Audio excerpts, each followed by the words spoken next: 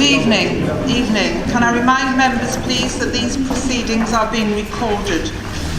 Can we take the notice convening the meeting as read? The next item is the minutes of the meeting of the Council held on the 6th of March 2019. Can we agree the minutes of the meeting of the 6th of March? Declarations of interest. Members have been asked to display their declarations of interest on the board in the entrance to the chamber. Do any members have any further declarations? Thank you. Firstly, I must inform Council that the Leader has advised the Council Porthouse is no longer a member of the Cabinet. The Leader does not propose to appoint another member to the Cabinet at this time, and therefore, as indicated at the Budget Council meeting, the responsibilities associated with that portfolio for housing and regeneration will be undertaken by Councillor Michael Mordy and Councillor Rebecca Atkinson. The Leader will set the new Cabinet structure in May after the local elections. So thank you very much indeed. Now, it is with sadness that I refer Council to the recent death of Sunderland-born Lieutenant Colonel Mordaunt Cohen, the most senior Jewish Second World War veteran in the UK, who died at the age of 102. Lieutenant Colonel Cohen was brought up in Sunderland and qualified as a solicitor in 1938 at the age of 21. Shortly after this, a Jewish refugee hostel was established in Sunderland, and he learned from the refugees of the great suffering that was going on in Europe. In 1940, he decided to enlist, starting his army service as a gunner. Shortly after this, however, he received his commission as an officer. He was mentioned in dispatches for distinguished service in the Burma campaign and then later awarded the Territorial Declaration. On returning to Sunderland, he resumed his legal career and became involved in community life for the next 45 years. He became one of the most well-known figures in the town. Colonel Cohen led the Conservative group of Sunderland Council and was the chairman of Sunderland Education Committee. He also became an alderman of this city. In 1969, he was appointed founding chairman of the new Sunderland Polytechnic, which became Sunderland University. He was honoured by the university around 16 months ago with an honorary fellowship. For about 60 years, he led the No. 1 Battalion at the Association of Ex-Servicemen Parade in Whitehall. For the 70th anniversary of VJ Day, Lieutenant Colonel Cohen produced a series of online videos to educate people about the war, and it is for this work that he received an MBE in 2018 in the New Year's Honours List. Will you please join me in sending condolences to the family of Lieutenant Colonel Cohen and ask you to all stand for a minute's silence as a mark of respect.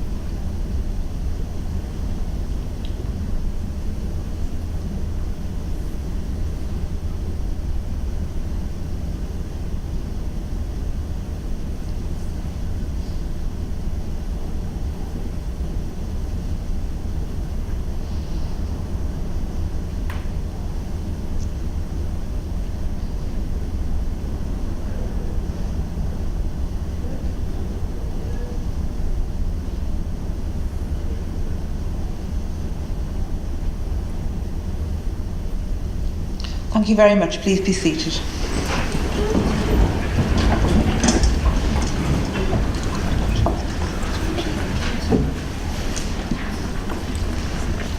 As the municipal elections in May approach, a number of our colleagues have indicated that they will be retiring at the end of their current terms of office. As this will be their last council meeting, I would therefore like to pay tribute to these members. If any retiring councillors are here and wish to respond, I will offer them the opportunity at the end of this announcement. Starting with the longest serving member. That's Councillor Richard Bell, who was first elected to serve as a member for the Red Hill Ward on the Council in 2000.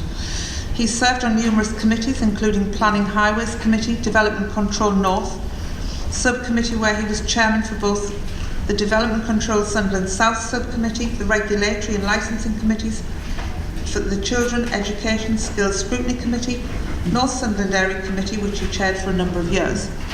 Richie has also represented the Council on a number of outside bodies, including Tyne and Wear Fire and Rescue Authority, the Tyne and Wear Development Company, the Association of North East Councils, Beamish Museums Limited, and Tyne and Wear Archives. He has also carried out the role of school governor for a number of schools, such as Hilton Red House Nursery, Northern Saints, Hilton Castle, and Willowfield Primary School. Councillor Mary Turpin was elected for Sandhill Ward in May 2012 and then as a councillor for Copt Hill Ward in May 15. During her years of service, Councillor Turpin has served as a member of the Coalfields and West Sunderland Area Committee, Development Control Hetton, Houghton and Washington, and Development Control Sunderland South Subcommittee, Planning and Highways Committee, the Licence and Regulatory Committee, Children's Education and Skills Scrutiny Committee.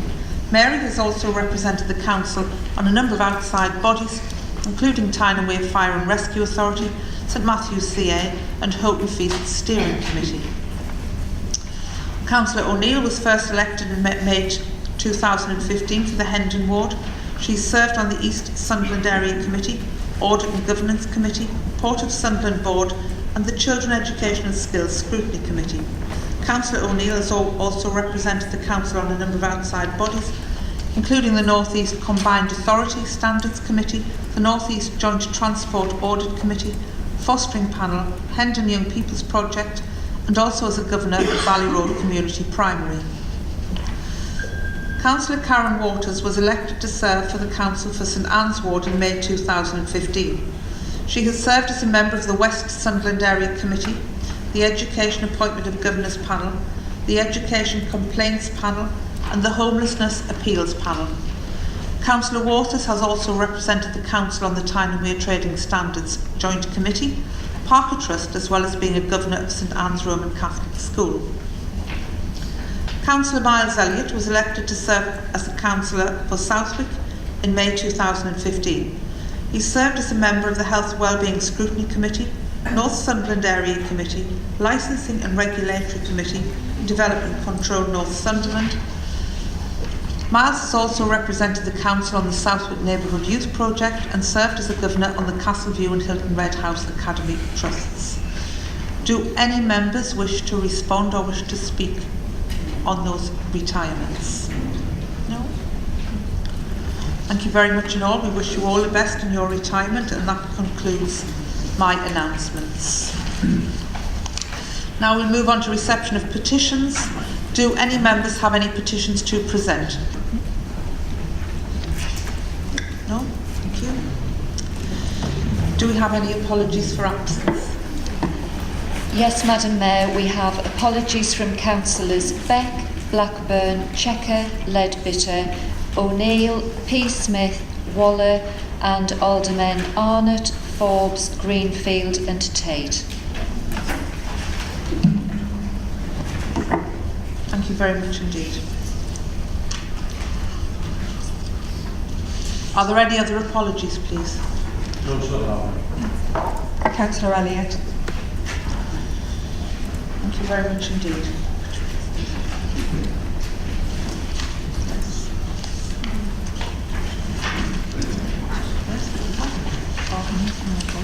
Thank you. We'll now move on to questions from members of the public. We have 23 questions and I intend to read every one of them. Question 1 is by David Owens. As a member of the public, could you please explain why Liberal Democrats councillors refer to representing wards in Sunderland City Council that do not exist or were abolished and merged decades ago? Councillor Hodson has repeatedly and for years claimed to be a city councillor for Millfield and Thornholme. Councillor O'Brien claims to be a city councillor for Grindon, Hastings Hill, Thorny Close, North Farm and Springwell. However, Springwell has a Conservative and Labour councillors representing the voters there, who are also in the official Barnes ward, which Councillor O'Brien was not elected to represent. Does this mean that any independent or any other recognised political candidates can claim to represent other areas of the City Council as opposed to the ward name that they are campaigning and representing? That will be answered, please, by Councillor Graham Miller. Thank you, Madam Mayor. All councillors should take great care not to mislead or confuse residents when talking about the areas they represent, and when referring to the actual ward as an entity, they should use its correct title. Whilst the ward name might not always fully describe the different communities within that ward's boundaries, councillors should be careful about who they claim to represent, having been elected to represent a clearly defined geographical area. This behaviour by Liberal Democrat councillors also shows itself in other areas where they can be misleading or confusing. We have 2 of them currently in front of standards, Madam Mayor, for allegedly misusing public funds for political purposes, and they do seem to be currently very pally with certain right-wing social media sites and their Director General. Maybe we should just label them the yellow UKIP of Sunderland and have done with it. Thank you, Madam Mayor. Thank you, Leader. Question 2 from Dominic McDonough. The City has a proud tradition of building warships, serving in our armed forces and lending its name to the Sunderland Flying Boat, which tackled enemy submarines in the Atlantic in World War II. Whilst the Council has a planned affiliation with Astute-class submarine HMS Anson, we could do so much more. The Government is to invest in the new fleet of Type 31 frigates. Would the Council consider approaching the Royal Navy to convince them to name one of the future ships HMS Sunderland? Deputy Leader. Thank you, Madam Mayor. Madam Mayor, the City Council has a long and proud naval heritage in association with the Royal Navy. Following the decommissioning of HMS Ocean, the Council's affiliated warship, we were very honoured to be offered an affiliation with HMS Anson, and very much look forward to developing our relationship with the crew. The City Council is in continuous dialogue with the Royal Navy, including the naming of a vessel, HMS Sunderland, and will continue to explore all options surrounding future affiliations. Naming of naval vessels, however, is not within our remit, and given we have a brand new affiliation with HMS Anson, we could not expect to develop a new affiliation soon, but will continue to ensure that the City is fully and formally represented with the Royal Navy. And if an opportunity does arise whereas a vessel could be named in honour of the City, it is something we would, of course, fully support. Thank you, Madam Mayor. Thank you very much indeed. Question 3 from Richard Mackay. As it's coming up to 4 years since the Indoor Bowls Club lost its venue at Crowtree, could the Leader of the Council confirm the future plan of the ice rink, which has stood empty for 4 years and is a suitable venue for the Bowls Club? Councillor Amy Wilson. Thank you, Madam Mayor. And can I thank Richard Mackay for his question. As part of the demolition of the Crowtree Leisure Centre, part of the structure which formerly housed the ice rink was left in situ, as it was integral to the shopping centre. The structure is now a shell with limited access and is therefore currently unoccupiable. Council are currently working with its partners, the Bridges, to develop a new commercial use for this part of the building, and they're also working with the Bowls Club to try and find a suitable location for it as well. Thank you, Madam Mayor. Thank you, Councillor Wilson. Councillor, question 4 from Stephen Pounder. Can speed cameras be installed on the A183 at a point 82 metres eastbound with its junction of Grindon Lane? Councillor Amy Wilson. Thank you, Madam Mayor, and I'd like to thank Stephen Pound for his question. We recently had a request submitted from Councillor Susan Watson on behalf of Mr Pounder, and we carried out a speed survey in September last year at this location, and the speed of the vehicles was not found to be excessive in either direction. Speeds were within the police tolerance levels of 10% plus 2 miles per hour, which would require enforcement. There have been a pedestrian crossing introduced in recent weeks, and an additional crossing will be introduced in the near future. Another survey will be commissioned after 12 months bedding period of those installations. Thank you, Madam Mayor. Thank you, Councillor Wilson. Daniel Ferry asks, I'm writing in regards to information and updates on the situation involving Sunderland Railway Station. Have any plans or details progressed about the redevelopment of the above ground station building? Updates or news on this important issue would be welcome for Sunderland residents. Leader. Thank you, Madam Mayor. It is widely recognised that the current above-ground station building, opened in 1966, does not provide an appropriate gateway to Sunderland. The City Council is working closely with partners, including Network Rail and Nexus, to bring forward an alternative and much needed and improved station building with improved facilities for passengers. Detailed design options are being prepared currently, and both the Council and Nexus have committed capital funds to the project. Delivery of the project is currently programmed for 2020 through to 2021, subject to additional funding being secured.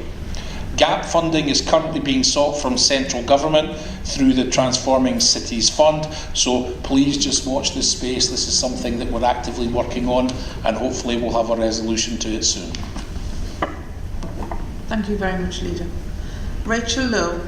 With the warmest winter on record following the beast from the east, we don't need scientific reports to see that climate change is happening now. And without urgent action, it's only going to get worse. Please will the Council reconsider its decision and declare a climate emergency? Deputy Leader.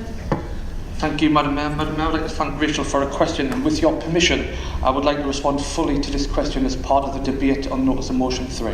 Thank you. Thank you very much.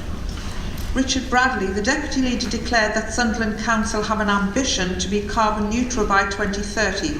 However, the current Climate Change Action Plan has the UK Government's longer-term targets of reducing greenhouse gas emissions by 80% come 2050 as its aim. Is the Council working on a revised plan to include their carbon neutral ambition, and when can we expect to see that published? Again, Deputy Leader. Thank you, Madam Mayor. And again, I'd like to thank Richard for his question. And with the last question, Madam Mayor, with your permission, I'd like to fully respond to it as part of Motion 3. Thank you. Yes, I thought that you would. Rod Heppel-White. Could the Cabinet Secretary please enlighten the electorate of Sandhill Ward as to the political status of Councillor Appleby? She stood as a Lib Dem candidate in the May 2018 elections, but was suspended by the party during the election campaign. After having been elected, she remains suspended pending training. I note that the Council's website indicates that she remains without political affiliation, nor is she indicated to be an independent. She appears to be a non-entity. Can this be right? Leader?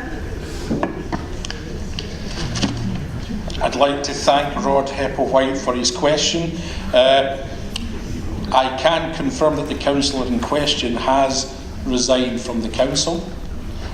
You could speculate on why. Was it the standards hearing looming over her? Was it her social media commentary catching up with her? Was it the fact that the Liberal Democrats as a party wouldn't touch her? But she is now indeed a non-entity. Thank you, Madam Mayor. Disgusting with the Labour Party, that's what. Thank you, Leader. Wasn't in the Labour Party. Thank you, Leader. Richard Mulvaney, could the Leader explain what plans the Council are considering to support residents and communities in caring for their local environment and neighbourhoods? Councillor Amy Wilson, please. Thank you, Madam Mayor, and I'd like to thank Richard Mulvaney for his question. We've recently restructured the Council, creating a Neighbourhood Services Directorate which will have within it a number of service areas, two of which will be community resilience and environmental services. As well as direct delivery of services, these areas will also very much have a focus on engaging residents in order to assist them in caring for and taking pride in the community and in the environment in which they live, as well as providing advice and support to allow people to demonstrate environmental responsibility. We will also seek to engage people in any volunteering activity that they may wish to be involved in. Thank you, Madam Mayor. Thank you, Councillor Wilson. Michael Butler asks, could the leader explain what plans the council are considering to expand our cultural offer so that Sunderland is an acknowledged destination of choice where people want to come and be part of that offer, and Sunderland is seen as an all-age friendly city? Councillor Kelly. Thank you, Madam Mayor. Can I thank Michael for his question? Madam Mayor, Sunderland is building a reputation for delivering a high-profile cultural offer. Along with various stakeholders and partners within the city, we continue to invest in the city's cultural offer. Investing in the events programme, as well as ongoing support for venues such as the Museum Winter Gardens and the Arts Centre Washington. In recent months, we have seen successful inward investment in these areas through grant applications that have been made by the City Council and our key partners. We work in areas so that we try and get the residents to really enjoy the participation of these events, and we look forward to developing further events through, Madam Mayor, as we head into 2019. Madam Mayor, in the last financial year, there was £24 million brought in to the city through its 3 key events, which were the air show, tall ships and the illuminations. Thank you, Madam Mayor. Thank you very much, Councillor Kelly. Alison Smith asks, could the leader explain what plans the council are considering to help reduce fuel poverty in the city? Councillor Dr Walker. Thank you, Madam Mayor, and thank you to Alison Smith for asking the question. Sunderland City Council are committed to helping those in fuel poverty within the existing resources. We work in partnership with several other organisations to secure funding and support to help tackle fuel poverty in the city. Working with partners, we are currently refreshing the Affordable Warmth Action Plan, which identifies the key activities to help reduce fuel poverty and improve home energy efficiency, and includes plans for, first of all, accessing the Eco3 Flex funding by publishing a statement of intent. Secondly, through the Warm Homes Fund bid application to provide energy advice and support measures. And finally, exploring opportunities for local heat generation in key locations. Thank you, Madam Mayor.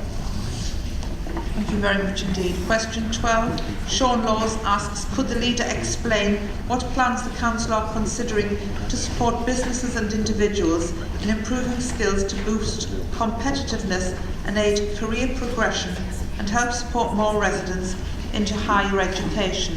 Councillor Louise Farthing, please. Thank you, Madam Mayor. I'd like to thank Sean Laws for his question. Sunderland City Council works closely with business in a range of key sectors across the city to understand skills, challenges that they may be facing, and signpost them to partners such as the college and university, wherever appropriate, to assist with skills development. Skills remain a key challenge for Sunderland's economic growth and future prosperity. Within this increasingly competitive and changing world, skills and workforce development have a critical role to fulfil, whether for the individual, the business or the wider community. The Council is an active partner in a number of skills development activities. Since 2013, the Sunderland Work Discovery Programme has grown from the annual Work Discovery Week to a year-round programme of activities. The initial aim was to give the young people of Sunderland an experience of the range of modern-day workplaces in the city. This was done through a Work Discovery Week, with visits to key businesses and industries, problem-solving challenges, workshops, a careers fair and hands-on activities. Out of this week grew a wider programme which now encompasses specific sector days and guest speaker days where inspirational business people tell their story.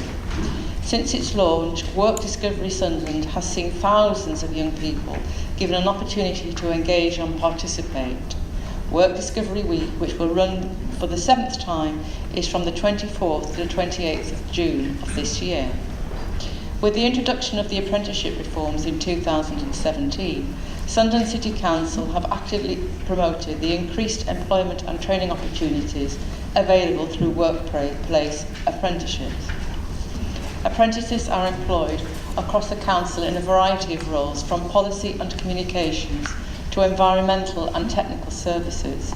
An increasing number of businesses in Sunderland now employ apprentices, who use their workplace vocational training to develop their skills and boost their long-term employability and career prospects. A number of levy-paying employers are now in discussions to explore further ways to enhance the value of the apprenticeship investment.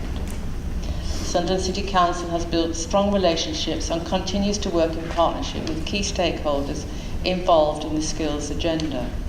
The Council supports both Sunderland College and the University of Sunderland in achieving their strategic objectives and are developing a number of joint opportunities to enable this, both at a strategic and practical level, including activities such as funding bids, policy support and practical interventions such as business support and initiatives such as Sunderland Software City, which focuses on skills development in relation to the software and technology sector.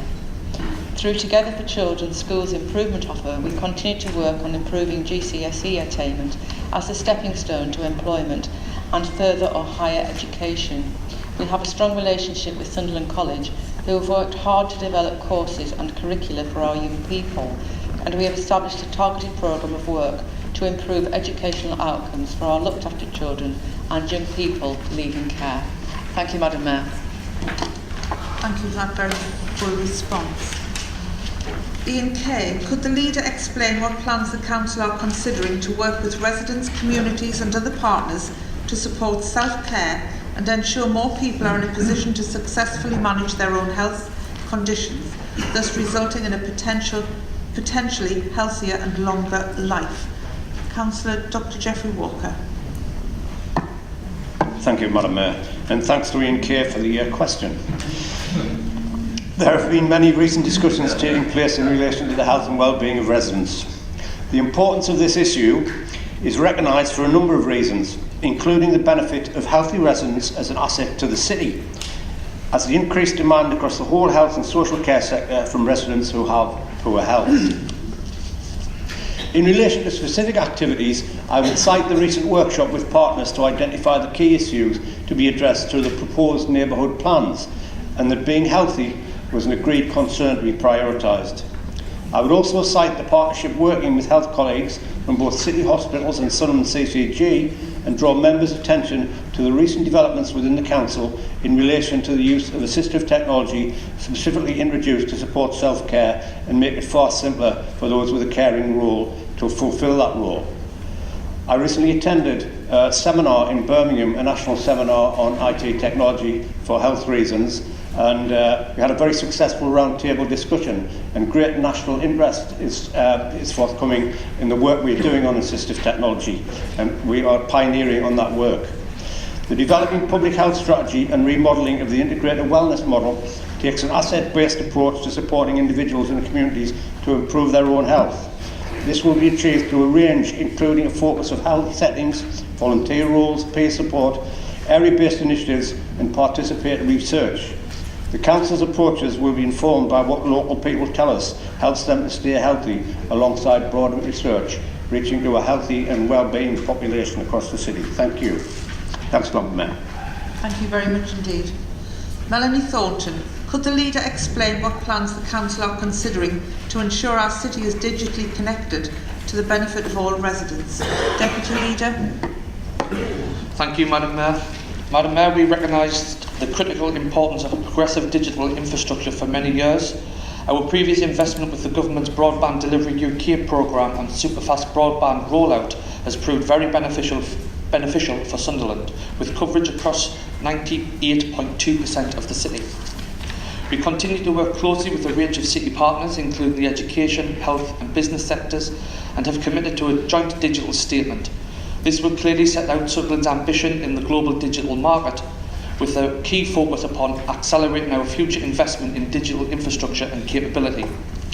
We have just completed a mapping exercise to evidence how we can use 190 of our own assets to deploy gigabit-capable full fibre network to a significant proportion of Sunderland. This will benefit a number of residents and businesses along the route, and this would lay the foundation to enable approximately 70% improved 5G coverage to attract a 5G mobile carrier. Whilst keen to leverage our own property estate, we are mindful of the additional reach and benefit that comes from including collateral from partners in terms of their leadership, their assets and their continued use of such infrastructure. To that end, leaders from across the city are coming together at the end of April to progress this critical agenda for the benefit of residents, businesses and visitors. Thank you, Madam Mayor. Thank you, Deputy Leader. Nathan Davison. Could the Leader explain what plans the Council are considering to devolve some decision-making and scrutiny of services to facilitate residents working together on developing ideas and local projects that will enhance their neighbourhoods? Councillor Kelly, please. Thank you, Madam Mayor. Madam Mayor, again, thank you to Nathan for the question. The Council already has opportunities for local discussions through its area arrangements in the 5 localities of Sunderland. And these include residents' consultation on area priorities as well as area committee meetings, which are a public meeting. Additional local discussions often take place in response to particular issues and opportunities. In addition to these area arrangements, the Council is currently considering the development with the area committees the neighbourhood plans, which it is anticipated will be driven and shaped through local engagement. Madam Mayor, to date, a scoping workshop has been held which included Council members' officers alongside key partners from the CCG, Gen2, Police, Nexus and a range of voluntary sector organisations. This workshop considered a range of information and data and specifically focused on the needs for resident engagement in co-producing the neighbourhood plans. Thank you, Madam Mayor. Thank you, Councillor Kelly. Carlton West. The core strategy has almost nothing about Washington. It does say that Washington has a strong demand for employment land. The strategy timescale covers up to 2033. So can you tell me what you plan to do with Waterview Park? It will operate as a transitional centre for government staff until 2025. What then? Will the building sit empty for the next 8 years until the next core strategy? Or is there any kind of plan to utilise this important location once we have lost all the jobs to Newcastle? Leader. Thank you, Madam Mayor. Policy SP3 of the Core Strategy and Development Plan sets out the spatial strategy for Washington, which is that Washington will continue to thrive as a sustainable mixed community and a driver of economic growth for Sunderland. It then sets out an approach across a range of different areas to help achieve this. With regards to Waterview Park, this site forms part of a primary employment area which is allocated for business and general industrial use. The policies set out in the core strategy will therefore support the redevelopment of this site for business and general industrial uses at the appropriate time. In closing, Mr. West, I do suggest you read the core strategy again. There is a great news story for Washington there, and more broadly Sunderland, as the core strategy is the city's strategy for the future, and we don't lose jobs to Newcastle. Our plans for the International Advanced Manufacturing Park and CSAM, which is going to be our graduate campus, shows our future commitment to the people of Washington, Sunderland and the region itself with high quality jobs in the 21st century manufacturing areas. And that, I'm afraid, is something that Newcastle can only dream about. Thank you, Madam Mayor. Thank you, Leader. Craig McFarlane. Can the Leader tell us what exactly are the Deputy Cabinet members when they don't deputise, as seen in the last meeting? Leader? Thank you, Madam Mayor. The role of Deputy Cabinet members is clearly defined in the Council's constitution in relation to assisting the work of the Cabinet and Cabinet members. The Deputy Cabinet members add capacity to the Cabinet portfolios and have a defined range of responsibilities within those portfolios on behalf of the portfolio holders.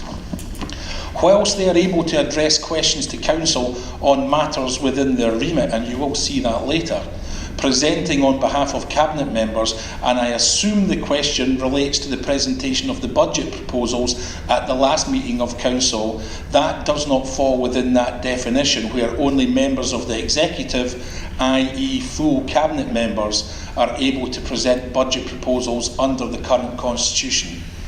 That issue will be addressed next year so that Cabinet Deputies will be formally recognised as part of the Executive through the Council's constitution, and they will then be able to deputise fully at Council. Thank you, Madam Mayor. Thank you, Leader.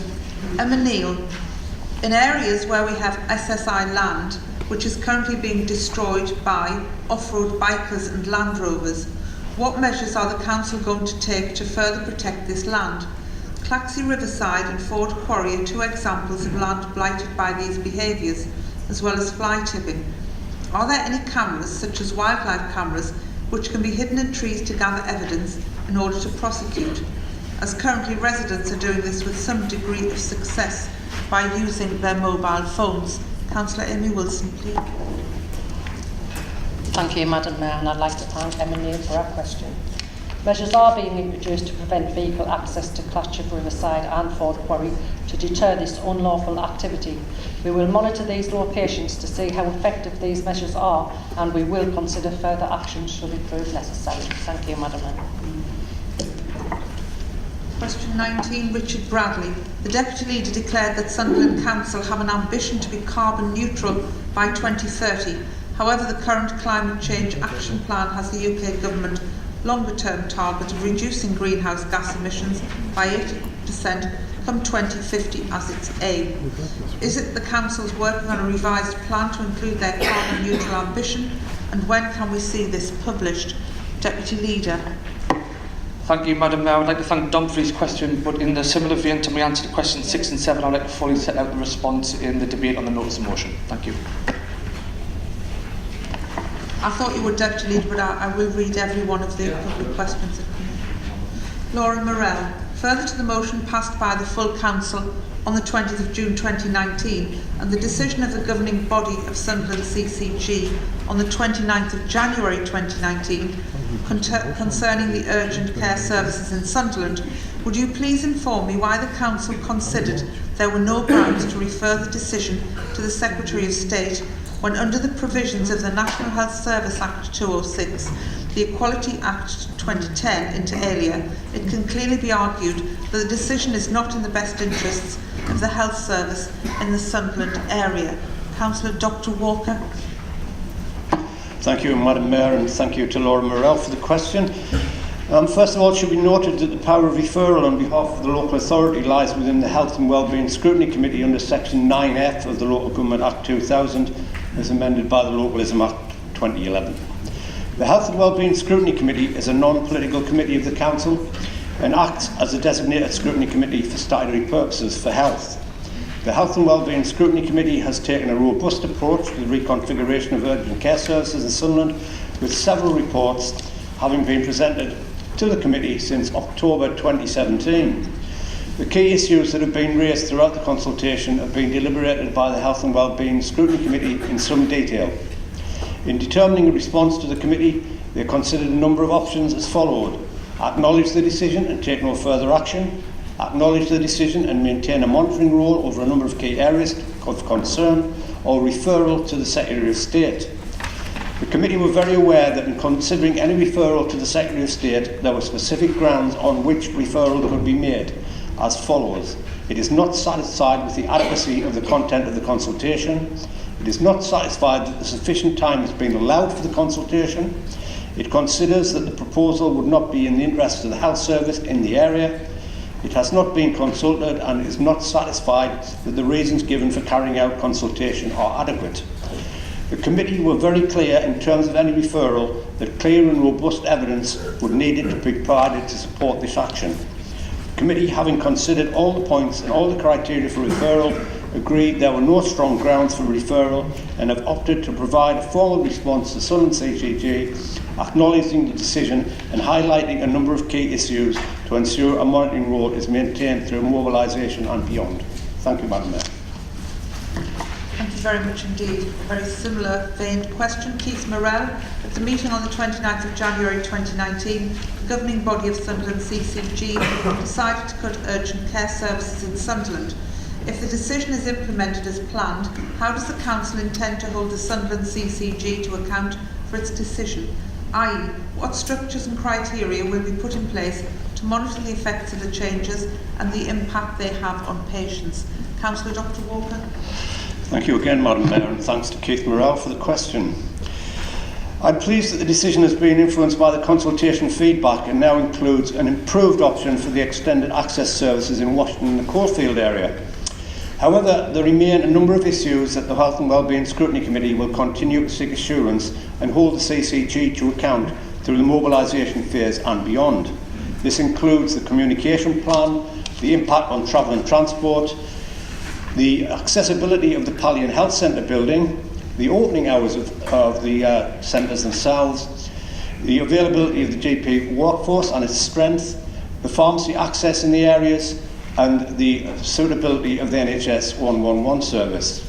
Finally, the Health and Wellbeing Scrutiny Committee will continue the dialogue and provide the requisite challenge to Sunderland CCG in ensuring that the service provides a safe, sustainable and high-quality care for patients and residents throughout Sunderland. Thank you, Madam Mayor. Thank you very much indeed.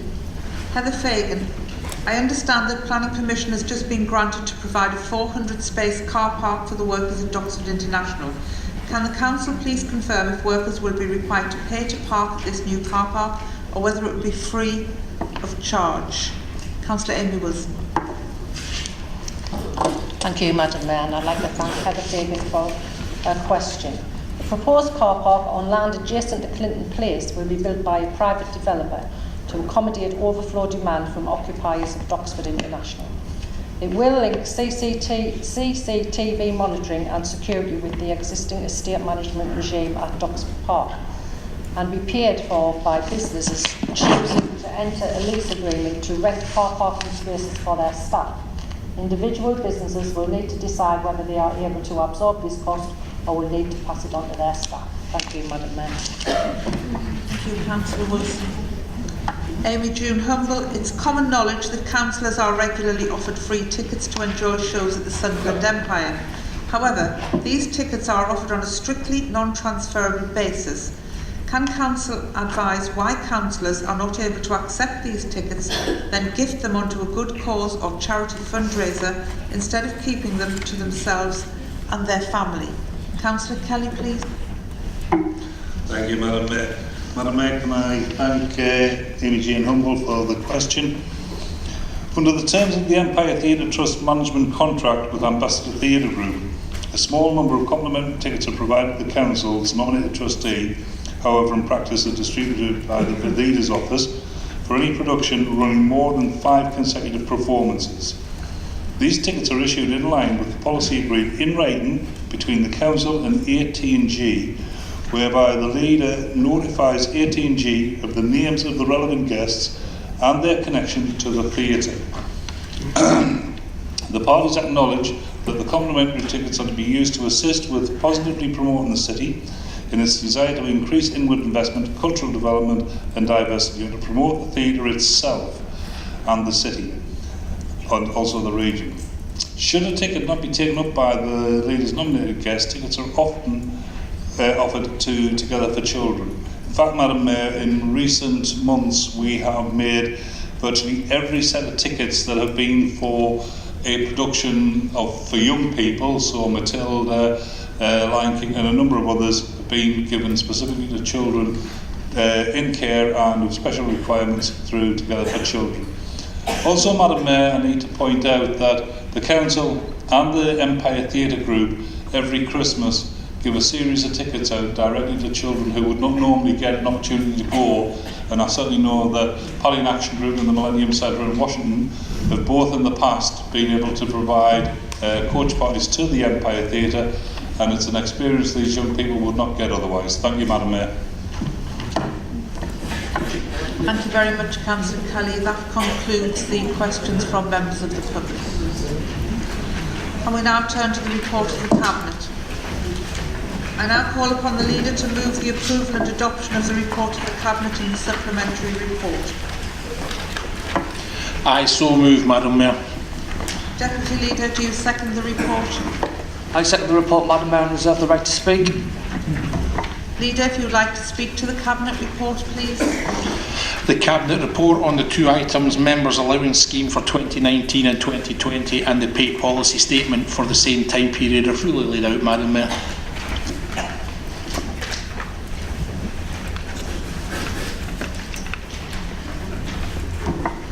I understand that the majority group in opposition wish to move a reference back on the Members' Allowance Scheme. Councillor Oliver, is that correct? That's correct, Madam Mayor. Thank you. In that case, we'll take the reference back first, before dealing with any other reference back, or comments or questions on the Cabinet report. Councillor Oliver, do you move the reference back? Yes, I move the reference back, Madam. Councillor Francis, do you second the reference back? I second the reference back, Madam. Councillor Oliver, would you wish to speak? Thank you, Madam Mayor. The Conservative group made a number of recommendations to the remuneration panel, and on that basis we would like to refer the report back to Cabinet.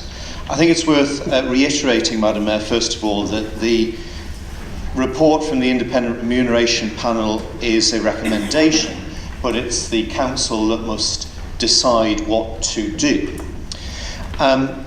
Madam Mayor, at the hearings of the Remuneration Panel, and we did attend the hearings, it's actually a bit unclear, I must say, maybe this is a question for later, it's a bit unclear who attended the actual hearings, whether the minority party in opposition did actually attend, or whether they simply sent in a written representation.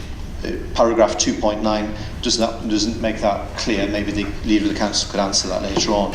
But as far as the reference back is concerned, we did make a number of suggestions that allowances were actually cut. And when we did that, we included our own allowances in the allowances that would be reduced. We said that there should be a 25% cut in all of the leadership special responsibility allowances. Secondly, we said that we would eliminate the allowances to the deputy cabinet members. Thirdly, we said we would reduce by 50% committee chairs, their allowances, and the deputy leader of the minority party in opposition, apologies Stephen, we said we would cut that by 90%, so just to leave you a little bit of pocket money to go to the shop in Sandhill. The last one we did, and we did say that we would retain the mayor in person as well as in allowances actually, but I would like to point that difference out with the minority party in opposition, that we do feel that the mayor gives a lot to the city. The people like it, they like the prestige of it, they like the ceremonial role, and we feel that it would be a little bit dull without the mayor. We do note that the allowance for the mayor is relatively high, but of course it is just for 1 year.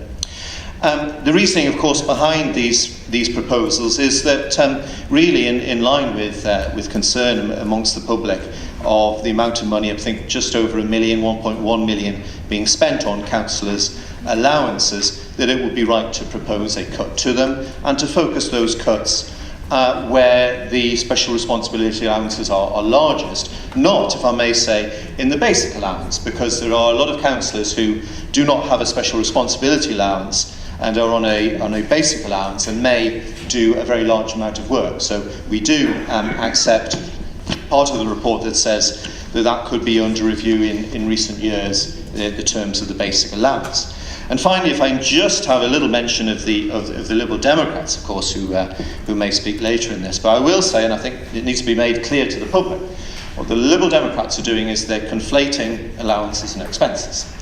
That is what they are doing. They're saying to people, we're not claiming this part, but don't ask us if we're claiming this part. This part, the expenses, for most councillors, it's between 0 and hundreds of pounds.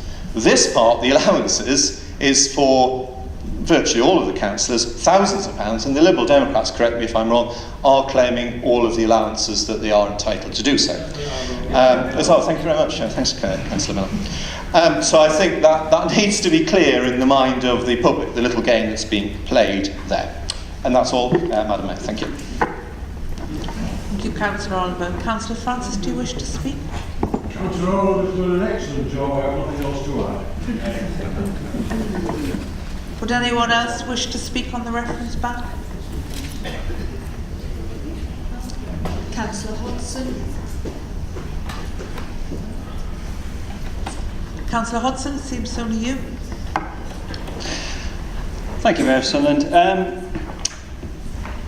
Excuse me, can I just stop you for one moment? Can we ask the desk, please, to reset the timer? Because it doesn't seem to be working. Thank you very much.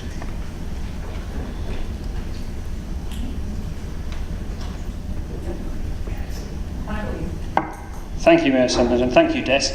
I think the Liberal Democrat Group will be supporting the reference back. In this case, we share some of the Conservative Group's concerns about the budget, the Members' Allowance Scheme here.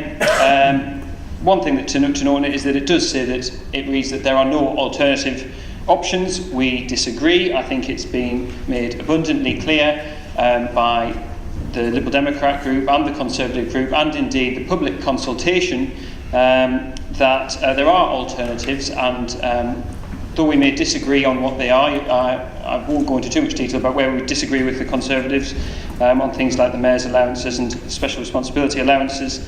I think it's clear that both opposition groups and the general public in Sunderland feel that as a cost-saving measure, and to show that councillors are sharing the burden, some reduction should be made across the board, affecting all political groups to the same percentage, Liberal Democrats, Conservatives and the Labour Party, a cut to councillors' allowances.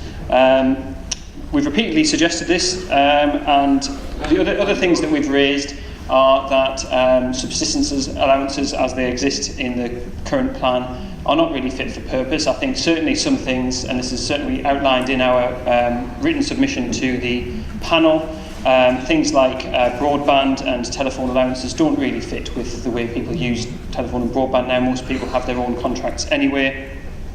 I do think this ought to be reviewed by the Cabinet and the Council at large, and for that basis we cannot accept the report as it stands, and we'll be supporting the reference back. Thank you, Mayor. Thank you, Councillor Hodson. As no one else wishes to speak, then the Leader has a right of reply, I believe.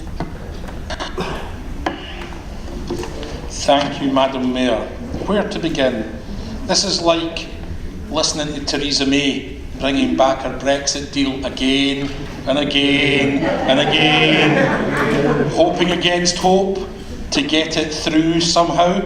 And I genuinely do think that we maybe need to introduce a bear cow rule so that this nonsense stops. This was debated fully at the budget meeting of council, and it was fully defeated, and it's been before that as well. Now, this council has accepted the recommendation of the remuneration panel for the last 7 years. So why the change now? Why all of a sudden we're not going with the recommendation? Because all councillors in this chamber have accepted no increase in allowances for 7 years. All councillors in this chamber have by default accepted an 18% cut in the real terms spending power of their allowances. So councillors in this chamber have fully engaged with the pain of austerity, whereas the staff in this building have had very small pay rises. We've had nothing in 7 years. So I do not accept that there is a requirement for councillors to do more there. We are in tune with what the remuneration panel tell us the allowances are fairly set at. All councillors are invited to engage with the remuneration panel, Councillor Oliver, you're quite correct. Whether they do or not is entirely outwith of my gift. Whether they do it face to face, whether they do it by a written submission is absolutely fine, but not enough of them do, and I would like more councillors to do it. It would give the remuneration panel more grist in the mill to consider the next time they look at our allowances. This is not an elitist thing. Councillors in this chamber are disabled, unemployed, students, working on a low wage, single parents, and everything that goes with it. So their allowances are very, very important to them. Do remember, these are already people that have committed to doing a civic duty by being a councillor, with all the pressure that comes from it, from being out in the ward, working as a governor, dealing with your residents, cutting the grass, going litter picking, picking up, making sure dog bins and that are done, never mind dealing with your ward surgeries and dealing with people's real fears and problems as they come. And at the back of all of that, with all of those problems, the answer to £300 million in cuts to this council's budget is these councillors should then carry the burden on their shoulders alone by accepting a politically motivated local election issue, which is, oh, we'll make a song and dance about councillors' allowances. Well, it's just not acceptable.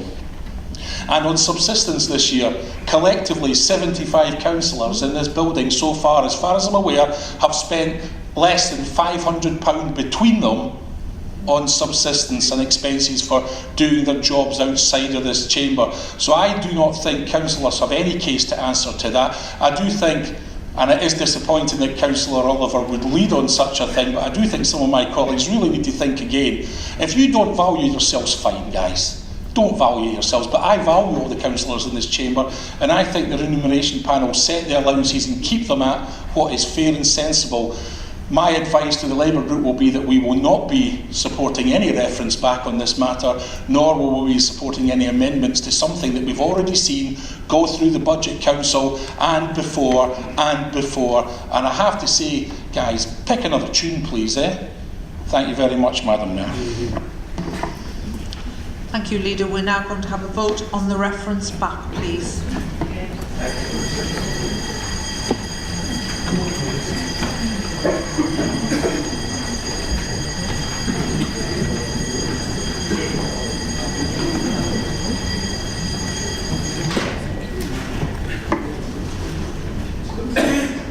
Madam Mayor, there are 11 votes in favour and 47 votes against, and therefore the reference back is defeated. Thank you very much indeed. Before I ask for comments or questions on the Cabinet report, are there any other amendments or reference backs? Does any member wish to speak? Would you please raise your hand and identify the item number on the Cabinet report and state whether you have a comment or a question.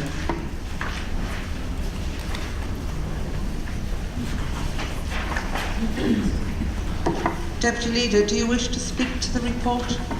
No, thank you, Madam Mayor.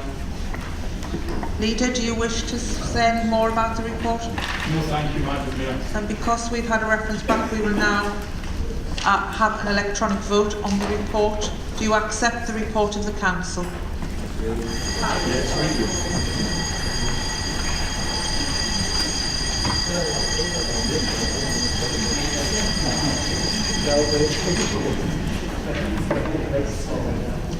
Madam Mayor, there are 47 votes in favour and 11 against, and therefore the motion is accepted.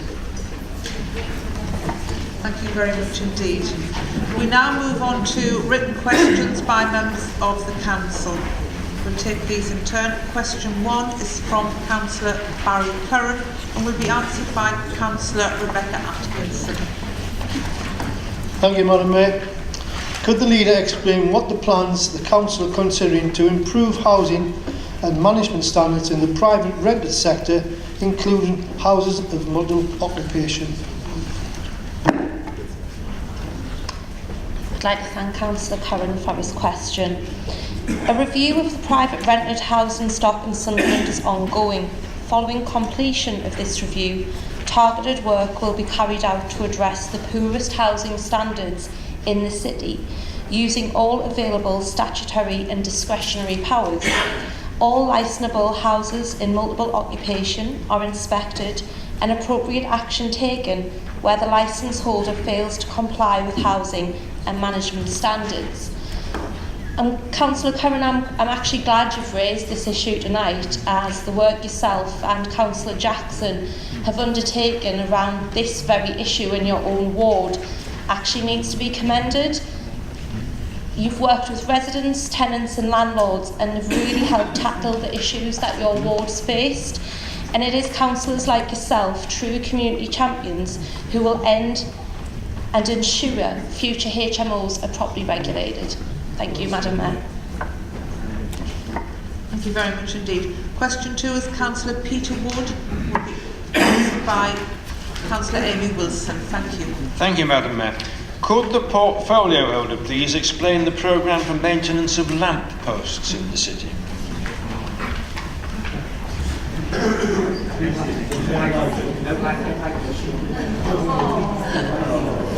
Thank you, Madam Mayor. There are several elements attached to the maintenance of all street lighting furniture within the city centre, which is lighting columns, highway signs and bollards, etc. The planned maintenance of these items held within the inventory is on a rolling programme, so that they are cleaned every 2 years, they are structurally inspected every 2 years, electricity at work tests are undertaken every 6 years, bulk lamp changes are every 4 years dependent on the lamp type, bollards are cleaned more frequently, once in the summer and twice in the winter. The photometric performance, which is the lighting level, 100 lighting points are checked monthly. The bulk lamp change is currently being suspended by Sunderland City Council as all the lanterns within the city are being converted to LED. Reactive maintenance of these items has response times depending on whether they are emergency or non-emergency faults. The emergency faults have a 24-hour cover provided. Non-emergency faults have a variety of response times, including on High Speed Road during next High Speed Road programme. The DNO equipment Northern Power Grid is 25 working days. The required removal of offensive graffiti is 1 working day. The required removal of non-offensive graffiti is 5 working days, and the rectification of bollards is 1 working day. The planned maintenance programme of LED programmes are available on the Aurora website. Thank you, Madam Mayor. Thank you very much indeed, Councillor Wilson. Councillor 3 is Councillor Niall Hodson, to be answered by Councillor Kelly, please. Thank you, Mayor Sunderland. Can the Council confirm whether it has plans to improve the availability of public computer spaces in the City Library in the near future? Thank you. Thank you, Madam Mayor. Thanks to Councillor Hudson for advance notice of the question. Madam Mayor, I'm a bit amused because this is almost identical in every word to the question you asked at scrutiny, so it has already received the answer. However, Madam Mayor, I will take the opportunity to refresh his memory. Library services continue to deliver the statutory obligation with 34 public access IT points based in Fawcett Street, along with 4 additional points of access through iPads at the City Linden Library in the museum, which achieve the objectives of improving skills and digital access to residents. The reach is extended across the rest of the city with a further 52 public access ICT points that are available in Horton Library and in Washington Town Centre Library.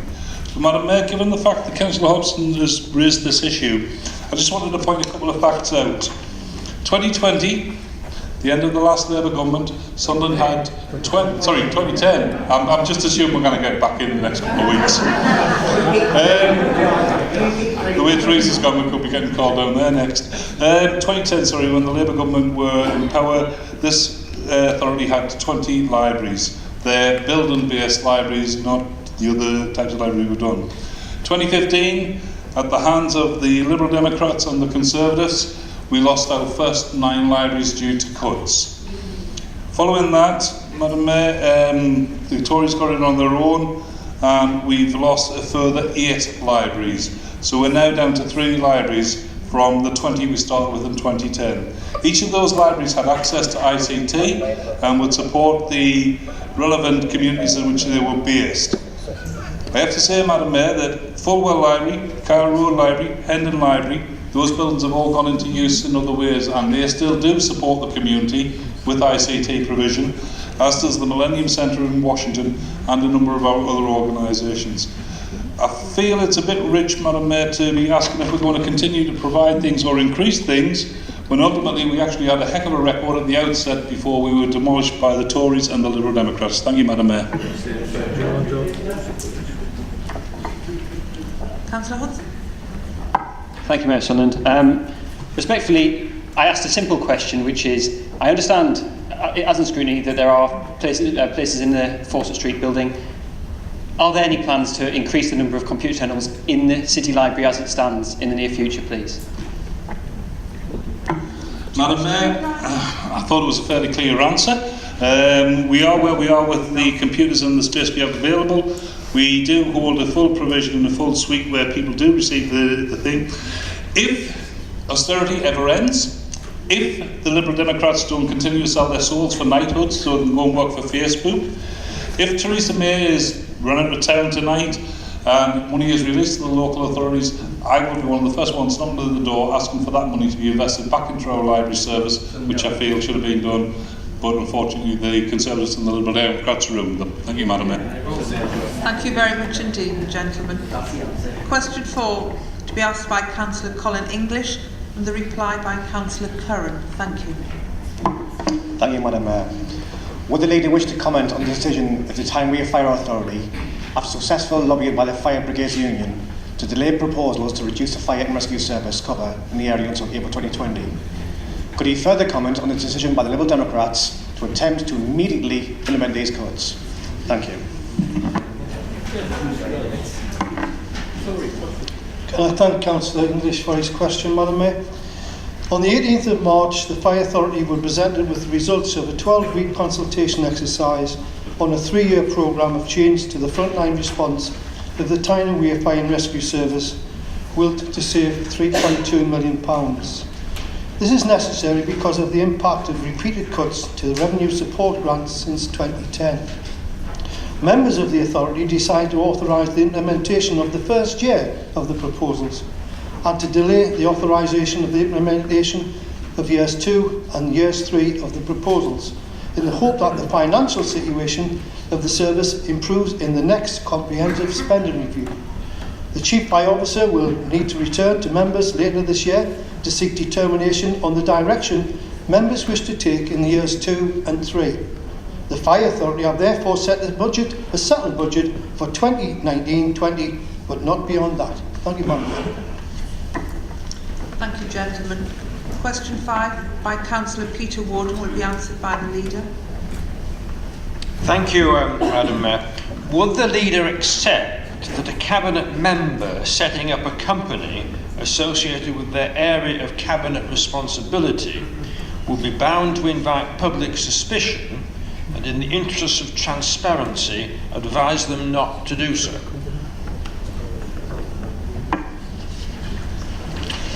Hey, what a mischievous question, Councillor Wood. I didn't think you had it in you. Any member, including a Cabinet member, is entitled to have interests outside their role as a councillor, and those interests may well relate to matters of a similar nature to those associated with their council position. What matters is that any conflict between those interests and their council role is managed appropriately. I would therefore advise any councillor to keep their outside interests under review, and if they think there may be a conflict, to take advice from the monitoring officer as to how it should be resolved. Thank you, Madam Mayor. Thank you, Leader. Supplementary, Madam Mayor? Oh, sorry, beg your pardon. Yes, certainly, Councillor Wood. Could I simply ask, as a supplementary, Madam Mayor, if the Leader is aware of any recent examples of the setting up of any such companies? I'd like Councillor Wood to let me know what he means by recent. Oh, come on, girl. How recent, Councillor Wood? Well, that within the last 3 or 4 years. 5 or 6 or 7. Do you wish to respond, Leader? I am not going to respond to a petulant, trashy question, and Councillor Wood should know better.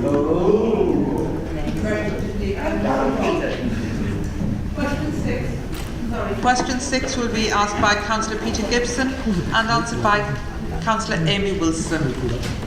Thank you, Madam Mayor. Could the Leader explain what plans the Council have in place or are considering to ensure that we have a clean city where our streets and public spaces are free from litter, fly tipping, graffiti, fly posting, dog fouling, vandalising, and damaged street furniture and signs. Thank you, Madam Mayor. Can I thank Councillor Peter Gibson for trying notice of the question. We have invested significantly in environmental services, with 1.95 million put into the revenue budget in the current financial year, which will carry forward into the future. The money has been spent predominantly on employing additional staff to undertake street cleansing and environmental enforcement activities, with the remainder on additional specialist cleaning vehicles.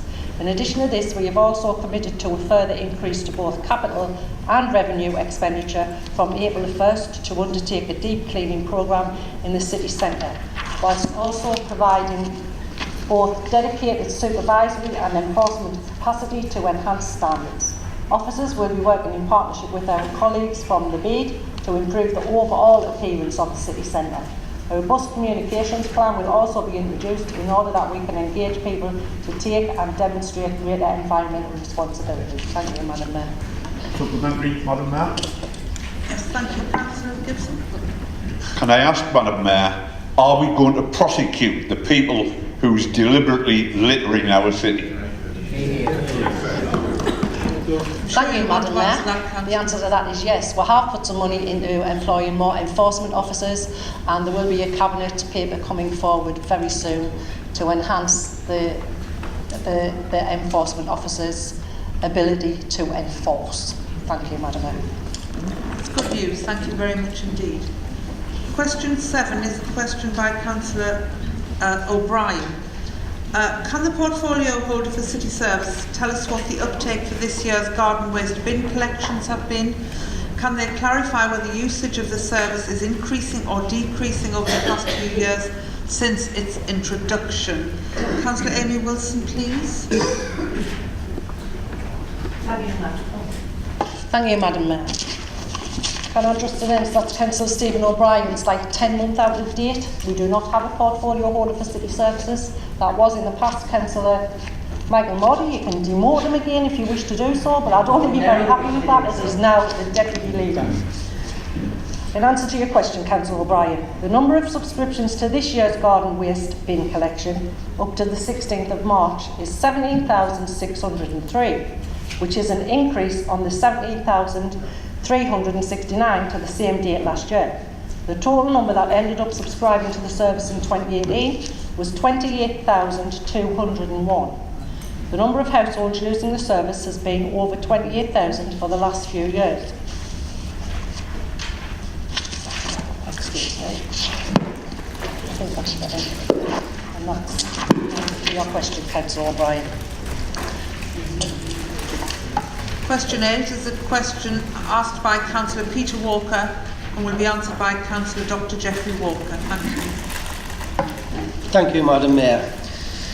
Madam Mayor, would the Leader wish to comment on the admission by the Work and Pension Secretary of the direct link between the rollout of the universal credit and the increased use of the food banks by those in poverty? Thank you, Madam Mayor. Thank you, Madam Mayor. Thanks to Councillor Walker for the question. There has been significant growth in food banks and food bank provision nationally since 2010, with the majority of this being linked to austerity, low incomes and special welfare reforms being very specifically targeted on those most in need. Food banks increased from fewer than 50 in 2010 to over 2,000 by 2017, with the majority of these, 60 plus, being affiliated to the Trussell Trust. The Trussell Trust supplied 41,000 three-day food parcels in 2010 and 1.33 million in 2017-2018.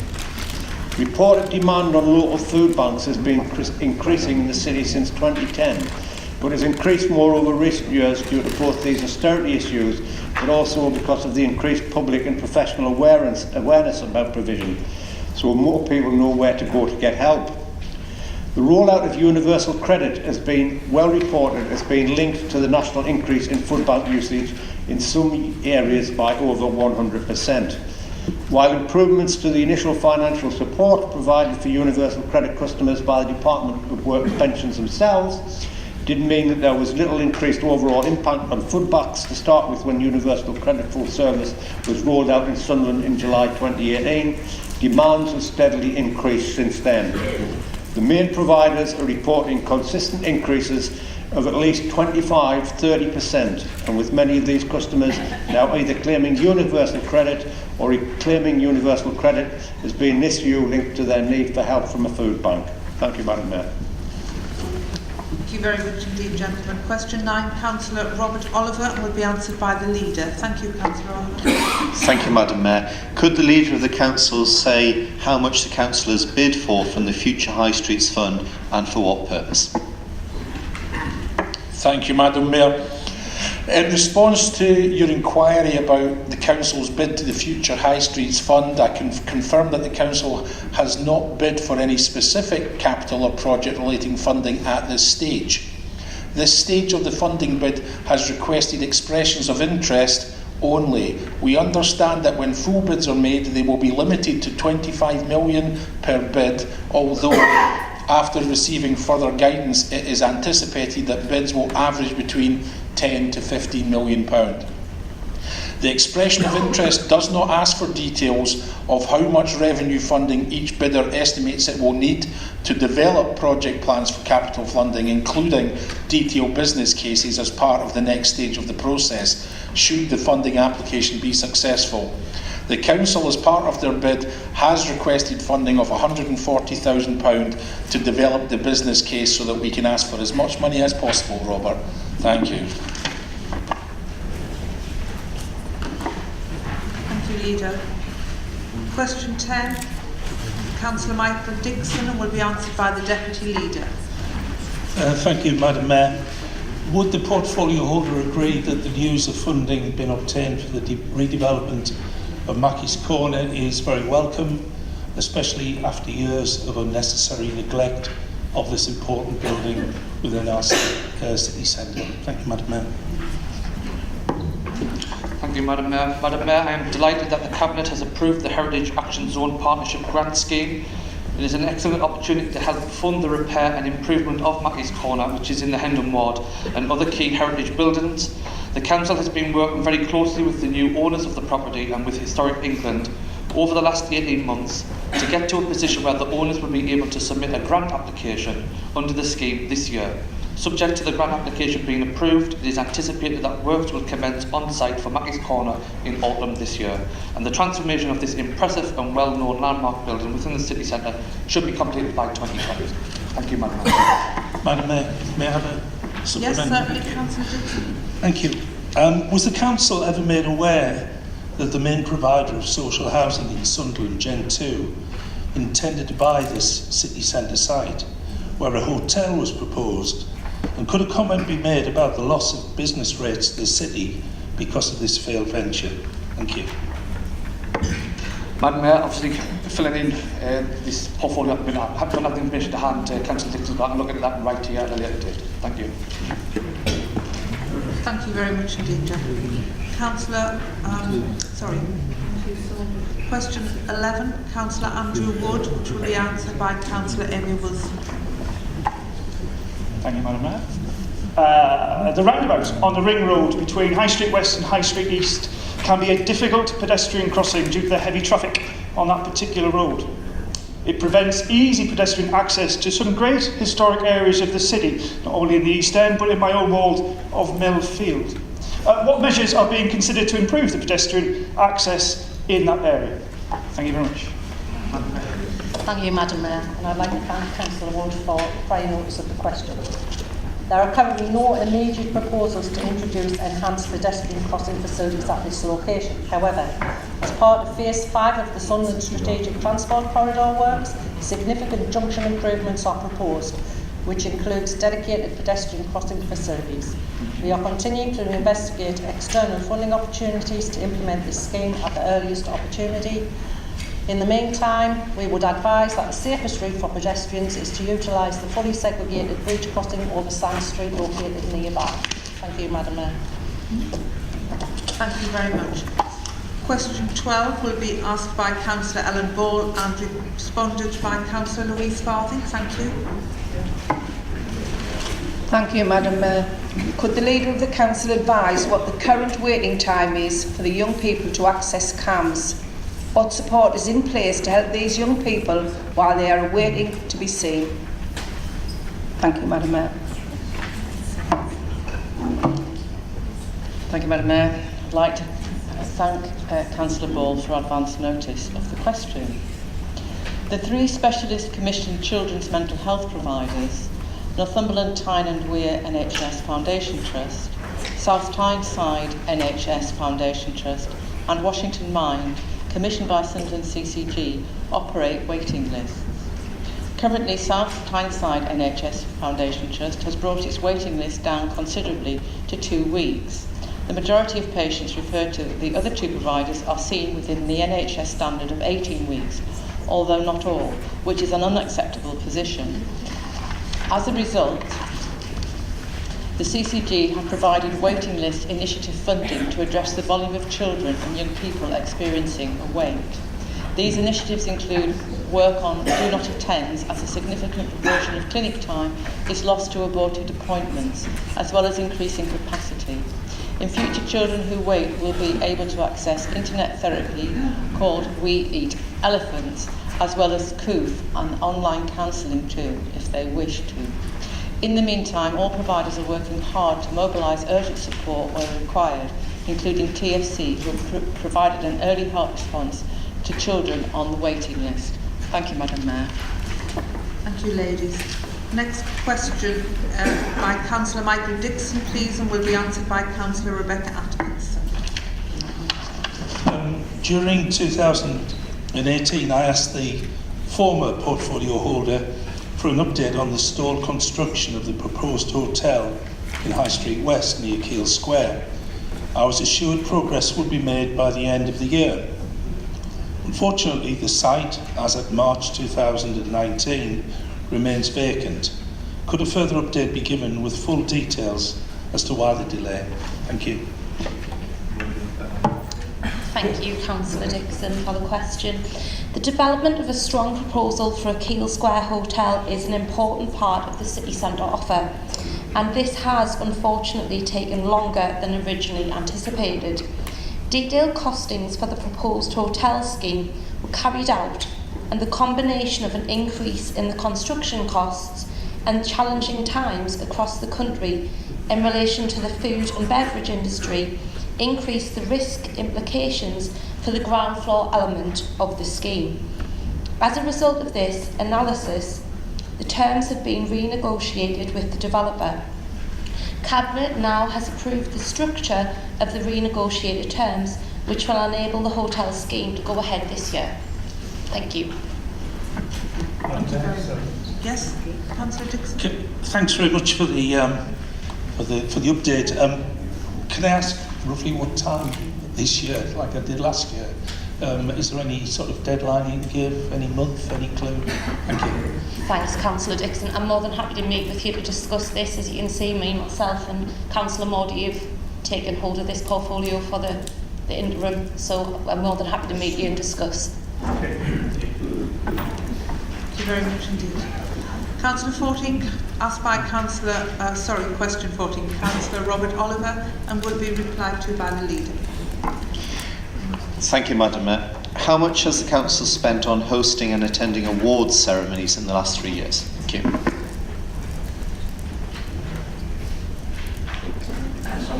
Mic is still on. Oh, there we go. Thank you, Councillor Oliver, for prior notification of the question. The Council hosts its Star Awards each year, where we celebrate how our team have worked, how our employees have worked, and we reward them with that awards process. And organisations who don't take the time to recognise the effort of their biggest asset, which is the workforce, are few and far between. The Stars have been proven to significantly boost morale within the Council, making employees feel valued and encouraging them to continue to make a significant contribution to the city and lives of its residents in the face of considerable change and very challenging conditions for the public sector. The costs incurred in hosting these awards were £14,142 in 2017, £10,948 in 2018, and £10,621 this year, which I feel represents excellent value for money for such an event. Additionally, for the last 2 years, the Council has contracted a third party to host the North East Contact Centre Awards. North East England is home to some of the biggest names in financial, professional and business services, and has a strong reputation in shared service centres and business process outsourcing. In Sunderland, approximately 15,000 people are employed in this sector, so it's an important part of the city's economy, and it is also important, therefore, that we continue to showcase that strength, talent and achievement of the sector and its employees. The costs incurred in hosting these awards were £8,486 in 2017 and £14,650 in 2018. However, it should be noted that the event company running the awards in 2018 unfortunately went out of business 2 weeks before the ceremony, and on a reputational basis, the City Council, through Make It Sunderland, decided to step in and ensure the awards still took place. We continue to work with the liquidator to recoup all of this expenditure from the assets of that company. In respect of attendance at external award ceremonies, this is at the discretion of the service area, and any decision to attend will reflect the prestige of the award, the likelihood of the council winning said award, and of course the cost of attendance. Given the breadth of services within the council, it is simply not feasible to identify this cost. Thank you very much, Madam Mayor. Supplementary, Madam Mayor. Thank you, Councillor Aldridge. Thank you, Madam Mayor. Can I thank the Leader of the Council for the answer? Could he let us know why this Council did not provide at least a partial response to the Taxpayers Alliance that did a report on this, when most other councils through the country either provided a partial or full response? Thank you. Madam Mayor, thank you very much, Rhoda. I have no idea. I'll find an officer to get a response for you. Thank you very much indeed, gentlemen. Question 15, Councillor Andrew Wood, will be replied to by the Deputy Leader.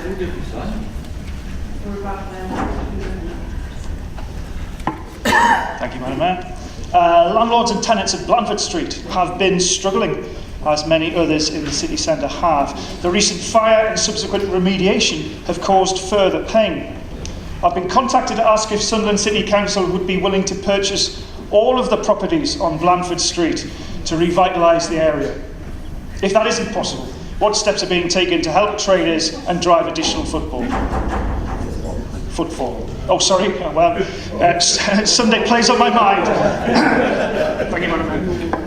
I have no idea what's going on. The Council has been working proactively in partnership with the Business Improvers District since the Peacocks fire to seek to address the concerns of landlords and tenants of Blandford Street, and to seek to help traders and drive footfall since the fire. This work, Madam Mayor, is ongoing. In the period immediately after the fire, the Council worked closely with all relevant parties to secure and make safe the surrounding area, ensure the demolition was prioritised and carried out as soon as was feasible, work with traders to arrange safe access to premises where these had to be closed, and arrange for a clear walkway to be opened up the full length of Blandford Street as soon as it was safe to do so. Madam Mayor, the bid have also been assisting affected businesses to access relief during the significant period of disruption. We will continue to do whatever we can to work with the traders in Blandford Street and support them in driving footfall whilst liaising closely with the owners of the affected properties. Thank you, Madam Mayor. Thank you. I have been told that we have exceeded the 30 minutes. Madam Mayor, can I propose an extension to members' questions, please? We've had an hour and a half now. We haven't even started 5 notices of motion.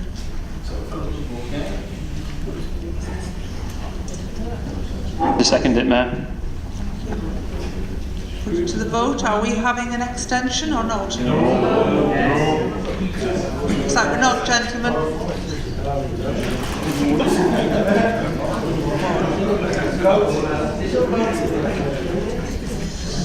We'll move on to the notice of motion. We're not going on any further. We'll now deal with the notice of motion on the commemoration of the sacrifice of Sunderland volunteers. I invite Councillor Dr. Geoffrey Walker to read and move the motion. Please. Thank you, Madam Mayor. The motion reads, this council applauds the gallant contribution made by a number of residents of Sunderland as volunteers for the International Brigades during the Spanish Civil War from 1936 to 1939. This contribution remains a matter of great pride to a number of families in the city. We should acknowledge this considerable act of sacrifice. Therefore, we call upon the council to erect a plaque in the city which celebrates the significance of the actions of all those who took part. I move the motion. Thank you, Madam Mayor. Thank you. Leader, would you like to second the motion? Thank you, Madam Mayor. I second the motion and reserve the right to speak. Councillor Dr. Walker, would you like to speak to your motion, please? Yes, thanks, Madam Mayor. It's a great privilege for me this evening to move this motion, simply because I've been a supporter of the International Brigades Memorial Trust for a number of years. In fact, tonight on my left lapel I wear the logo of the International Brigades Memorial Trust, and every year when I go to the Durham Miners Gala, there are still people there who march with the International Brigades banner in the parade who have relatives who served in this conflict. This was a conflict really not so much a political conflict, more a conflict of humanity. While I acknowledge that the Communist International, then the Comintern, were under the controlled the vast majority of the brigades that were operating during the Spanish Civil War, a number of people that served were Communist Party of Great Britain members, but not necessarily officials of the Communist Party of Great Britain. In fact, as far as I'm aware from the information I've received from the National Brigades Memorial Trust, the 12 that lived in Sunderland, and there is record of them serving, none of them were officials of the CPGB, but some of them were actually members. The people who served in that conflict in Sunderland, I have the names here, were Robert Cooney, Robert Feasey, Ernest Gibson, Frank Graham, William Jones, William Parlett, and the brothers William and Edward Tatum, Thomas Dolan, William Lauer, Edward Mackey, and Edgar Wilkinson, should I say, sorry. I think it's important to realise that although this was a conflict of working people defending a republic against an oppressive regime, which some people call the Franco regime a fascist regime, because during the period 1936 to 39, during that 3-year period, that regime was responsible for 400,000 deaths in Spain. It persecuted many, many people, and the records of it are still being unearthed. A grave on the outskirts of Granada, which was discovered in the last couple of years, contained an unmarked grave, contained 20,000 people, one of which was the gay poet from Granada, Garcia Lorca, who was ordered, Grenadian servers of the Franco military were ordered to kill them because they were Grenadian and he was a fellow Grenadian.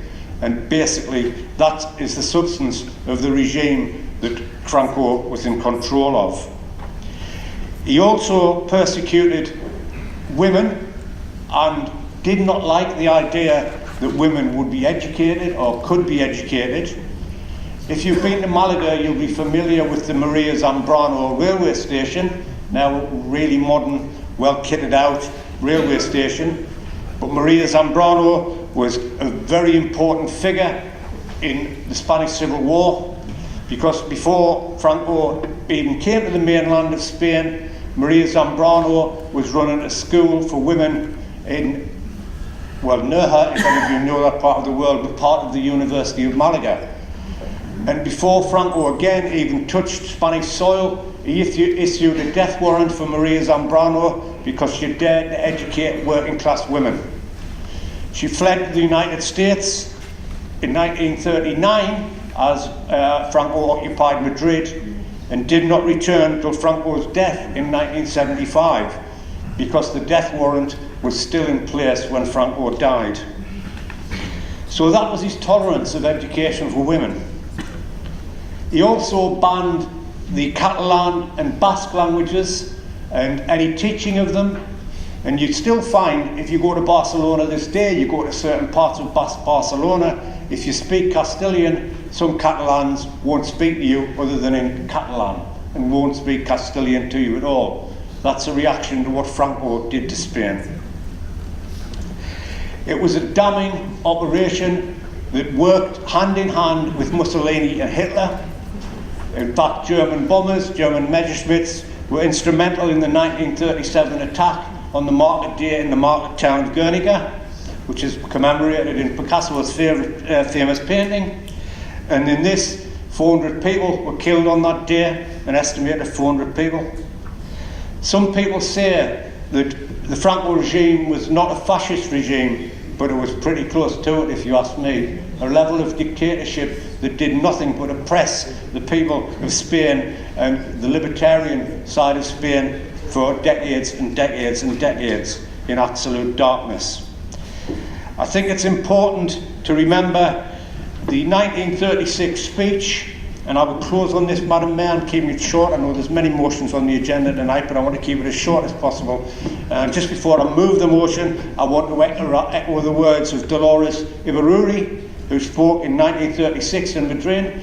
Her nickname was La Passionada, for the passion that she had for the Republic and for the fight back against Francoism. And she shouted to the crowd, "No pasarán, they shall not pass." I move the motion, Madam Mayor.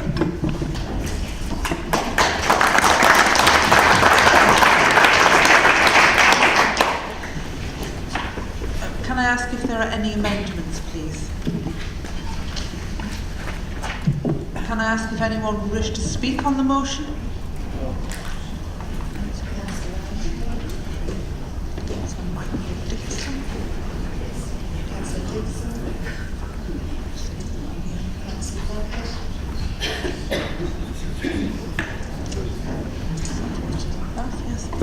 Councillor Rowntree. Thank you, Madam Mayor, for the opportunity to speak on this motion. I would like to say something about the women who were involved in the International Brigade. As is often the case with history, the role of women is somewhat overlooked. I became aware of the International Brigade after reading The Homage to Catalonia as a teenager. I was struck by how incredible it was that these ordinary people, filled with such passion and will to stop Franco's oppression, that they left their homes and their families behind to fight against fascism. One of the first women to join was a nurse called Penny Firewell, who had been described before joining as a red. That was for treating the feet of an unemployed man who had just walked half the length of the country on a hunger march. Many women followed, and a tidal wave of women went to fight on the side of the democratically elected Republican government. The milicianas served regularly throughout the various stages of the war. This included two women from the northeast, Winifred Wilson and Enid Ramshaw, who volunteered for the International Brigade because she feared that if fascism was not challenged, it would lead to another world war. Women journalists and politicians took up the cause to speak up on the fight against fascism. This included Labour MP Ellen Wilkinson, Eleanor Rathbone and the Conservative Duchess of Atholl, who became known as the Red Duchess due to her condemnation of Franco, Mussolini and Hitler. Another very prominent woman was Isabel Brown, who attended Teacher Training College in Sunderland. She was born on the 6th of December in 1894 to a working class family. She joined the Labour Party in 1918 and became the NUT representative on the county committee. Isabel became famous as a speaker and fundraiser for the Spanish cause. Isabel said that while travelling through the countryside between Barcelona and Madrid, she almost wept at the sight of the poverty-stricken villages where defences consisted of a few sandbags and a boy of about 12 with a shotgun. Following this, she joined the forces with Leah Manning to establish Spain Medical Aid Committee. Both Isabel and Leah would join forces with others to support the evacuation of children and persuade Baldwin's government to provide refuge to 40,000 Basque children in Britain. Isabel Brown would later be described as a woman of great warmth and passion. Her deep-rooted anger and indignation against the oppression and exploitation of ordinary people remained until the end of her life. How interesting that we look back over 80 years ago and hear that those women who showed kindness, opposed oppression and the exploitation of others were referred to as red. Kindness, opposing oppression and exploitation is not a political ideology, it's a human ideology. We still hear that narrative today, where to value social justice, to value humanity, to be outward looking and to take our international responsibilities seriously is a political position. Well, it wasn't then and it isn't now over 80 years later. It's a humanitarian one which reaches far beyond any political ideology. All those who served in and supported the International Brigade deserve to be honoured and remembered. The truth is we will never know how many volunteers gave their lives, but what we do know is that ordinary men and women left their homes and families to stand up to Franco and oppose the threat of fascism. They knew over 80 years ago where a threat such as this, left unchallenged, would lead. We owe it to every one of them to remember what they sacrificed. Support this motion.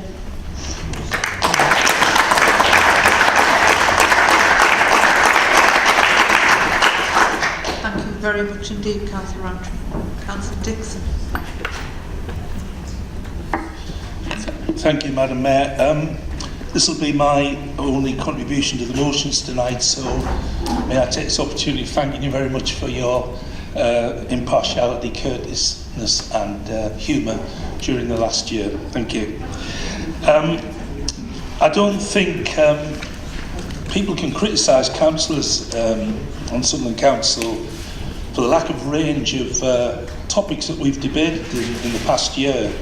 And I'm not trivialising this because I'll come on to more serious matters, but it is one heck of a leap from discussing whether to pay for shepherd's pie after council meetings to General Franco.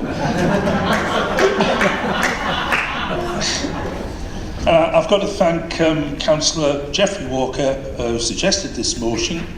It doesn't have any party political undertones, and I doubt it'll be the first question canvassers will be asked when they knock on people's doors. And from a personal point of view, mentioning Morden Cohen earlier, I studied modern European politics at Sunderland Polytechnic when I was kindly described many years ago as a mature student, in age I suspect. The Spanish Civil War is complicated, very complicated. Hitler backed Franco, Stalin backed the Republicans. There was a white terror of the nationalists and there was a red terror of the Republicans, involving the murder of nuns, priests and various clergy. In return, some clergy turned into executioners themselves against the Republicans.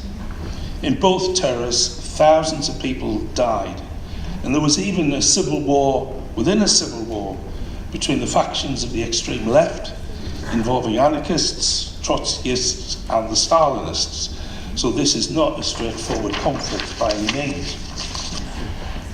I'm very sympathetic to this motion actually, more so after having spoken to Councillor Walker this afternoon, who assured me that none of the people we are proposing to honour were leading officers of the CPGB, the Communist Party of Great Britain. This needed to be asked because the International Brigades were the creation of Stalin via the Communist International, the Comintern, with the idea of volunteers for Spain first proposed in the Soviet Union, mainly to further Soviet aims. So I am pleased your research has found that there were no leaders, officials of the CPGB that we are going to honour, because for many years they were apologists for the murderous Stalinist past. Indeed, there were tensions between the leadership and the volunteers. Here in this country, the CPGB took responsibility for organising the recruitment of volunteers in Britain, and leading communists subservient to the USSR held positions as officers and political commissars within the British battalion in Spain, the point I was making. The degree of political control exercised by the communist leadership of the battalion, and especially the treatment of volunteers who fell out with the political commissars for political reasons, has attracted political debate. Instead, I'm pleased to learn we're looking here at local volunteers who are sincere, everyday people, of all political persuasions, largely from the Communist Party, to anyone who opposed fascism. Good people who were alarmed at its growth in Germany and Italy. People who were frustrated with their own governments, advocating a policy of non-aggression, frustrated at the impotence of the Labour Party in the 30s, and who wanted to do something about it.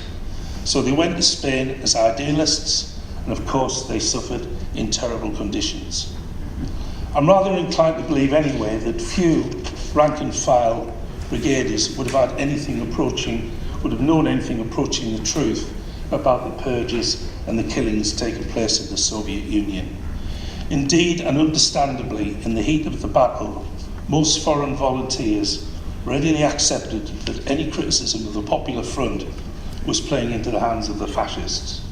I believe they offered themselves into battle for the noblest of intentions, or in the case of women, to care for the wounded, and probably a lot more besides.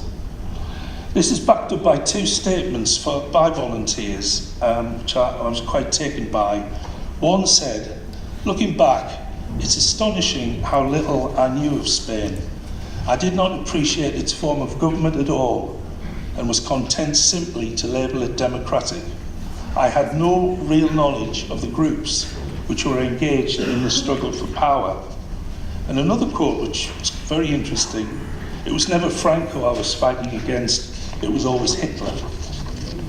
So based on the information provided, I'm more than happy to support the motion, and indeed greatly admire the idealism of local volunteers. Like many of that generation, as was later the case in the Second World War, they were prepared to make the ultimate sacrifice to fight the spread of fascism in Europe at that time. They lost, but truth be told, the Spanish Civil War was the forerunner of the Second World War, where the defeat of Nazism and fascism was achieved. So let me just conclude something I picked up while I was doing some research for this, and I found this quite moving. Despite being relatively few in numbers, and let's refer this to the people in Sunderland, the International Brigade played a relatively important role as shock troops.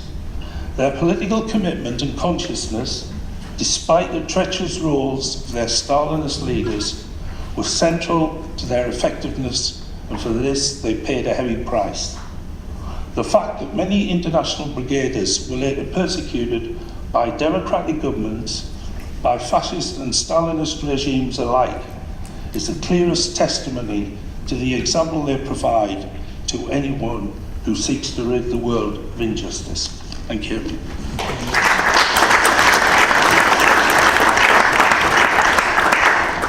Councillor Blackett. Thank you, Madam Mayor. I'm also happy to support the motion tonight. In fact, I only got back from Madrid yesterday evening.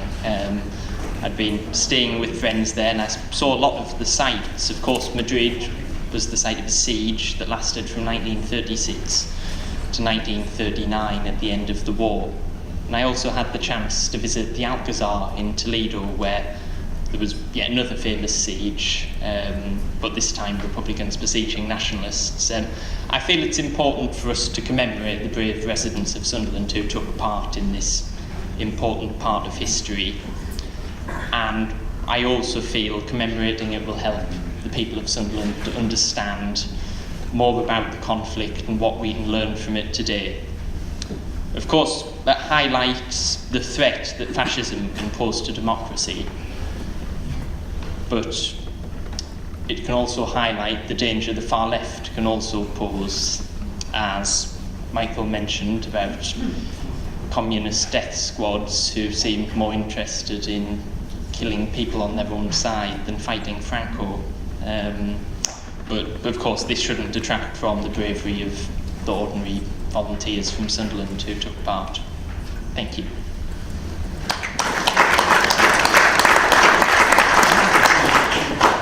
Leader, do you wish to speak on the motion? Oh, sorry, did you have your... I didn't have your name down, did you? Well, certainly you may speak. Thanks for your understanding, Mayor. Sorry to delay the leader. I will speak very briefly. I do not have a strong opinion or objection to this motion politically, as I believe is the case throughout my group. However, as a matter of conscience, I cannot personally support anything which might promote violence or militarism, let alone paramilitarism. On that basis, we have a free vote within the Liberal Democrat group on this issue, but I will be voting against myself. Thank you, Mayor. Right, thank you very much indeed, Councillor Hudson. Leader, do you wish to speak on the motion? Thank you, Madam Mayor. On the 16th of February 1936, a democratically elected leftist Popular Front came to power in Spain, and fascist and extreme right-wing forces responded to that in July 1936 with an army mutiny and a coup attempt that very quickly expanded into civil war. The Republican government was supported by Communist Russia and the creation of 15 international brigades, which comprised of groups of foreign volunteers with France, Germany, Austria, Poland, Italy, the USA, the UK, Yugoslavia, Czechoslovakia, Canada, Hungary and Belgium, all supplying significant numbers of volunteers, in over 50 countries supplying volunteers into that structure. General Franco and his nationalist forces were supported by the armies and air forces of Mussolini's Italy and Hitler's Nazi Germany. One of those international brigade volunteers was Thomas Dolan, born in 1912 in Sunderland, a labourer and a member of the Communist Party. He joined the fight in Spain in December 1936 and was a member of the British battalion of 15 International Brigade that fought the Battle of Jarama south of Madrid. He was killed there on the 27th of February 1937. This civil war, this conflict, was a precursor, as Councillor Dixon has pointed out, to the Second World War that commenced with the invasion of Poland on the 1st of September 1939, as Hitler's forces invaded and conquered Poland, using the lessons learned in Spain to fine-tune blitzkrieg, or lightning war, as a method of waging war and destroying your enemies. Thomas Dolan was 24 when he was killed. A Sunderland man facing down the twin evils of the age, fascism and a resurgent National Socialism in Hitler's Nazi Germany. The men and women who fought and died for a free democratic Spanish Republic, whatever their nationality, whether they were communists, anarchists, socialists, liberals, conservatives, poets or plumbers, were brave and acting out of a sense of duty to stand against bullies. They were fighting for all of us against the combined forces of European fascism. They deserved our respect and thanks, and at the time they got neither. So 80 years later, I think the sacrifice of Thomas W. Dolan and the others should receive the recognition they deserve, through a plaque being raised acknowledging their actions. I fully support the notice of motion, obviously, Madam Mayor, and I do thank the Council for being so broadly supportive, and I understand Councillor Hodgson's particular personal circumstances on it, and thank you very much. Thank you very much. Councillor Dr. Walker, do you wish your right to reply? First of all, thank you to Councillor Rowntree for highlighting the role of women, which of course was quite significant in the conflict, and to Councillor Dixon for his support in highlighting the Stalinist pressures of the conflict, and of course the lack of knowledge among the rank and file volunteers with Stalin's excesses at the time and the kind of working that was going on in the background of the conflict. Thank you for Councillor Blackett's comments as well. I think most useful to hear the comment in support from someone who obviously is appreciative of the country, as I am.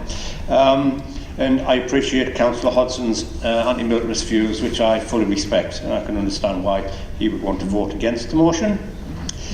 Many intellectuals, just in closing, many intellectuals took a position on the conflict, but there was one intellectual in particular, I think, who summed it up, and it would reflect what everybody said this evening. It's the French philosopher Albert Camus, who said, "It was in Spain that my generation learned that one can be right and yet be beaten.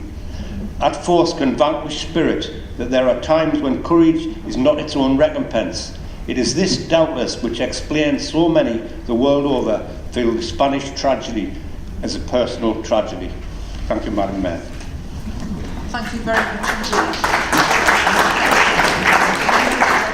Thank you everyone who took part. Can we now please vote on the motion?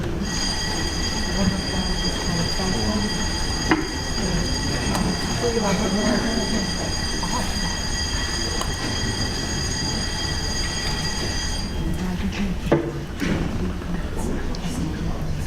Mayor, there are 52 votes in favour and 5 against, and therefore the motion is carried. Thank you very much indeed, everyone. We'll now deal with the second notice of motion, which is on the subject of Parkinson's Awareness Week. I call upon Councillor Turner to read and move the motion.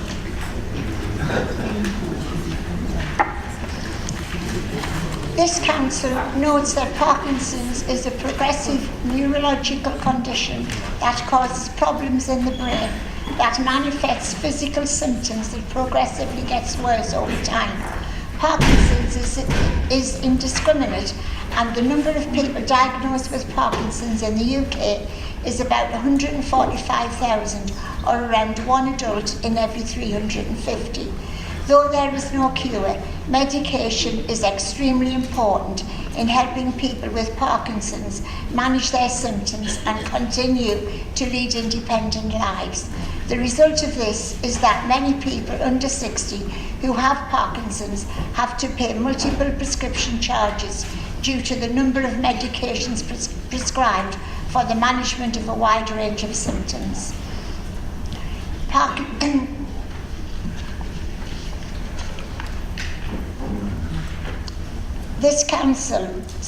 Parkinson's Awareness Week begins this year on Wednesday, 10th of April, during which the charity Parkinson's UK continues its incredible work to ensure that they use the event to reach more people that are affected by the condition.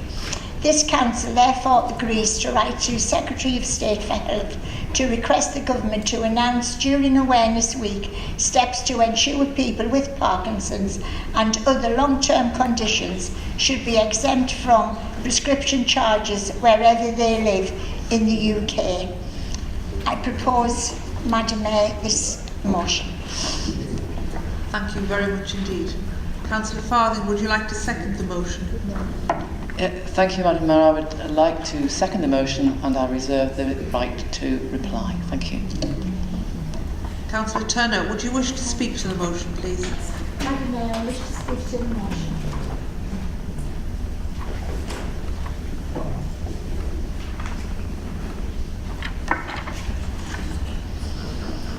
As Parkinson's Awareness Week is from the 10th to the 16th of April, I sincerely hope that this Council agrees to support this motion to the Secretary of State for Health.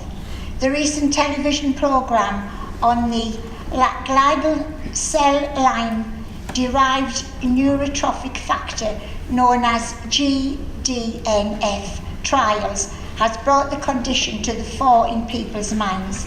Estimated number of people diagnosed with Parkinson's in 2018 in the UK is around 145,000. That's around one adult, i.e. people aged 18 or over, in every 350. Most people are aged 50 plus, although around 1 in 20 people with the condition first experience symptoms when they are under 40. 8,712 are not exempt from prescription charges, Madam Mayor. Diagnosis of Parkinson's is based around the major movement symptoms, slowness, stiffness and shaking, and by the time these appear, up to 50% of the precious dopamine producing brain cells have already been lost or damaged. A friend of mine took nearly 5 years for her Parkinson's to be diagnosed, as it was thought her shaking in her arm and leg was due to tremor. This is the reason for me choosing the Sunderland branch of Parkinson's UK as my charity when I was Mayor of Hetton. The branch have elected me as one of their honorary presidents for the last 3 years. I attend the meetings as and when I can and help to serve the tea plus any other help that is required. I have been on their outings and holidays. It was not until late last year in conversation with one of the members that I learned that those people with the condition who were of working age under 60 were not exempt from prescription charges, even though it is a progressive condition. as are many other conditions such as asthma, Crohn's, MS, MD, rheumatoid arthritis, as well as lots of other conditions. New research published in May 2018 by the York Health Economics Consortium has found that scrapping prescription charges for people with two long-term conditions, inflammatory bowel disease, Crohn's disease and ulcerative colitis, and Parkinson's would save over £20 million a year. Previous research undertaken by the Coalition demonstrated that prescription charges have a significant negative impact on medicine adherence, self-management, quality of life and health outcomes for people with long-term conditions, with knock-on effects on their ability to secure and retain suitable employment. Key findings: 88% require on average 2 or more prescription items per month, 33% have not collected due to cost, 59% of those who skip or reduce their dosage have experienced negative health outcomes. As a result of these, 50% report having to take time off work as a result. 34% of those who skip or reduce their dosage have required additional medical treatment, such as GP or hospital appointments, or even admittance to hospital as a result of doing so, especially for those who need preventative asthma inhalers. I have done a Parkinson's volunteer education programme whereby I would be visiting care homes and giving a 1-hour introductory training session on Parkinson's to care staff working in residential or community care. If residents with Parkinson's don't get their medication on time at the same time each day, it can seriously impact on their health. They may not be able to move, get out of bed or walk. So some people may never recover and may permanently lose their ability to walk, talk or worse. It will be the same for those of working age if they cannot afford to pay for their prescription due to cost.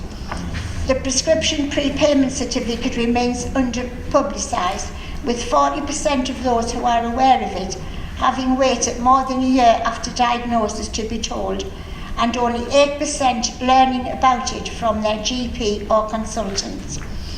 In June 2018, campaigners from Asthma UK, Crohn's, Colitis UK, Motor Neurone Disease Association, National Rheumatoid Arthritis Society and Parkinson's UK took a petition to the Heart of Government, signed by almost 23,000 supporters, which called on the government to scrap prescription charges for people with long-term conditions who were of working age. In July 2018, they heard back from the government about the petition delivered to Downing Street. The Health Minister said in his letter, the government has no plans for a review of the prescription charges system in England, as almost 90% of prescription items are free on the NHS in England and a broad range of prescription exemptions are in place. Prescription charges are therefore having a detrimental impact on those with long-term and progressive conditions on their health, finances and quality of life, and inspire a strong sense of injustice in light of the exemptions that are available for other conditions and in other parts of the UK. England is the only part of the UK that charges for prescriptions, Madam Mayor. Charges were abolished in Wales in 2007, Northern Ireland in 2010 and Scotland 2011. In UK, they were introduced in 1952, abolished in 1965 and reintroduced in 1968 with a system of exemptions that persists in a modified form today.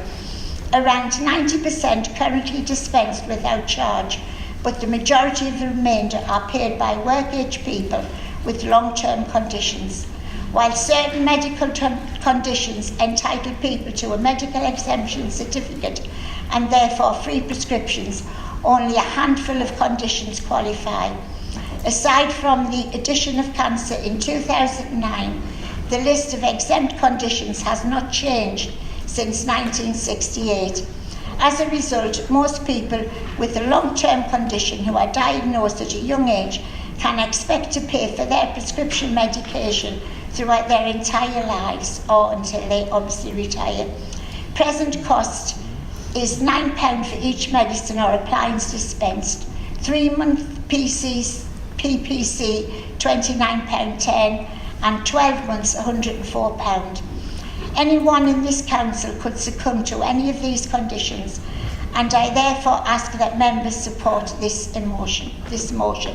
Thank you, Madam Mayor.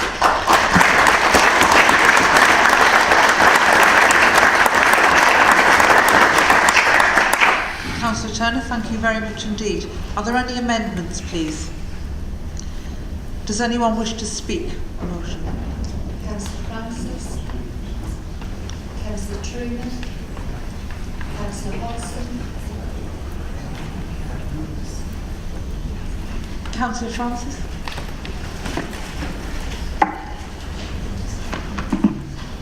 Thank you very much, Madam Mayor. With your permission, I will repeat some of what you've already said. I know, or have known, at least 3 people with Parkinsonism or Parkinson's disease. I understand that there is a subtle difference between the two, but both are progressively degenerate chronic conditions leading to a high dependency upon carers and a range of medications. I help to care for my dear mother-in-law, so I have some first-hand knowledge of what is required in the level of trouble that is caused by this disease. And a couple of weeks ago, I visited my son's godfather, who is now stricken with the same disease. I cannot imagine what it must be like to know that you've been struck down by a disease for which there is presently no cure, only retarding medication which allows you to lead a life of increasingly restricted activity and ability to care for yourself. Men are more likely to develop the disease than women, but that statistic apart, Parkinson's strikes randomly. The prevalence of developing the disease, as we have heard, rises steeply at the age of 60 and beyond, meaning that the majority of sufferers already receive free prescriptions. For much younger people, the probability of the disease occurring is very small, but must not be dismissed for those in whom it develops. For them, progression leads to an inability to work and dependency upon benefits. Let us hope that they are assessed by someone who understands the limitations imposed by Parkinson's. Dependency upon medication will be an ever-present feature in their lives, and as this disease does not lead directly to death, total prescription costs will be very large. Free prescriptions are available for some chronic conditions, but for decades, successive governments have ignored sufferers of Parkinson's. Perhaps if a health minister contracted the disease, matters would change. Thank you. But there are other financial constraints that I wish to see raised or removed entirely. There are some income thresholds around 16k beyond which financial support for necessary home modifications is withdrawn. 16k is not a lot these days and buys much less in some counties than in others. I feel it is iniquitous that a sufferer who should be penalised in this way because they've been able to make good use of the talents with which they were born. When the work of Wilkins, Rosemary Franklin, Crick and Watson revealed the structure of DNA molecule, as a schoolboy interested in science, I wondered where this discovery may lead us. Well, many decades on, I won't say how many decades later, we have gene editing and gene therapy. Such work, together with advances in biochemistry, may lead to a cure for Parkinson's, hopefully soon. Free prescriptions may lead to more of Parkinson's UK funding being directed into research and that much sought after cure. For these members of society and others suffering from similar debilitating illnesses, free access to prescriptions is essential. So we will be supporting this motion because we are people who care. Thank you.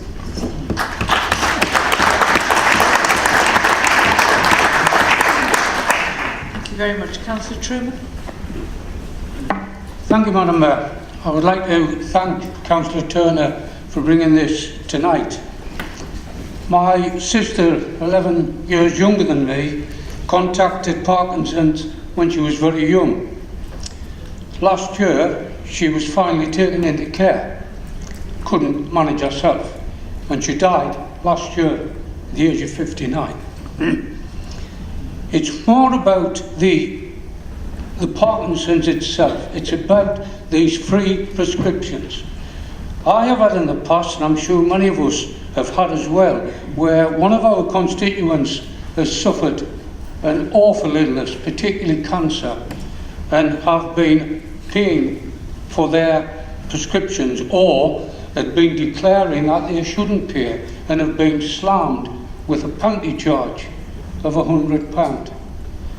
Very difficult to persuade the powers to be that these people were innocent and having to afford not just the prescriptions but then a charge on top of that. I've referred a number of these back to the MP, who I hope will be able to get something done for this. Because as my colleague in the front here said, this is not just about Parkinson's, which is an awful disease. It's about people who are on the breadline, who are working, who are going to food banks, who have illness or illness in the family and can ill afford. I believe there's something like £8 something now an item. My daughter just got over a second knee operation, not well paid. I mean, she works for the government, but she has to have painkillers, dressings and so forth, and again a multiple prescription, £25–30. So thank you very much for bringing this, highlighting not just Parkinson's but the issue of free prescriptions, and I think everyone in this house should support this notice of motion. I certainly do. Thank you.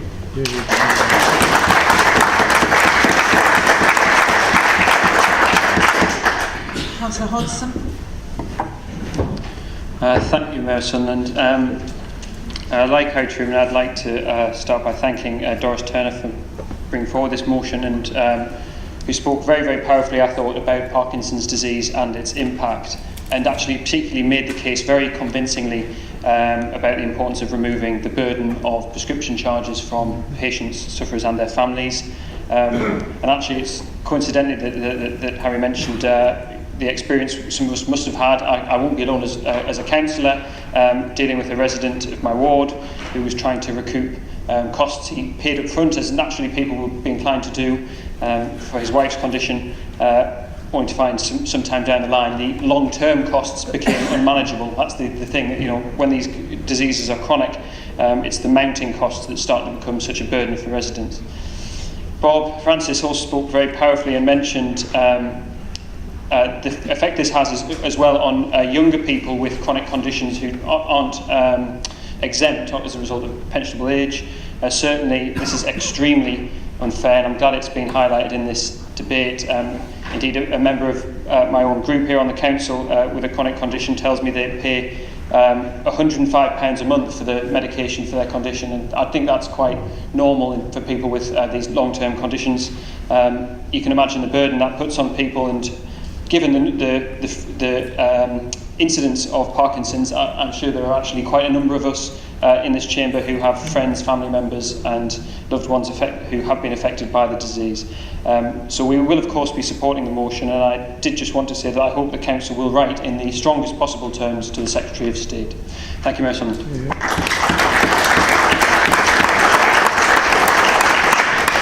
Thank you, Councillor Hodgson. Councillor Farthing, do you wish to speak? Thank you, Madam Mayor. I was delighted when this motion was brought forward by Doris, and like other members, I think she's presented a fantastic case, and she's obviously got a deep association with the Parkinson's Society. My involvement with Parkinson's arose relatively recently, and it was a friend of mine, a very dear friend of mine, who was diagnosed with that illness. Now, she happens to be over 60, so she doesn't have to pay for her prescription charges. However, in order to get that medication to actually deal with her symptoms, she had to have different types of medication. It wasn't just one prescription from the doctor and it was sorted. It was multiple types of medication. Some worked, some didn't. And I think for somebody who had to pay for those prescriptions, who was on limited means, it would be a very difficult matter indeed. The other thing that happens with Parkinson's is that it sort of masks other things. Now, my friend had a problem swallowing, which is a symptom of Parkinson's. And it persisted, this difficulty with swallowing, and she also had something like tonsillitis. It was very sore, her throat. And the doctor prescribed different antibiotics, and this went on for some time.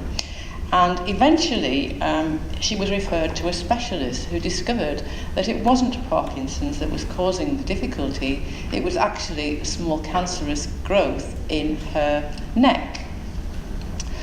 She's recently had to undergo both chemotherapy and radiotherapy, and during that period she couldn't take her Parkinson's medication.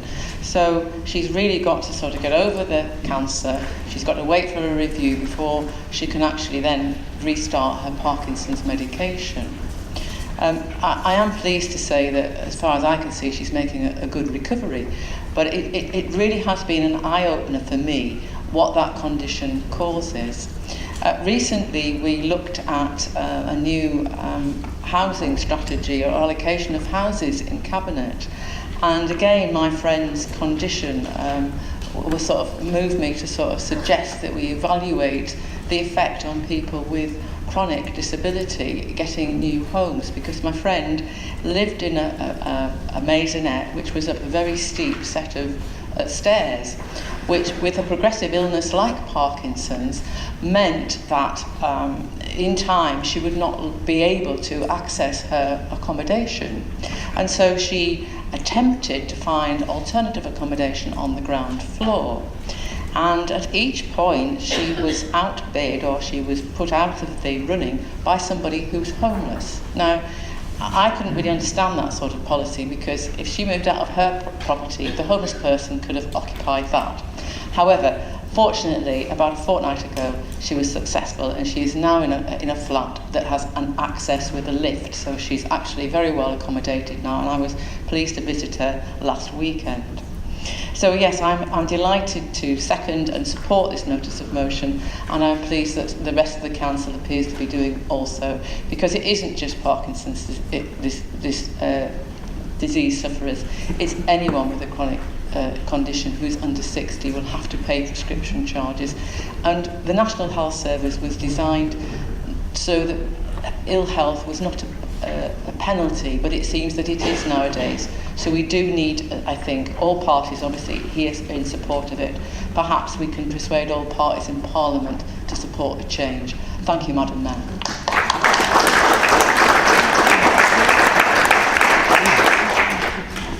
Councillor Turner, you do have a right of reply. Do you wish to speak again? I would just like to thank everyone, those who have spoken and what they've said.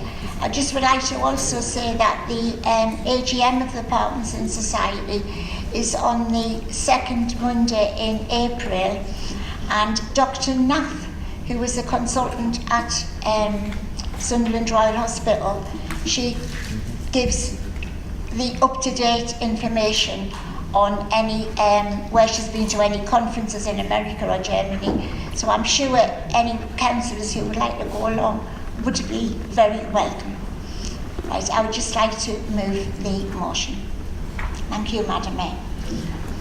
Councillor Turner, thank you very much. I'm sure some members would like to go along. So can we all agree the motion? Agreed.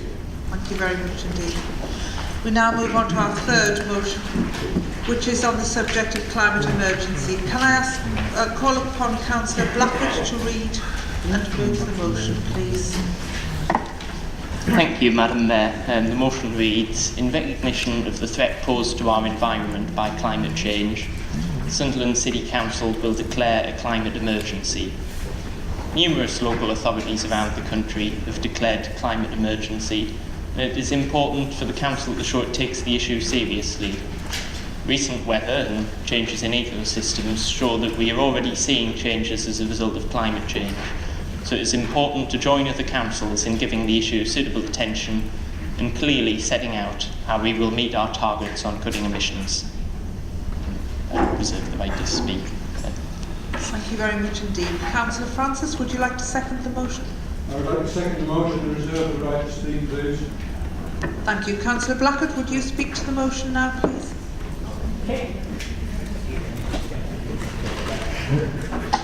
Thank you, Madam Mayor. There are lots of motions tonight, so I'll try not to speak too long. And it seems I've also got an amendment on it as well. However, it's important Sunderland Council shows tonight that it takes the threats that our climate faces seriously. Residents I've spoken to, some of the questions we've seen here tonight, and campaigning by the local Green Party all highlight that this issue is viewed as important by many residents of Sunderland. It is not hard to see why many residents view the threats to our climate with alarm. Just yesterday, the Financial Times reported that the International Energy Agency had found that 2018 saw CO2 emissions rise globally to the highest on record, at a level of 33 billion tonnes entering our atmosphere in that year. Admittedly, the UK saw a decline in emissions last year, with the rise largely due to countries such as China, India and the USA. However, this does not mean that we shouldn't do our bit. Sunderland Council has made steps to reduce its environmental impact, but rather than relying on far-off targets, I feel the Council should look further into what it can do itself to reduce its environmental impact. I therefore call on the Council to declare a climate emergency and take action on this issue before it is too late and we are left dealing with increased global temperatures, rising sea levels and loss of biodiversity and food pollinators. Thank you.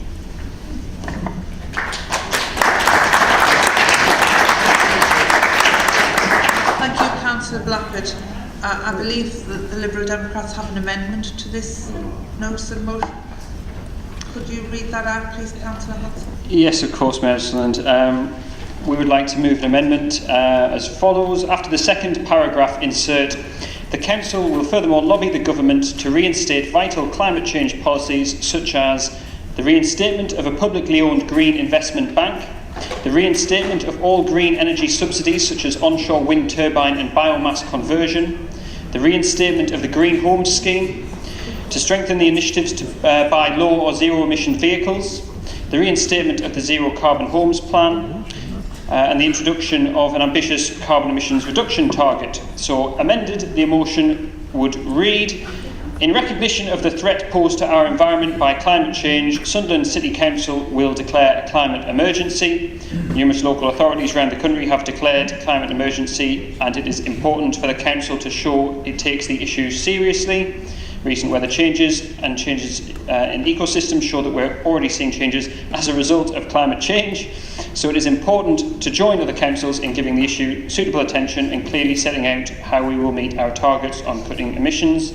The Council will furthermore lobby the Government to reinstate vital climate change policies such as the reinstatement of a publicly owned green investment bank, the reinstatement of all green energy subsidies such as onshore wind turbine and biomass conversion, the reinstatement of the Green Homes Scheme, strengthened initiatives to buy low or zero emissions vehicles, the reinstatement of a Zero Carbon Homes Plan, and the introduction of an ambitious carbon emissions reduction target. I move the amendment. Thank you, Mayor.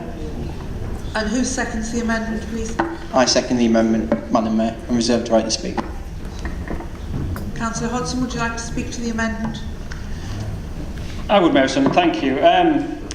This is an interesting motion we have before us, and I am curious, listening to the Conservatives moving it, just whose motion it is. I think I certainly received something along these lines in my inbox from the Sunderland Green Party. And it's entertaining, having earlier on had the Leader of the Council refer to the Liberal Democrats here as yellow UKIP, that we seem to be joined in the chamber by the blue Greens.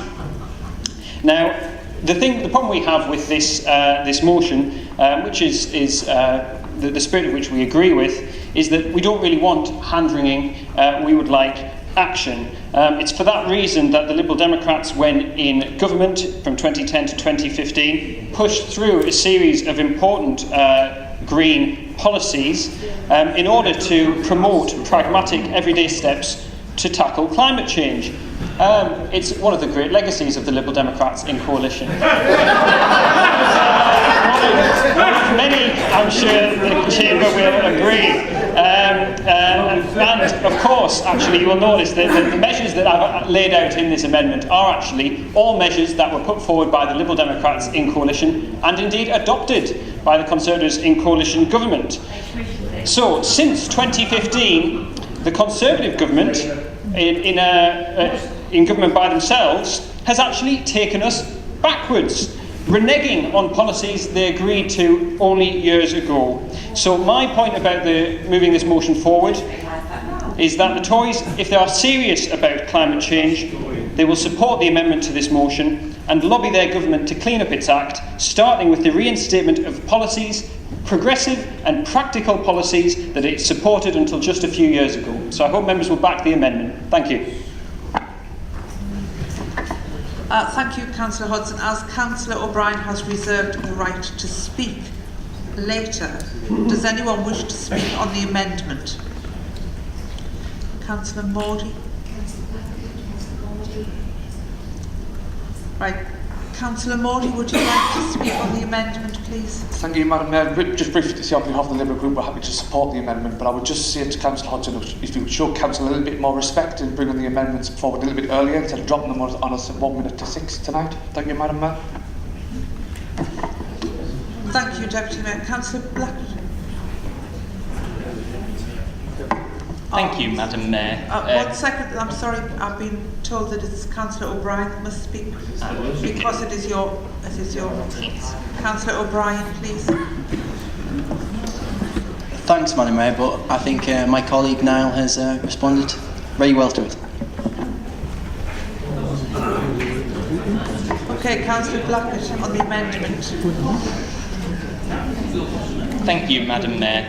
I assume the Liberals dropped it in 1 minute before 6, probably because they're doing their favourite hobby of doing their best to get themselves in the echo at every opportunity.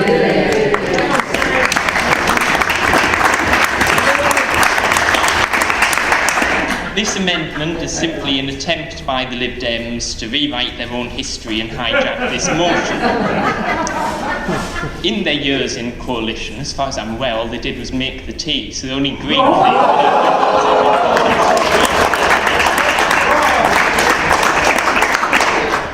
Frankly, if you ask people... Is your government stable? I don't see how that's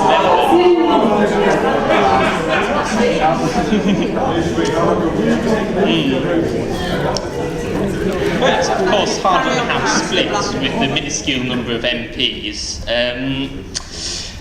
They had 5 years in coalition where Niall claims they were green, but frankly they should have shouted a bit louder, as they seem to be the only ones who seem to think they were. So why did they not shout about this more? Well, of course, because power is what the Liberals really care about, and they'll twist anything to try and help themselves. When Zach Goldsmith triggered a by-election in Richmond Park due to Heathrow expansion, the Lib Dems threw the environment out the window and tried to change the issue of the election from the environment to their favourite topic. That they obsess over Brexit. This Lib Dem stunt just attempts to move the focus away from what we ourselves can do and try and pass on the buck to someone else. I suggest they look at how they can reduce their own carbon footprint for attempting to change the amendment. Perhaps if the Lib Dems, or more accurately Councillor O'Brien, managed to stop using taxpayers' money to send out letters as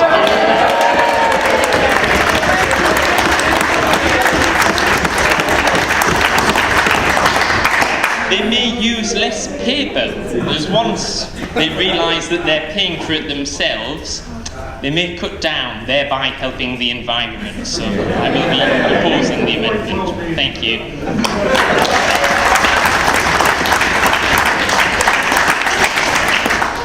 We are now going to have an electronic vote on the amendment.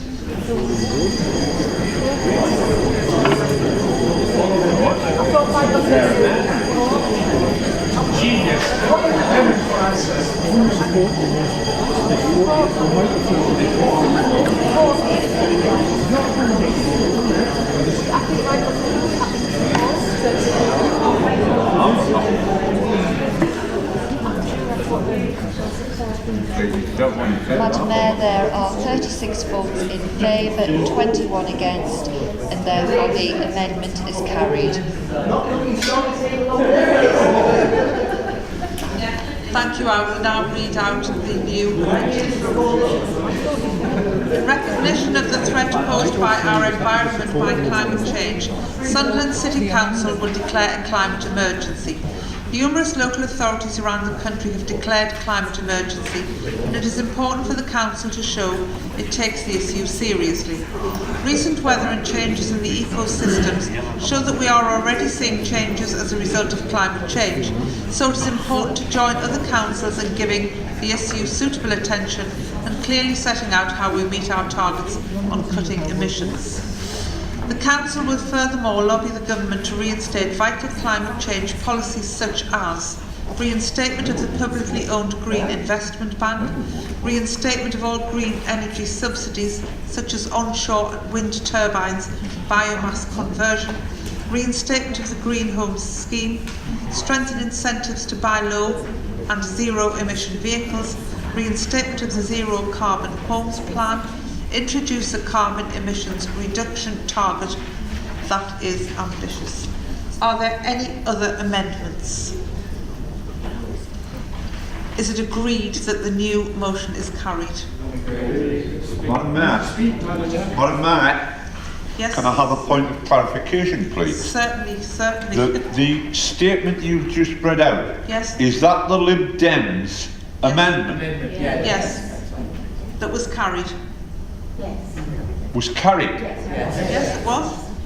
So we're now voting as that as the substantive motion? We are now. We are now, if we do. I cannot understand the way you run this. We're going to put the new amended. No? All right, sorry. Yes.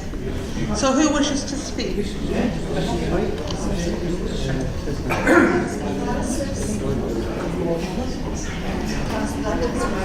On the new.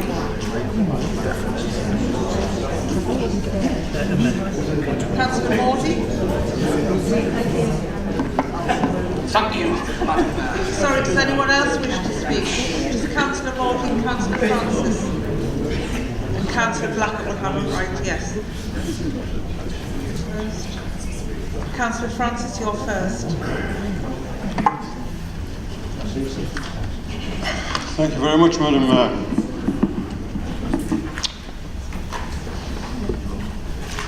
It's not often that I have the opportunity of addressing the Chamber on a subject close to my own discipline, so I thank the authors of the original motion for drafting this motion tonight. In essence, what I have to say, put it in a nutshell, is if we ignore climate change, the world could become uninhabitable to higher life forms such as ourselves. I know this is going to be slightly scientific, but that's me. I've recently come across two aspects of environmental change which frighten me. Both are connected to climate change, which is presently adversely affecting our environment. The first is the reported disappearance of insects. And there's two articles been in the Times, there's one this morning. The second is the thawing of the permafrost north of the Arctic Circle. Insects, as we've heard, are by far the most abundant group of animals on Earth and play an important part in the pollination and subsequent fertilisation, germination and growth to maturity and seed production of many plants, including important food crops. Without them, famine will follow just as surely as night follows day. I will speak about the Northern Hemisphere, although the discussion applies equally well to the Southern Hemisphere. Insects are adapted to live in particular environmental conditions and to pollinate particular plants. As the environment warms, insects migrate northwards in search of cooler climes, resulting in a decrease in the number of plants being pollinated, together with a reduction in crop yield. Frequently, insects migrating from further south are not adapted to pollinate more northerly crops. So the argument advanced by climate change deniers that immigrant insects will do the work of immigrant insects fails. President Trump, please note, that man terrifies me. The second of my concerns is the thawing of the permafrost, that Arctic region of buried vegetation preserved in the permanently frozen soil just north of the Arctic Circle. It got there when we were 10, 20 degrees south of the equator and it was growing. Have a look at the Jurassic films. The second, as the temperature rises, the land thaws, ice is replaced by water, bringing oxygen to that buried vegetation, which has been there for thousands, if not millions of years. The vegetation starts to rot, releasing the greenhouse gas methane, known to many of us as natural gas. And that goes into the atmosphere. This in turn traps the sun radiant heat as it tries to get out again, and the rate of warming is accelerated, the rate of melting is accelerated. You can see where we're going with this. Where, you might very well ask, does all of this lead us? Raising the environmental temperature melts the polar ice caps and glaciers elsewhere in the world, leading to flooding of low-lying arable land and centres of population. And yes, crops fail, followed by pangeric famine.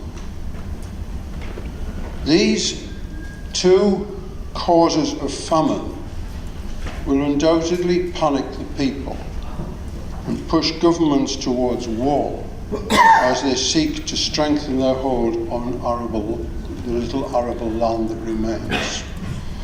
A doomsday scenario, maybe, but one which our great-grandchildren, if not our grandchildren, may have to face. If I am wrong, praise the Lord. If I am right, I hope I do not live to see it. So I ask everyone to support the motions tonight.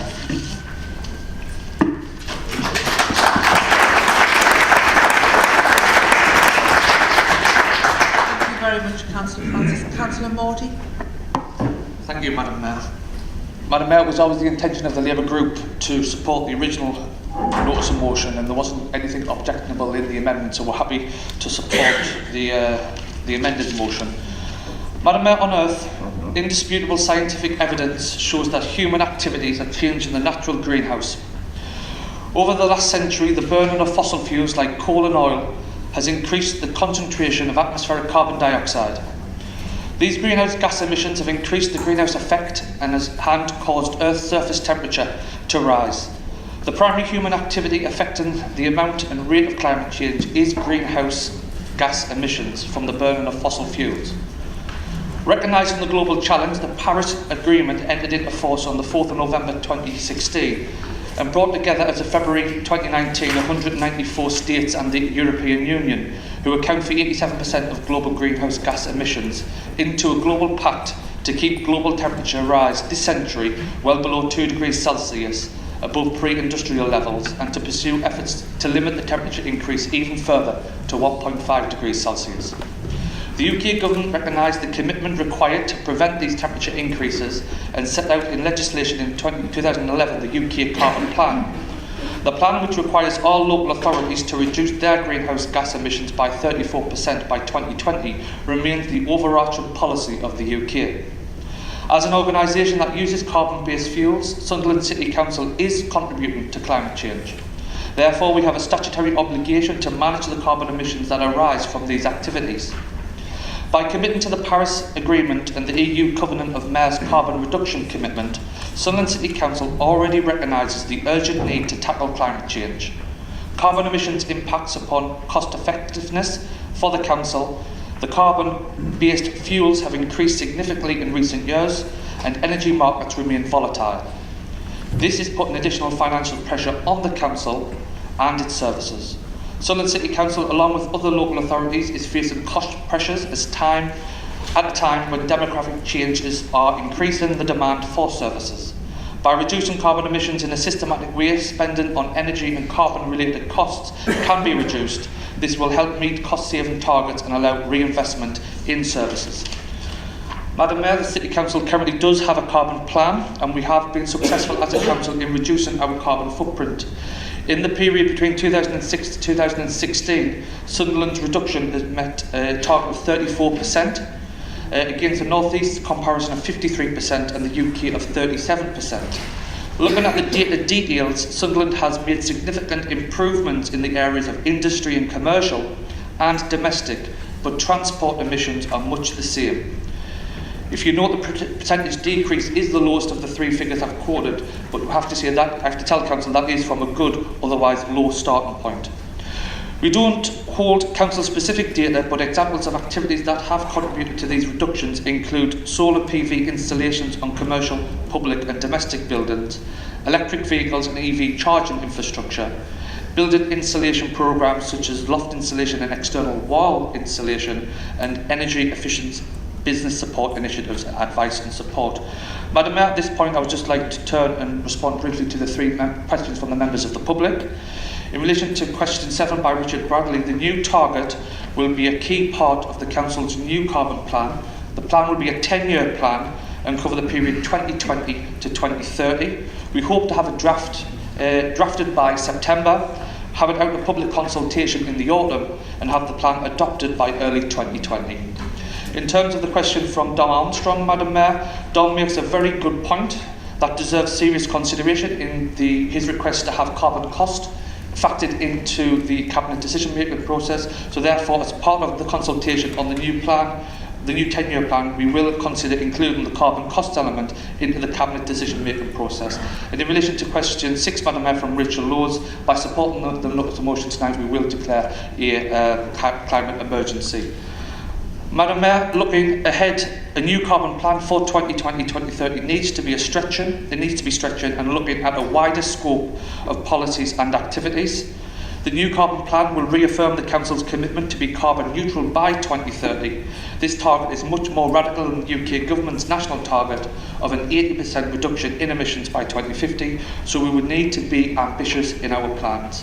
The new plan must build on the Council's success in reducing carbon dioxide emissions and place an increased focus on emerging opportunities available to the Council, including procurement policies and social value clauses, energy management, including consumption, storage and resale, fleet management, waste management, encouraging active travel and public transport. The new plan should build the business case for a range of energy generation opportunities, reduce the carbon footprint of the Council operation and support residents in addressing fuel poverty. With that said, Madam Mayor, I would encourage all members of Council to support the amended motion. Thank you.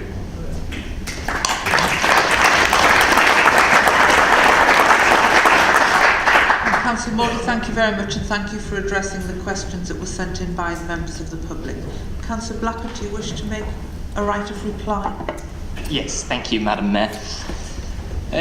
Well, of course, it's sad to see a Lib Dem stunt succeed. However, us in the Sunderland Conservatives can put the greater good before silly political games, unlike a certain minority group. Therefore, we will be supporting the motion, although I do find one part of the amendment fairly interesting for the Lib Dems to call for. They call for the reinstatement of all green energy subsidies. However, surely the coalition government had scrapped some of them and they didn't shout about it then, so maybe they should have shouted about that a bit more all those years ago. But because of the importance of the issue, we will be supporting the motion. Thank you.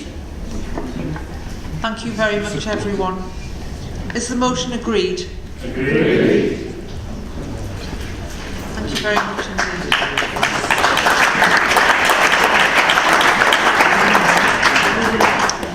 We're now going to deal with the notice of motion which is on universal credit. I call upon Councillor Neil McKnight please to read and move the motion. Thank you very much, Madam. Okay then. The motion reads as follows. The introduction of universal credit has tipped many of the poorest in our society into destitution, with most claimants experiencing a minimum 5-week gap in subsistence. Charities including the Trussell Trust report that more than 1/5 of referrals to its food banks are due to delays and changes in payments. Mind, the mental health charity, reports the rate of people sanctioned under universal credit is 9 times higher than under job seekers allowance and employment support allowance.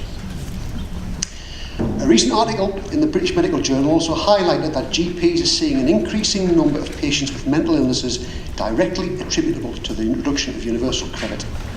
In addition, the Joseph Rowntree Foundation has concluded that 1.8 million working families with children will be worse off under universal credit than under the current benefits system. This council therefore recognises and condemns the severe hardship placed upon many vulnerable residents of the City of Sunderland by the implementation of the Conservative government's flawed and unfair universal credit, and therefore calls upon Her Majesty's government to abandon implementation of this unjust scheme with immediate effect.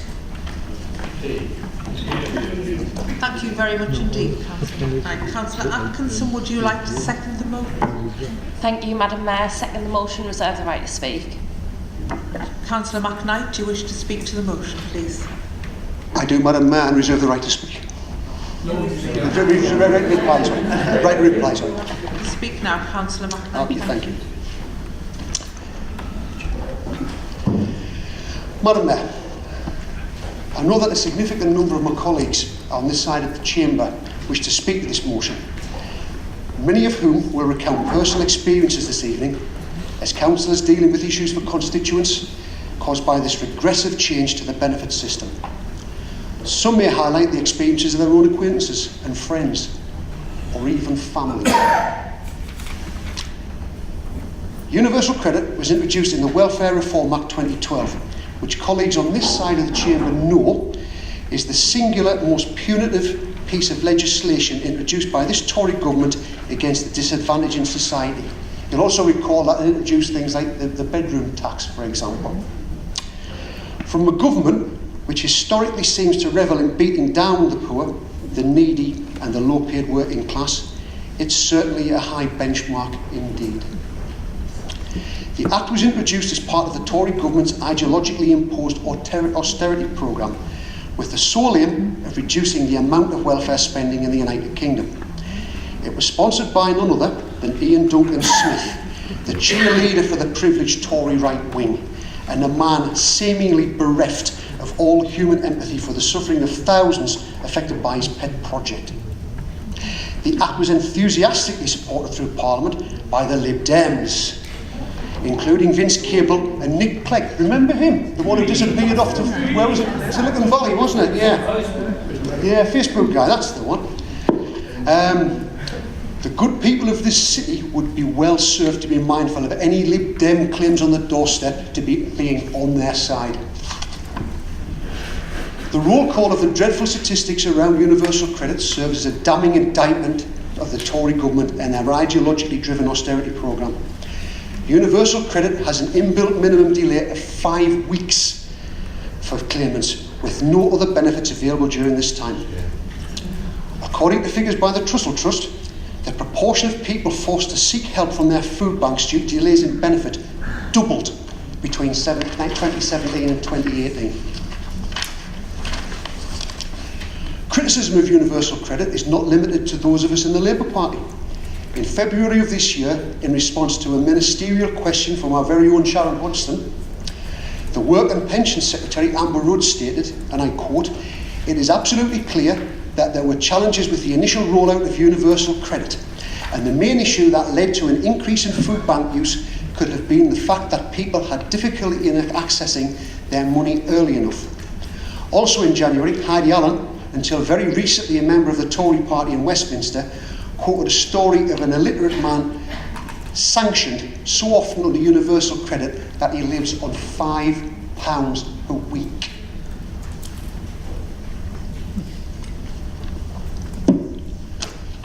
Put in simplistic terms, the average household claiming universal credit is worse off by £12 per week compared to the existing system.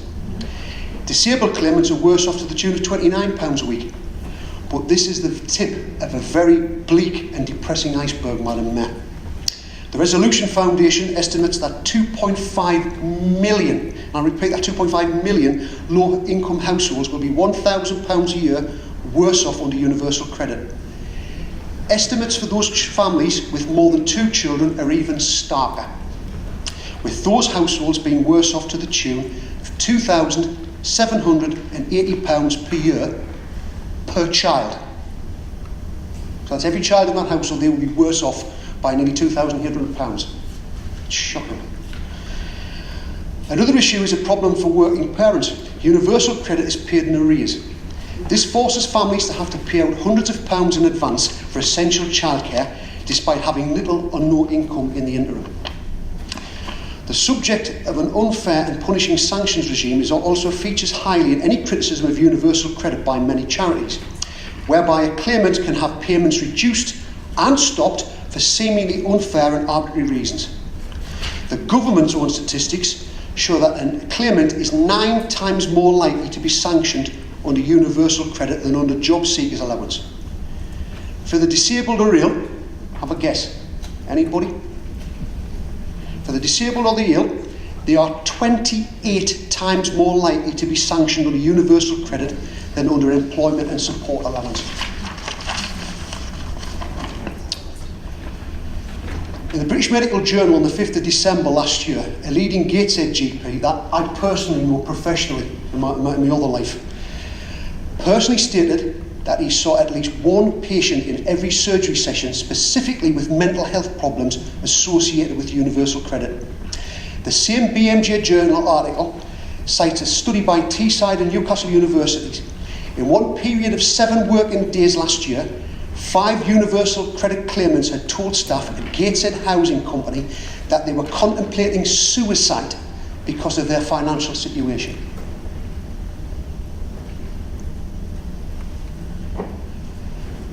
This culture of sanctions, payment delays and austerity-induced benefit reductions is having a profound effect on the vulnerable in our communities. As a councillor, I personally have had to spend time one evening at 9 p.m. frantically contacting local charities to arrange an emergency food parcel of much-needed provisions for a family penalised by the benefits system. All our locally run food banks report significant increases in the need for their services due to universal credit.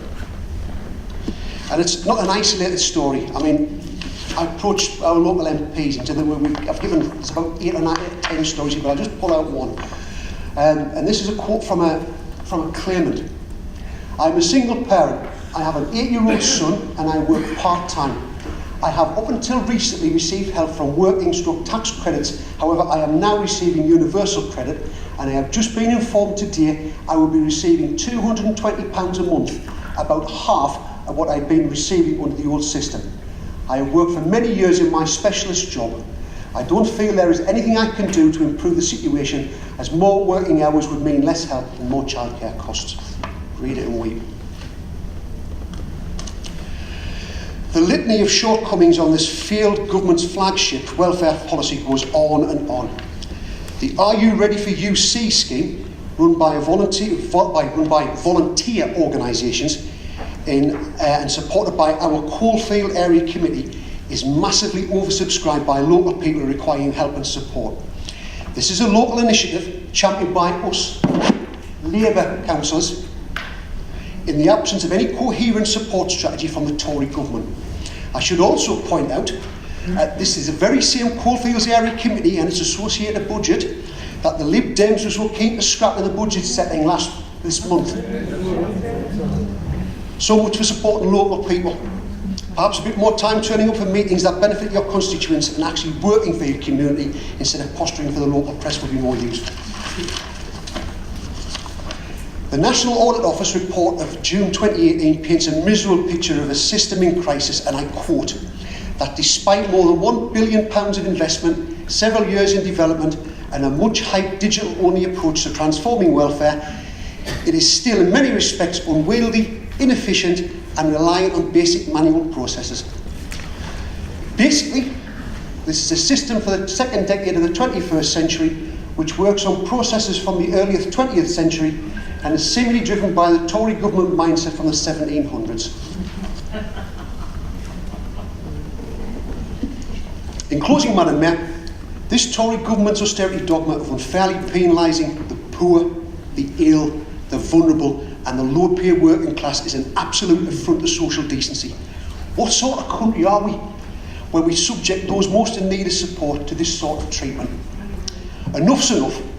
Let's confine universal credit and its inbuilt unfairness to the dustbin of history. Thank you.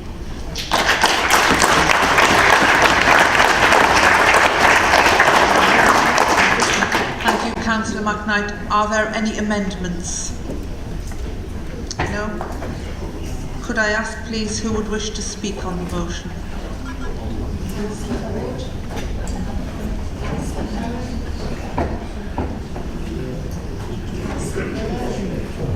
Councillor Oliver, Councillor Francis, Councillor Johnston,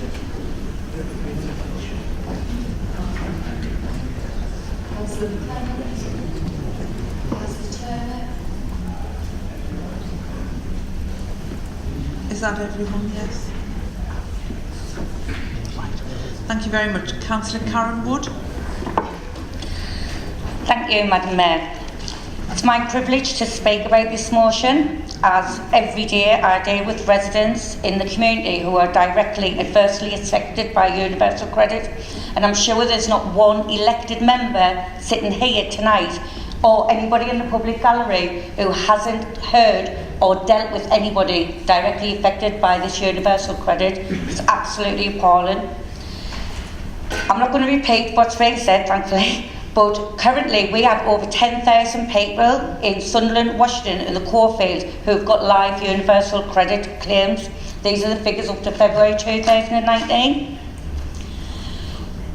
In 2016, people expressed their outrage at the film I, Daniel Blake. The film clearly highlighted flaws and frustrations of the benefit system and gave the wider public a visual insight into the frustrations people feel with the benefit system. At the time, I clearly remember saying it's going to get worse. We've got universal credit coming in and it's going to create so many problems for those most vulnerable in our communities.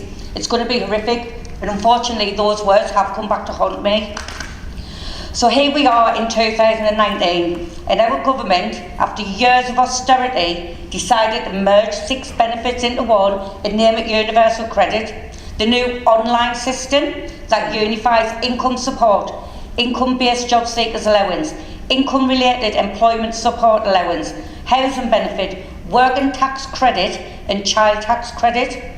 So instead of 6 payments that address different parts of life, there's one electronic monthly amount into an account.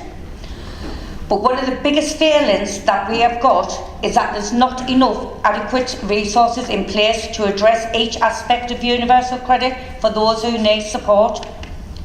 Universal credit was built on assumptions that everybody is digitally literate, assumptions that everybody has digital devices, assumptions that everyone can budget monthly, assumptions that one size fits all.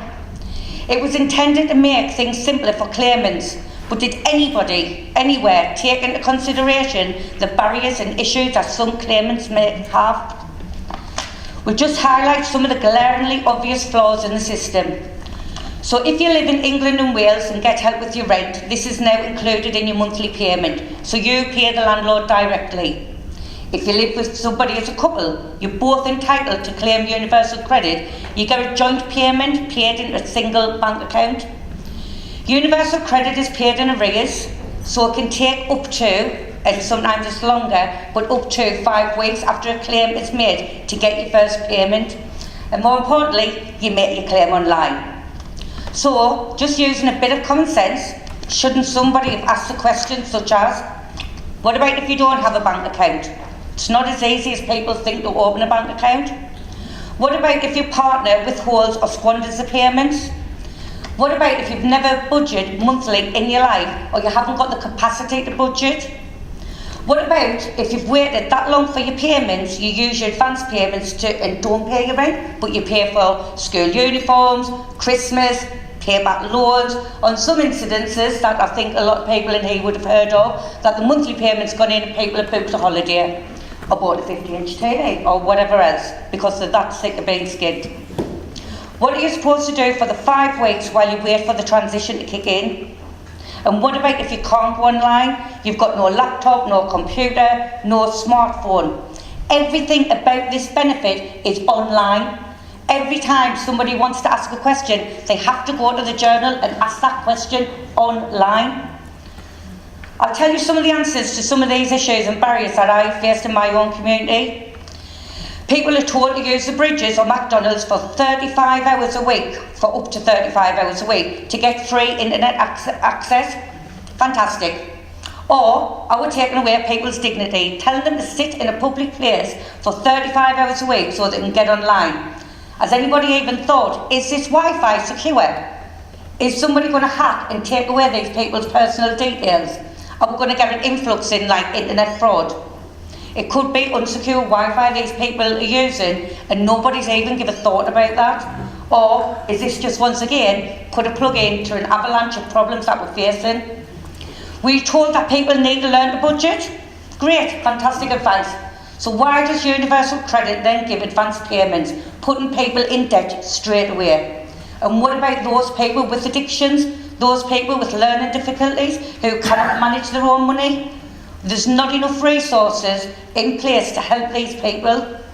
They tell us to go to food banks, go to the oversubscribed food banks who are mostly run by volunteers because somebody sitting somewhere in a lovely comfy office who has never been skinned in their life decided that we can wait up to 5 weeks before we pay somebody. And food banks can just offer them food in the meantime. We're told to get online. How? Austerity and government cuts have seen libraries close. Electronic village halls have lost funding to keep them open. Youth and community organisations are running at full belt, trying to mop up the mess of digital delivery because there's nothing being put in place. People, after 8 months of the rollout of this, are now trying to put things in place. Should have thought about that in the first place. We've seen an increase in phrases such as working poor, period poverty, holiday hunger. Are we just going to keep naming problems? Or are we going to look for the root cause and find a solution to this? It is apparent now that being online is a necessity. It's not a luxury anymore. It's actually a necessity. I'm not going to even stand here and give you examples of where it's gone wrong and how it's affected people, how people have had eviction notice, how loan sharks have been targeting those most vulnerable, how food banks are inundated, how resources in the community voluntary sector are stretched to the max, how people with mental health are affected. I don't need to stand here and give you examples. Listen to the people in the city and read your headlines. These stories go on and on and on. We have made people poorer by introducing universal credit. I don't know what century we're living in. It's 2019. It should not be happening. It's a disgrace. People responsible actually need to put their head and hang in shame. We need to do something now. Every elected member sitting here tonight needs to be a trailblazer for change and do what's right. So going back to Daniel Blake, the last line in the film is this: I am a citizen, nothing more, nothing less. I'm standing here tonight telling all my peers these are our citizens, nothing more, nothing less. And it's time we stood up as a city and demand change, and that's why I'm supporting this motion.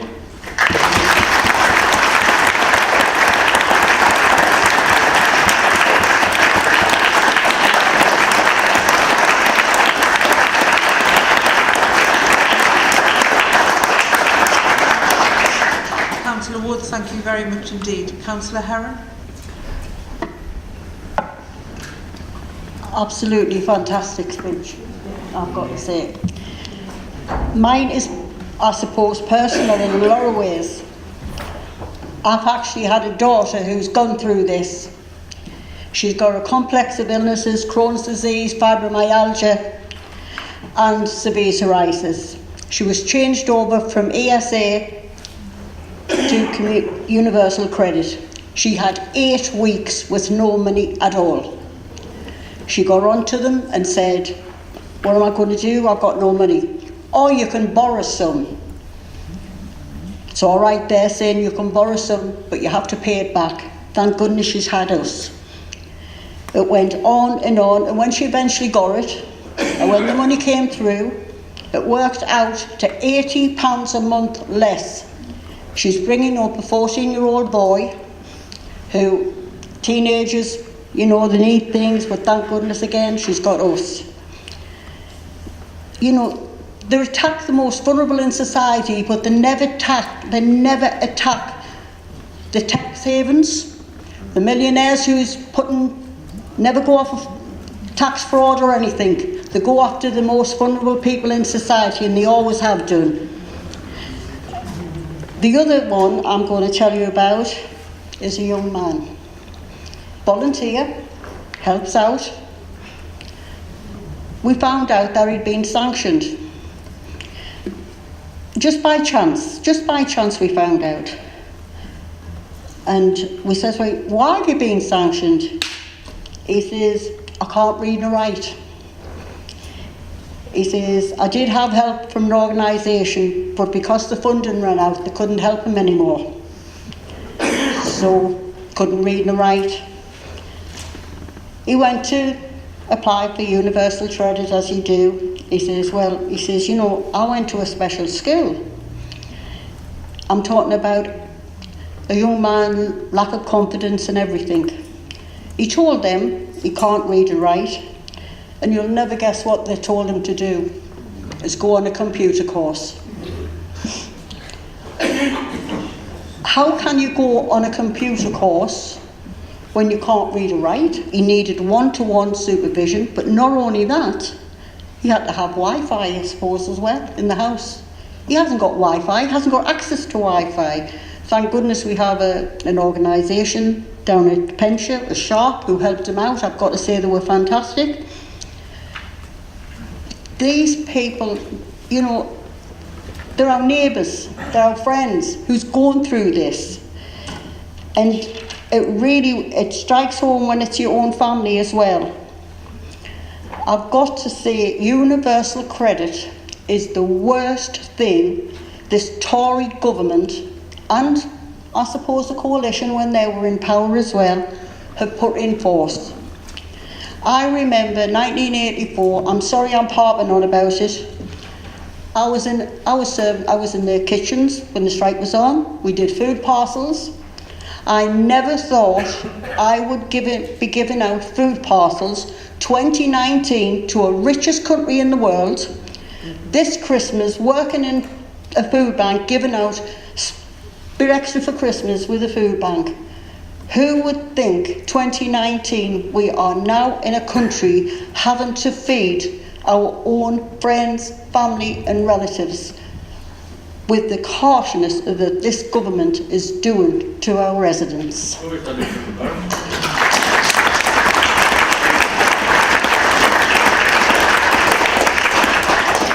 you very much, Councillor Heron. Councillor Fiona Miller.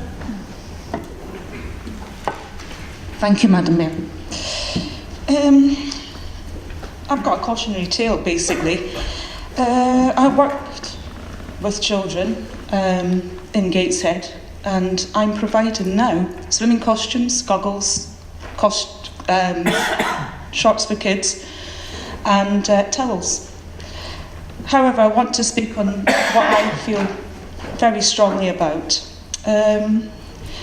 This credit has been brought out at the cost to other people's lives, my son's life and their sanity.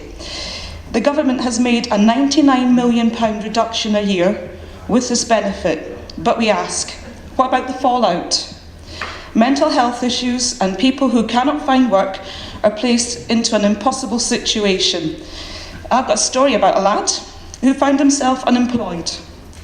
He wouldn't apply for universal credit because he thought he would have to pay it back when he found work. He's autistic and vulnerable, and that child is my son. The Work and Pensions Committee stated that it was unfair and disproportionate application of current sanctions regime is causing unintended consequences and it is pointlessly cruel. The British Psychological Society stated that the government must immediately stop the use of sanctions with people with a mental health condition. Further, any system designed to support and encourage vulnerable individuals must not cause or exacerbate psychological harm and distress. And this was in November 2018.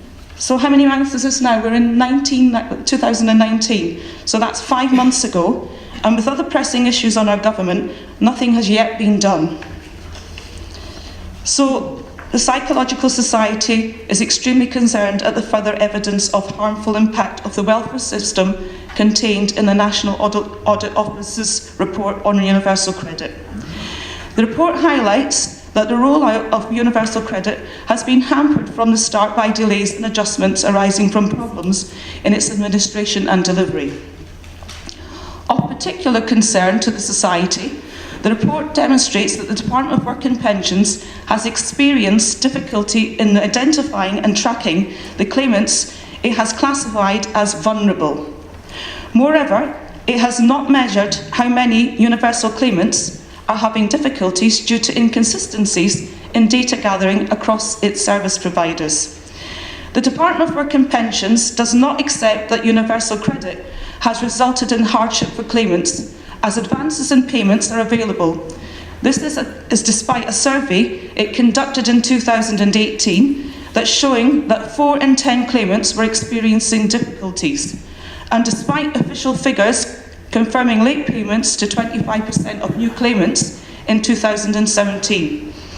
The Department of Work and Pensions also fails to recognise that of vulnerable claimants, especially those with mental health conditions and neurodiverse conditions having to make further applications for advance payment. This can be psychologically overwhelming and therefore not pursued. So doesn't that make you think one thing? They just don't want them to go and find out they can get money? This is horrendous. The report says that a lack of good communication from the Department of Work and Pensions has resulted in its being regarded as unsympathetic, there you go, to claimants and accused of dismissing complaints out of hand.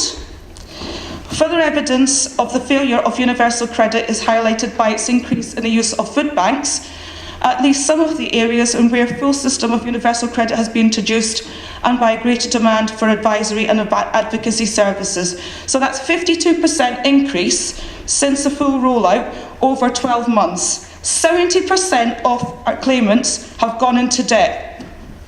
That's ridiculous. It's unbelievable. 70%. The psychological impact for such difficulties can be deep and have significant consequences on children as well as their families in the local community. And believe me, I know this as a teacher.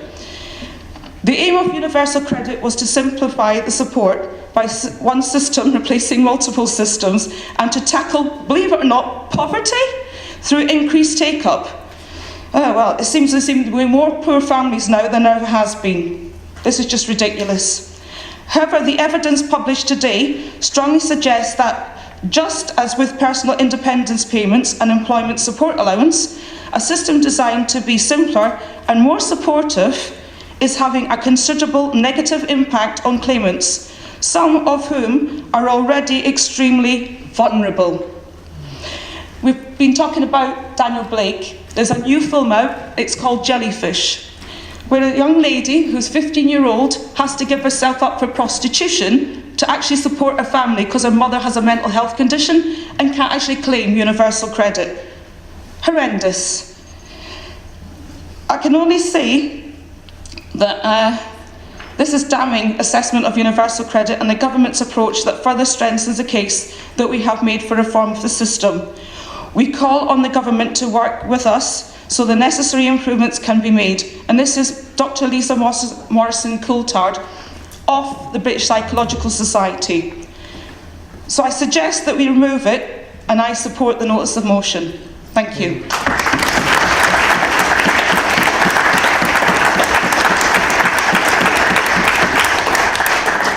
Thank you, Councillor Miller. Councillor Oliver? Thank you, Madam Mayor. Madam Mayor, the Conservative Group will be voting against this motion. Had the Labour Group worded it differently, we may have voted in favour of it, but we will not support a motion to abandon universal credit. Madam Mayor, I'd like to say a few words, first of all, in defence of the principle of universal credit. A principle which, of course, is supported by the Labour Party. It was James Purnell, the Welfare Secretary, and Gordon Brown who referred to universal credit as a good reform. In fact, it was also, like the benefits trap, something that the Labour Party had supported. The bedroom tax, of course, they piloted when they were in office and then opposed it. Madam Mayor, there is a difference, of course, in our attitudes to welfare in general. You can see how far the Labour Party has moved on from the new Labour years. Welfare is supposed to be a hand up, not a handout. It's supposed to be temporary assistance, not a way of life. We cannot have thousands of people in Sunderland on benefits long term. The aim, of course, of universal credit is to reduce unemployment, and that is happening. It's to ensure that work pays, that people who are on benefits, who do want to work and do get jobs, don't then lose their benefits because they've done that. Now, at the end of the last Labour government, of course, some people who were on benefits and did have extra income were losing 90% of that extra income. That was the benefits trap that the Labour Party failed to deal with adequately and left people in Sunderland trapped on benefits. Some of those people who are now on universal credit may, of course, ask why this was not done earlier. Why was it not done in 1997, when you have a Labour government with a huge majority and a booming economy? Why did they not solve these problems? The Labour Party, of course, would not just end universal credit, it would also end the benefits cap. That is their whole package on welfare. And I don't think, to be honest, that the majority of people in Sunderland would support this attitude in general towards benefit. The idea that you can have more on benefits than in work. I don't think that will go down very well with most people here. Now, of course, the rollout of universal credit, there is no question about it. It's been an extremely challenging project for the civil service to deliver. But to be fair, they have done it differently. It has been a rollout, and in fact, universal credit will not be fully rolled out until 2022. This contrasts, of course, very starkly with the Labour Party in their tax credits, when in 2003 they introduced tax credits immediately, and there were 400,000 late payments. 400,000 people had to wait for their payments. 16 years ago. I can't recall you. No, 16 years ago. Yeah, I just can't remember you complaining about it too much then, Councillor Miller, anyway. Anyway, the rollout of universal credit has allowed the problems with it, and we don't deny that there have been very significant problems with universal credit, but it has allowed those problems to be addressed. The pilot that was done in Newcastle, yes, did throw up many issues that needed to be looked at, and many of those issues have been resolved or they have been mitigated. There has also been extra funding put into universal credit at the last comprehensive spending review. And I think if the Labour councillors are totally honest, they would also say, yes, of course, if you had more money into the universal credit budget, it would help. But it goes back to the fact that in 2010, they had spent it all. They had spent it all. And of course, who suffers the most when you spend all the money? The people who are dependent on the government. They suffer most.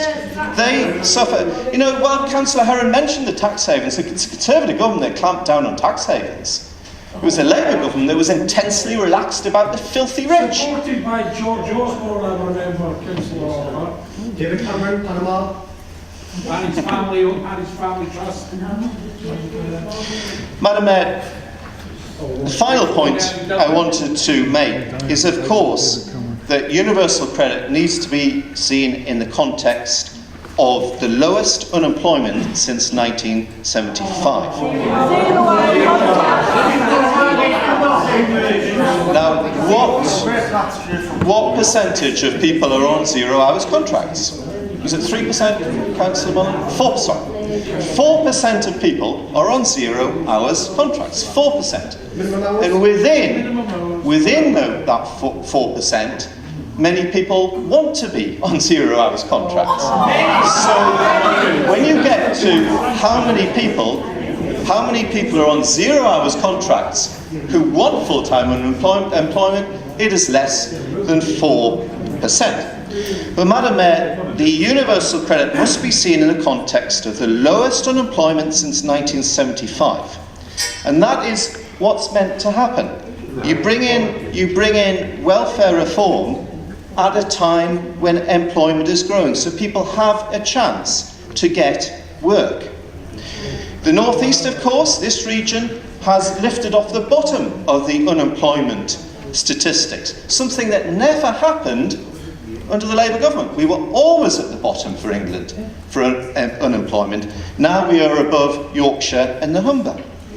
We're in fact nearer to full employment than the last 2 Labour governments. So all of those... Why do we have food banks? Legit. I can tell you. These things, again, you know, the Labour Party had 13 years of power, had a booming economy, but they didn't get unemployment down to the level it is now. They didn't grasp the nettle on welfare, because the Labour Party always does, they always bottle welfare. They always do that. They did that, it was in 1997. Blair had only been in power for about a month, and the Labour MPs started complaining about cuts to child benefit. It really is astonishing that we get these complaints after so many years.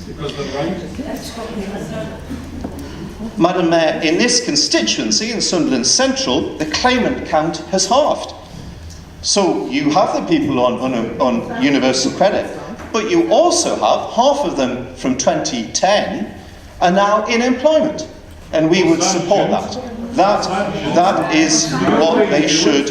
Well, can I get it clear? What is the Labour group saying about sanctions? Are you saying that you shouldn't have sanctions? Are you saying you shouldn't have sanctions in benefits? Well, I tell you what, why don't you... That's what you do. The Labour Party, when it was in the Labour government, when it was in power, had sanctions as well. You have to have sanctions in benefits, as in other walks of life, so that people follow the rules. As long as we get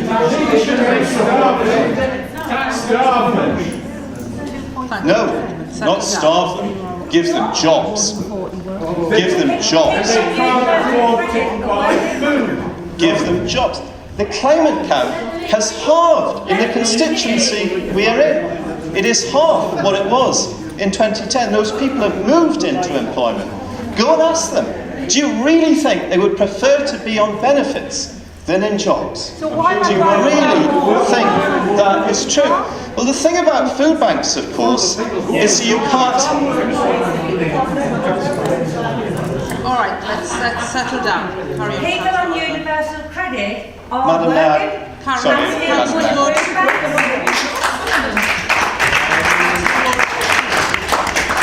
Madam Mayor, the thing about food banks is, of course, that you can't measure food banks now and then, because food banks have been brought into the welfare system. So it's not food banks. People on benefits can now access food banks when they couldn't do before.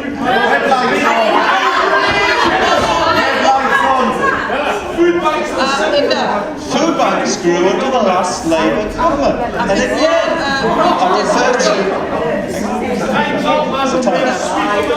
Thank you. Just finish up. Just finish up. I go back to the central point, that you are complaining about something that you had 13 years to resolve. And also, Madam Mayor, that the Labour Party spent the money that could have been used to resolve it. Thank you. Councillor Francis, please.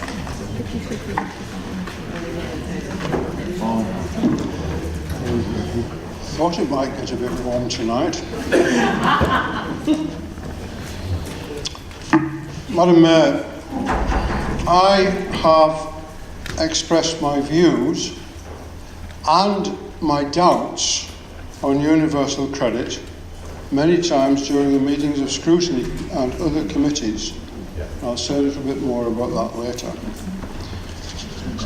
Councillor Oliver has given a nice review of tax credits, etc., so we'll cut that out, which brings us to universal credit. The principles behind universal credit, I believe, are sound, and they were supported by the Labour Party as well. The implementation, however, is unsound.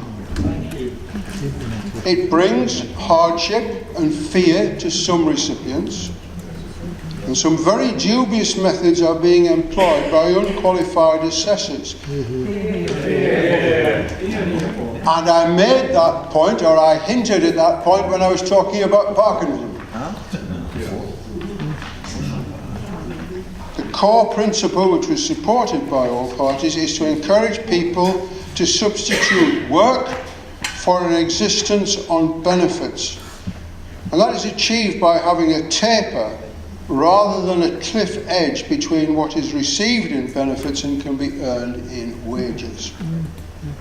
And the number of people in employment is now much higher than it was before UC was introduced. So you've got to say, why? Something is working, something is happening. I think that we can all agree that being in work is far healthier than being at home with time on your hands, which is spent worrying about the future. As I approached retirement, in inverted commas, about 15 years ago, doesn't seem that long, it was the prospect of not having a daily work routine that bothered me most. It wasn't the reduction in income, it wasn't the pension, it was not having a daily work routine. We've heard mention of 0 hours contract. It's a double-edged sword. Yes, they are abused by some employers, and I object strongly as the next man or woman, to any form of abuse. But many employees say that they like them. It swings and roundabouts. Turning to the implementation of universal credit, I will draw upon comments I've heard on the You and Yours programme broadcast on BBC's Radio 4 at lunchtimes. The confusion and hardship caused by being unaware that months can have 28, 29, 30 or 31 days, and that it would be better to make benefits payments on, say, the 21st. I wonder where I get the 21st from. It beggars belief how people could make that mistake. It really does. The risks in making payments to one member of a household were made clear to me in another venue. Doris knows about that.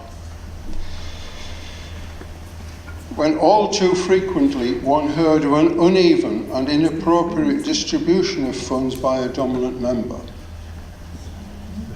Another concern is the deceitful way in which people are being assessed. I've already made reference to that, particularly for personal independence payments.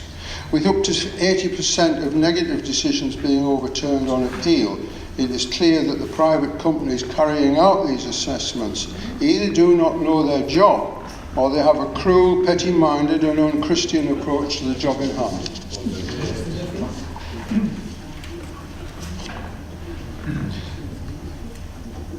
We've talked about food banks. Go and have a look in my car in the car park. It's got a couple of, I think it's 6 or 7 bags of groceries that I've picked up from a church in this town, and I'm transferring to the Salvation Army at Southwick, and I do that every fortnight.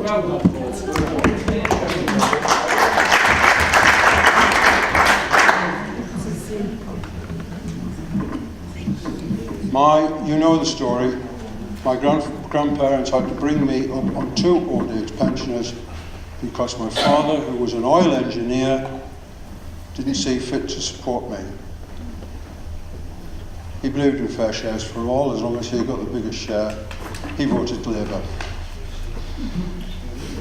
I then had this motion called upon the government to accelerate the review of procedures, so eliminating the problems that still beset the Act, I'd have been first in line to support it. I therefore advocate not that universal credit be abandoned, but the government asks senior civil servants to consult with charities, unemployed groups, doctors, women's groups, in fact Uncle Tom Cobley and all, and to listen to examples of the successful management of universal credit so they learn how the other half lives, some of these civil servants, the top ones, so that a more sympathetic and sensitive administrative system can be devised. Thank you.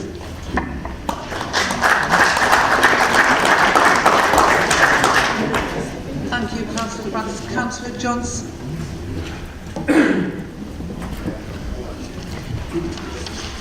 Thank you, Madam Mayor. The government has inflicted great misery on its people with punitive, mean-spirited and often callous austerity policies driven by a political desire to undertake social re-engineering rather than an economic necessity. Levels of child poverty are not just a disgrace, but a social calamity and an economic disaster in the 5th largest economy in the world. These are the findings in the words of Philip Alston, the UN Poverty Envoy to the UK in November last year. What should have acted as a wake-up call to this Conservative government has only had the opposite effect, with the continued rollout of universal credit.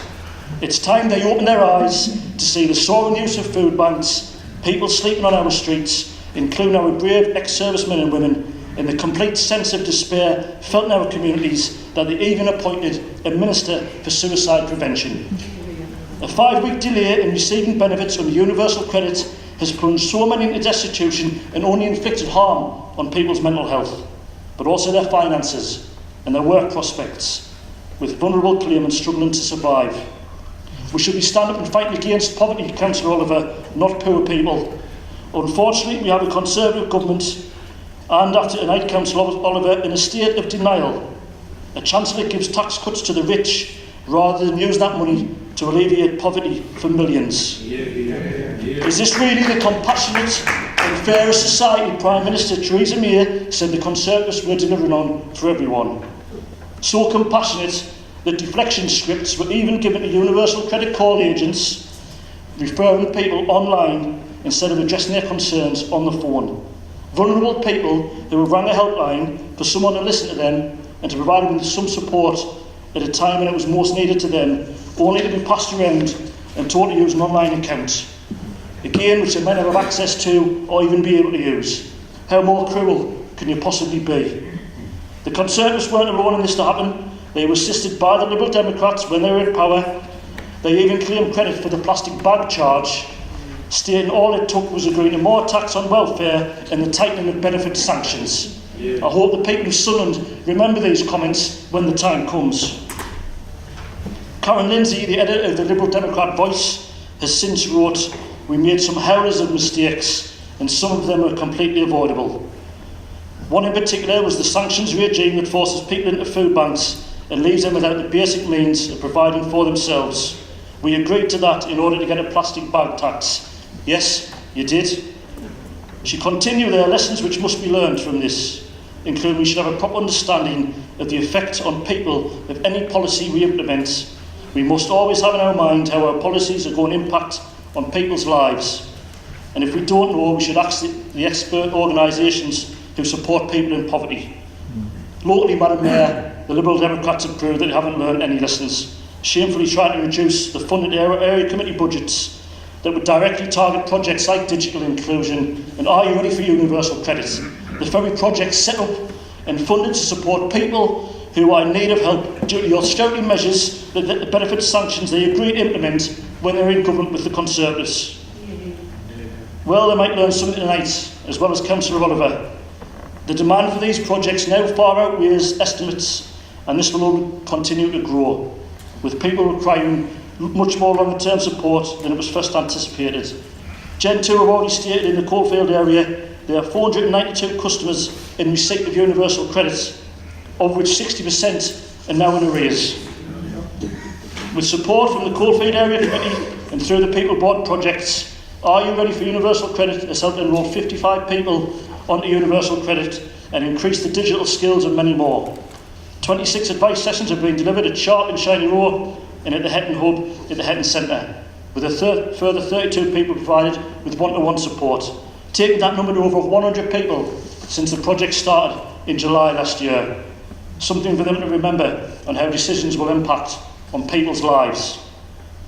And all those who say they aren't political and it doesn't matter who you vote for, well, I simply say to them tonight, austerity could have easily spared the poor if the political will had existed to do so. It's clear there's only one political party who will stand up and fight for the most vulnerable people in our communities and deliver social justice, and that's the Labour Party. This Labour-led council and the Labour councillors on this side of the chamber. Universal credit is failing miserably, leaving families in debt, rent arrears and the risk of becoming homeless. Councillor Oliver, we have over 3 million children growing up in poverty despite living in a working household. A National Audit Office report concluded it's been too slow in its introduction, causes unnecessary hardship and is not even providing value for money. Madam Mayor, this is a Conservative flagship policy of conscious cruelty that has cost more than it was designed to save, with food bank use in areas where universal credit is being rolled out 4 times higher than in other areas. It's time this government stops the rollout of universal credit and delivers a social security system that supports people, rather than one that pushes money into poverty. And I urge all members in this chamber to support this motion.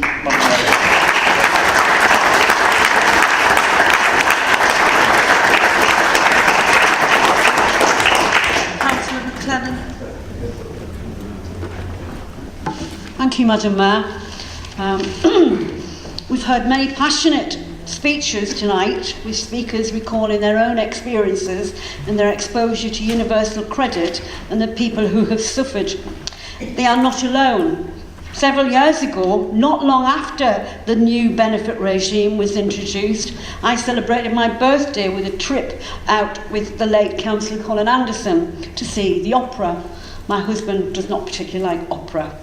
On my return, I had to stop on the riverside because of a police cordon. On further inspection, I found my husband sitting inside the police van. In my usual calm, reflective and supportive manner, I said, "What the hell have you done?"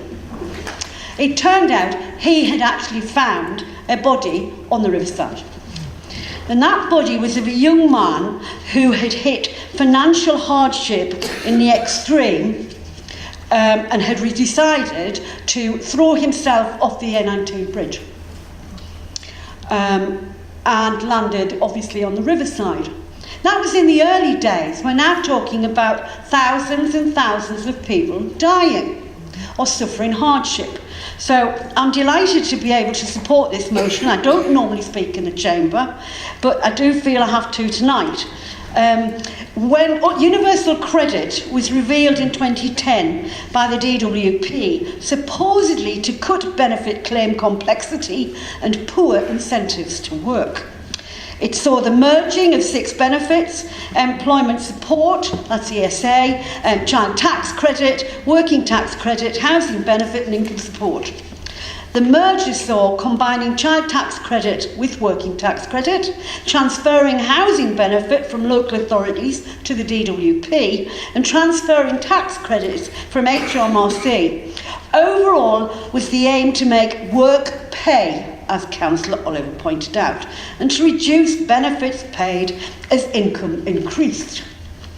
As part of the process, claimants have had better demonstrate their search for work or face tough sanctions, tougher than ever. Also, universal credit extends the conditions of people in work to seek more working hours or higher hourly rates. Does the government truly understand the limits and pressures of casual work and zero-hour contracts imposed on people in work? Do they understand how many people have been forced into delivering pizzas just to feed their families?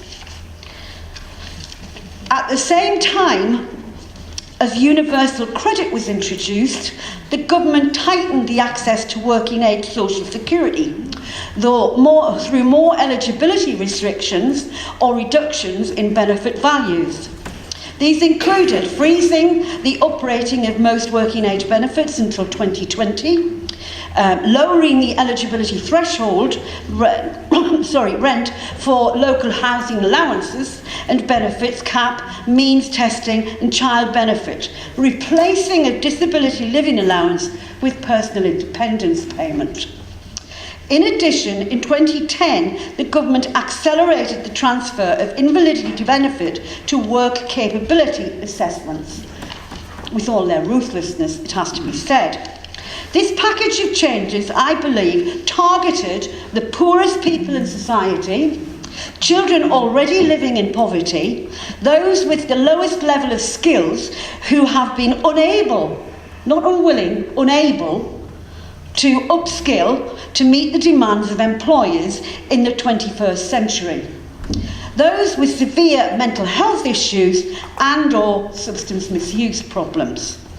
This shocking return to the workhouse approach to the treatment of the poor has been inhuman and unjust and heartless.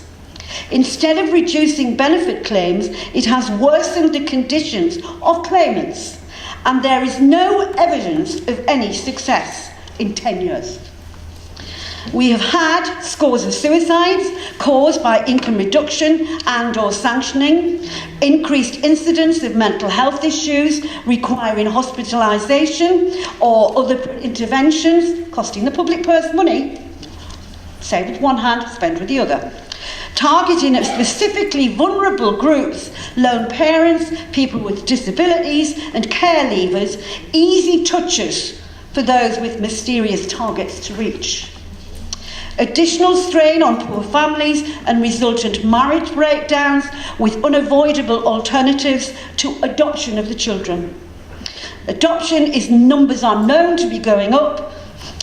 Increase in rent arrears and debt following the responsibility for paying being transferred to the claimant when they do not have the financial literacy to deal with such issues. This month, both the Work and Pensions Committee and the Office of Budget Responsibility discredited the increasing universal credit, not from the usual suspects. Sorry, this week there was discrediting, not from the usual suspects either. The National Audit Office last year concluded that the universal credit was not delivering value for money, and there was no way of determining its goal of getting more people off benefits and into work that it would be achieved. Currently, there are 1.6 individuals receiving universal credit. Just 1/3 are in work. Eventually, according to the Office of Budget Responsibility, can expect universal caseload to hit 6.7 million by 2022 or 23. Yet 2 recent reports from the House of Commons Work and Pensions Committee have revealed disturbing facts and have both served to discredit almost all aspects of universal credit. In its last year, the Work and Pensions Committee severely criticised the way sanctions were applied and made recommendations for a radical reduction in their scope and severity. They are totally inconsistent from one part of the country to another, from one group of people to another. But the arrogance of this government shows no limits in that it accepted very few of the committee's recommendations. It cannot be right to impose sanctions of up to 100% of benefit withdrawal for between 7 days and to 3 years or longer. Not 3 weeks, 3 years. It cannot be right to sanction a single parent for taking a sick child to hospital instead of attending an interview at the job centre. It is important to note that the savings by these sanctions do not actually save money. It has been proved by researchers that hardship resulting from sanctions simply transferred the cost to other agencies, including local authorities already facing tough budget restrictions. The Work and Pensions Committee itself noted that when sanctions were applied, children's welfare becomes collateral damage. This is absolutely shocking, and it is a recipe for disaster for future generations. It is clear that the broad base of political support for universal credit, when introduced, is no longer there. Only minor concessions were offered, controversy persists over harshness of sanctions and the delayed payment period and delayed payments, etc. Universal credit is now totally discredited. It has brought hardship and pain and suffering to those on whom it has been imposed. It has not improved people's lives and jobs. It has not improved their employment skills or the opportunity they have for work. It has broken marriages, destroyed households, plunged children and adults alike into poverty, and broken the minds and hearts of thousands of people now. It is an ideological whip with which to punish society's most vulnerable. I commend this motion to all present tonight.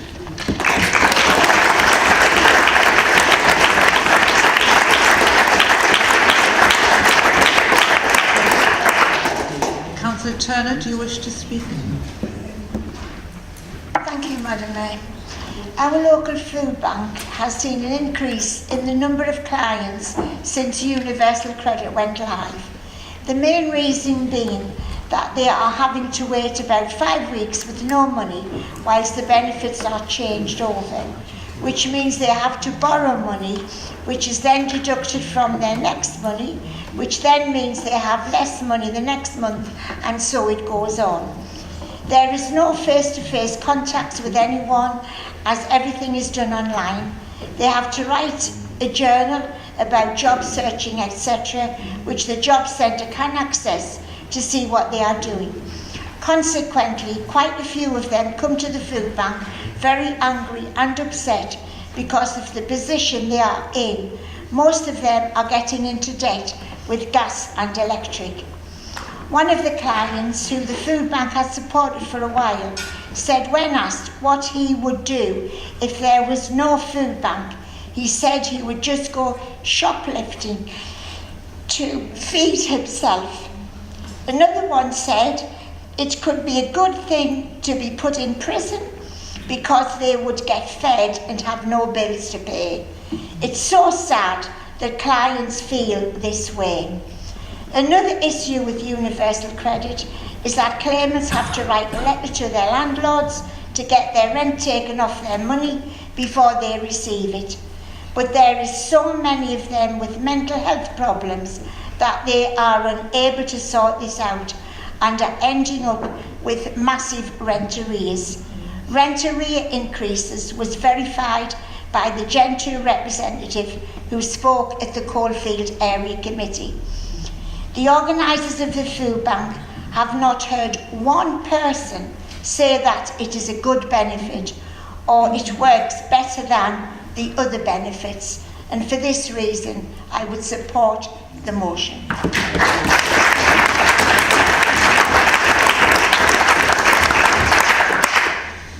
Councillor Atkinson, do you wish to speak now? I do, thank you, Madam Mayor. Madam Mayor, what we've heard this evening sounds like excerpts from a Dickensian novel, but sadly they're not. This is modern day life in Sunderland. This is modern day life in wards that we represent. Tonight, the stories of the vulnerable, the voiceless, and those who the Tory government wish us to forget have been heard. And I'm proud of the councillors in here tonight who have done that. They've done their duty. They've given people a voice. And I'm proud this evening to try and support the ending of universal credit, or should it be called universal discredit? Universal credit is wicked, it's cruel, and it's downright terrible.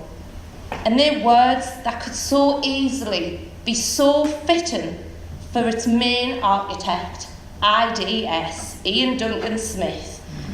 The Poundland Thatcher. He brought the house down.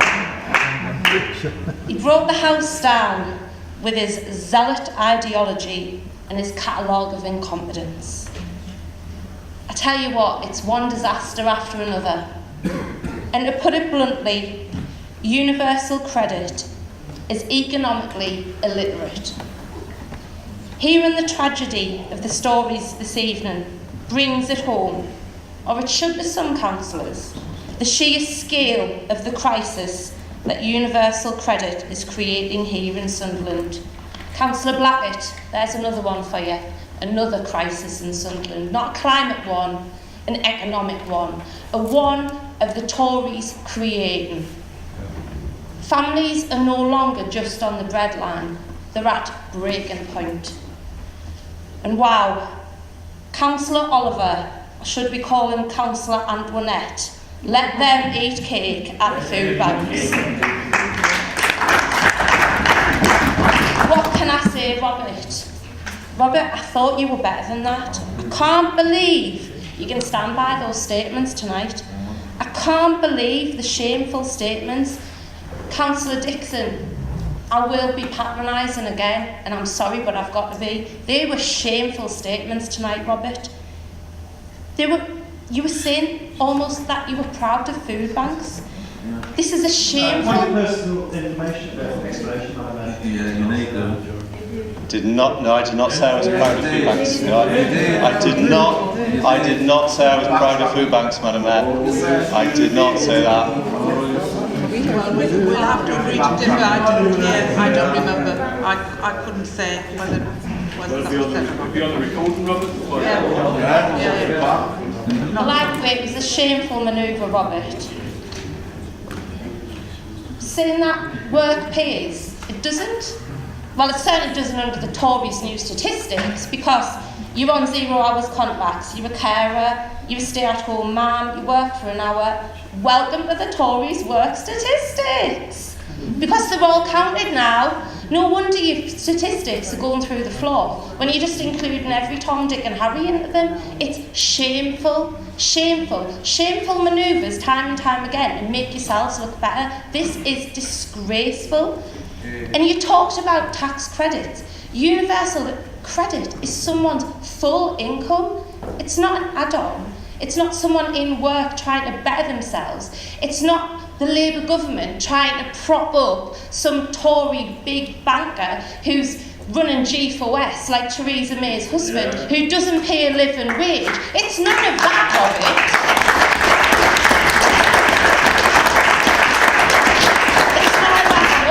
It's people who are desperate. I tell you what, you need to heed some advice from the councillor sitting next door to you. You need to go and see how the other half live. You need to go and see how the other half live. You need to listen to the UN Special Rapporteur who went to Newcastle, where you teach. And you know what they said? There was a crisis. It is disgraceful. Robert, get in the real world. You represent the ward, a ward where I live. It's split down the middle between haves and have-nots, and this shouldn't be happening in 2019. Well said, Rebecca. Can I just say, in my day job, I deal with people, and like many other people, they haven't got a good word to say about universal credit. And a lot of them don't have a good word to say about it because, sadly, they were terminally ill. They were told they were fit for work. And now, sadly, they're no longer here. And that is disgusting. The fact that people who have terminal illnesses are being told, oh, you're fit to work, and then a few weeks later, sadly, pass away. This isn't the world I want to live in. This isn't the world I want to bring my little boy up in. It's immoral. And I tell you what, the sooner this terrible Tory government understand that universal credit is just about as bad as the deal that Theresa May is desperately trying to get through Parliament, then the better. Every councillor in this chamber should vote for this motion tonight, and I know some have said that they won't, but it's to show residents that we stand with them and stand against policies which aims to single out those who have often only fallen on hard times. The right-wing press want the public to believe that those on universal credit are scroungers and benefits cheats, when the truth is the humans, the people with stories, people who were proud, people who've fallen on hard times, people who life has dealt a terrible blow. I tell you what they aren't though. They aren't lying, and I won't use the expletive that a DWP worker used in a statement sent to a tribunal which has hit the press today. I won't lower myself to call another person that. I just think that that is totally unacceptable. It shows you the measure that the DWP are working on. It shows you how low the bar is now being taken. The government claim they're strong and stable and will make it pay to work. And I tell you what, I wait with bated breath whether their new leader can come up with a tagline that they can actually live up to. Universal credit is nothing more than a scandal of the modern day, and I'd urge every councillor to support the motion this evening. Thank you.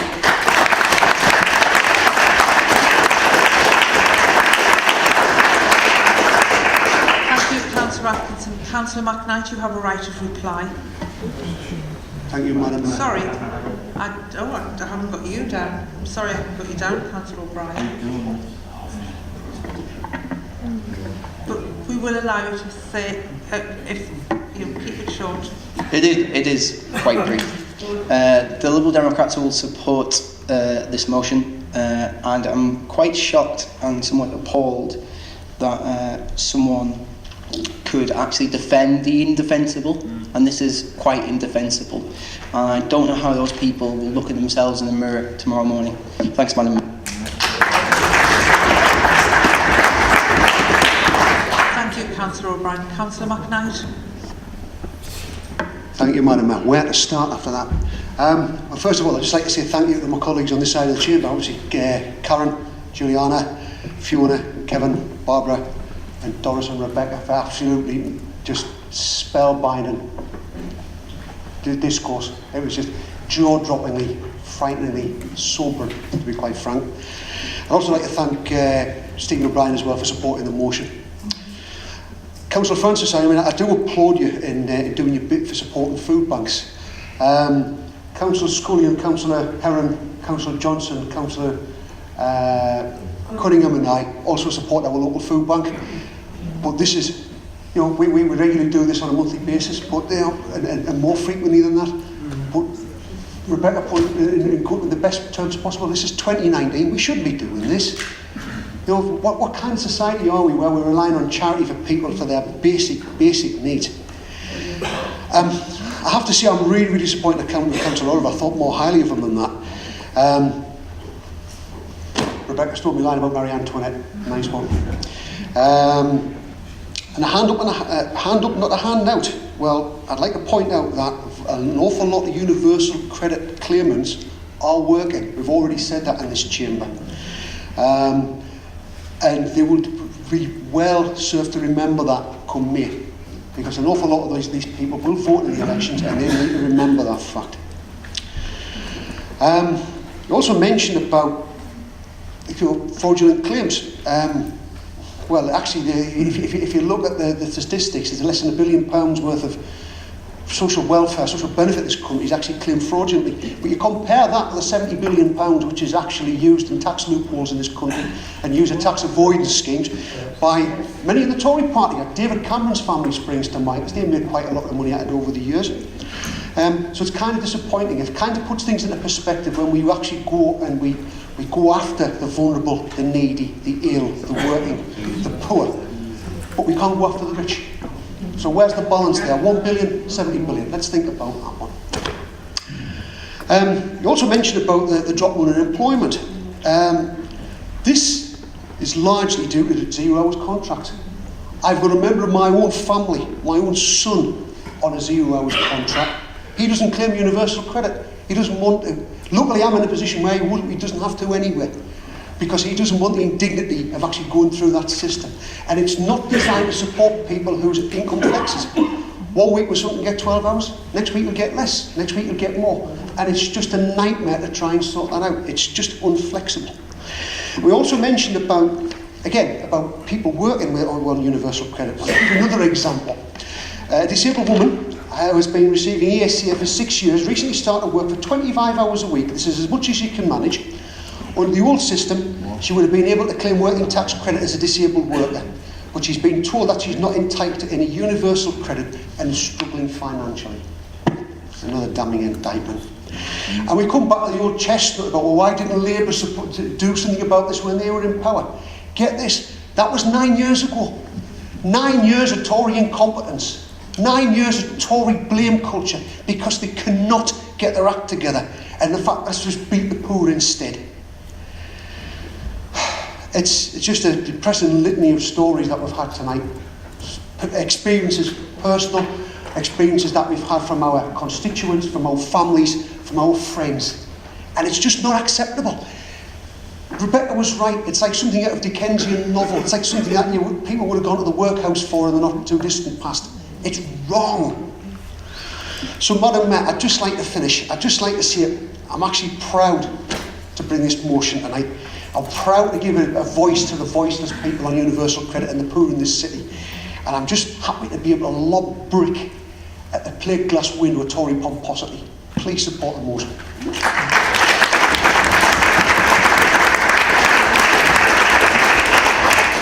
Thank you very much indeed, Councillor McKnight. We now vote on the motion, please.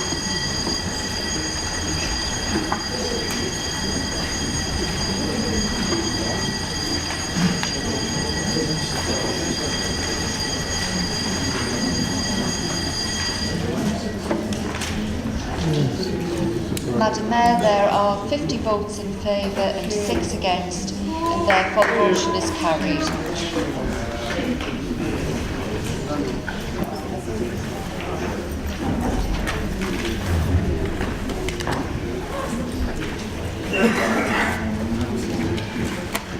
Thank you very much indeed. We now move on to the 5th notice of motion this evening, which will deal with the subject of disclosure and barring service checks. I call upon Councillor Oliver to read and move the motion. Thank you, Madam Mayor. The motion reads as follows. In recognition of the role of members in public life and the importance of safeguarding, this Council agrees that the Chief Executive be requested to investigate the feasibility of the Council adopting a policy of asking members to undertake disclosure and barring service checks and to submit a detailed report on the matter to a future Council meeting for consideration. Councillor Mullen, would you like to second the motion? I second and reserve the right to speak. Councillor Oliver, would you like to speak to the motion, please? Thank you, Madam Mayor. Madam Mayor, the purpose of this motion is to send a clear message to the public that the standards that apply to the staff at the council and to the volunteers in the city also apply to the elected members. The public will expect those in a position of authority to be transparent, or Sunderland for transparency, you may say. But it is important to remember what this motion seeks to do. It is simply to request that the Chief Executive brings a report to the Council at a future date to suggest whether it is or is not feasible to ask members of the Council to undergo disclosure and barring service checks, not to make it mandatory. The legal advice that we've received so far on this matter, considering the many councils across the country that have either debated it and some have introduced it, is that it is probably acceptable to have a policy to ask members to undertake certainly the basic DBS check. And it is, of course, since 2012, a policy matter for individual councils to decide on. We cannot require, but we can ask members to undertake these checks. But if we do that, members, of course, will be responsible for undergoing them or not. Currently, candidates who stand for council have to make a declaration that they are free from unspent convictions within the last 5 years, but that is simply taken on trust. There is no proof that that is so. That, of course, will leave us open to suspicion, which may be totally and utterly unfounded. The sort of checks we could consider, of course, at the very lowest level, a basic DBS check is the very minimum that can be requested and will reveal only unspent convictions within the last 5 years. A standard DBS check would also include spent convictions, cautions, warnings and reprimands, and an enhanced DBS check is normally reserved for those involved in the direct discharge of council functions related to children, and some councillors in that position will already have that check completed.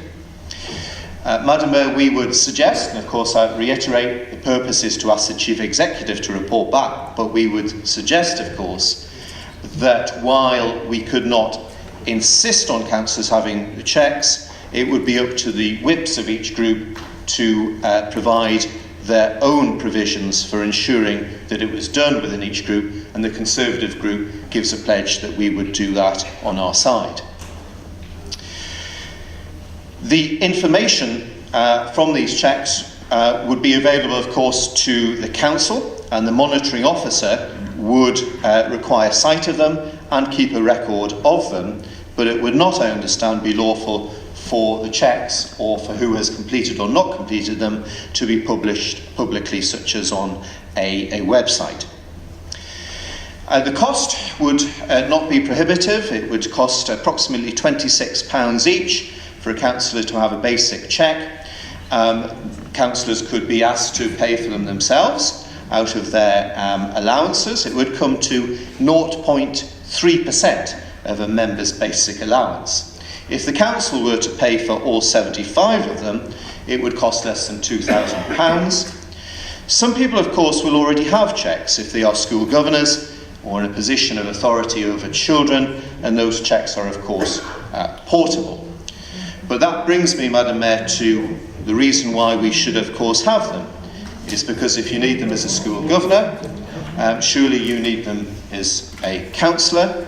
And, of course, any councillor could decide to visit a care home, school, or a nursery, where they would come directly into contact with children.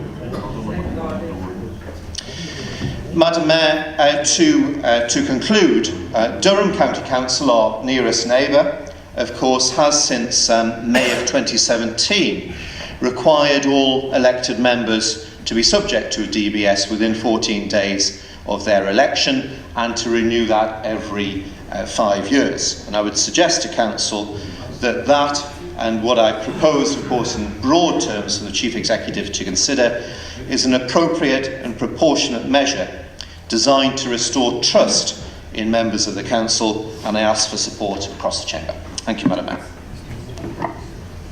Thank you very much indeed, Councillor Oliver. Are there any amendments? You've withdrawn the amendment, have you? Thank goodness for that. Does anyone wish to speak on the motion? Anyone wish to speak on the motion?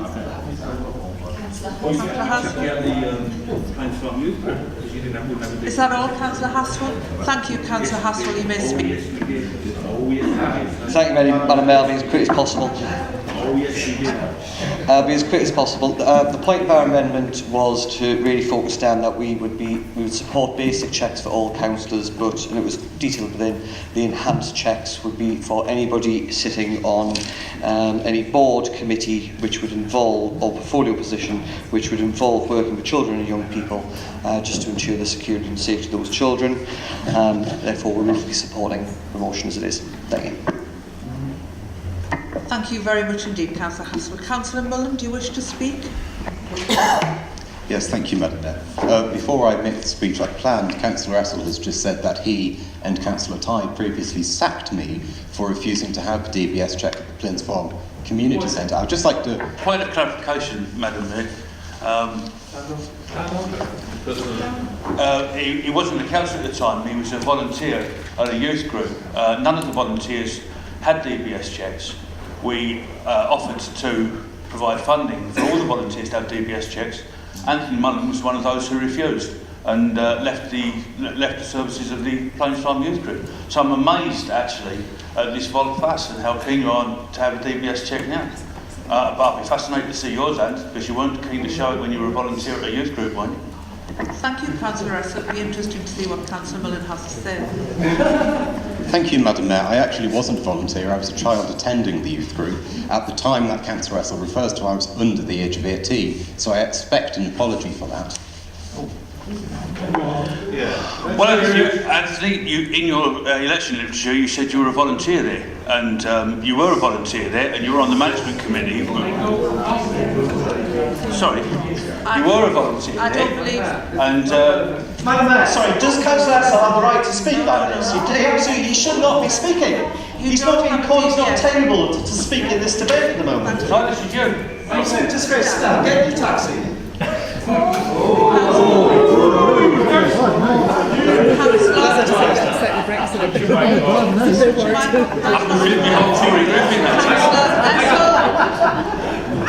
Councillor Mullen, please continue. Thank you very much, Madam Mayor. Actually, what Councillor Russell has just said was a complete lie. The reason that we left that youth group, the reason that we left that community centre was because he and Councillor Tye bullied my disabled mother to take over the successful youth group that she had set up. This is well documented, and other councillors, including former Labour councillor Dave Allen, agreed with this. Well, I think we'll just move on from that and stick to the motion. Thank you. The speech I intended to give, which I think now is going to embarrass Councillor Russell given what he's just said, this motion was actually suggested to me by a group of Labour councillors who didn't want to bring it in themselves and asked the Conservative group to bring it forward because they have concerns about their colleagues. I'm not going to name and shame, you can ask yourself.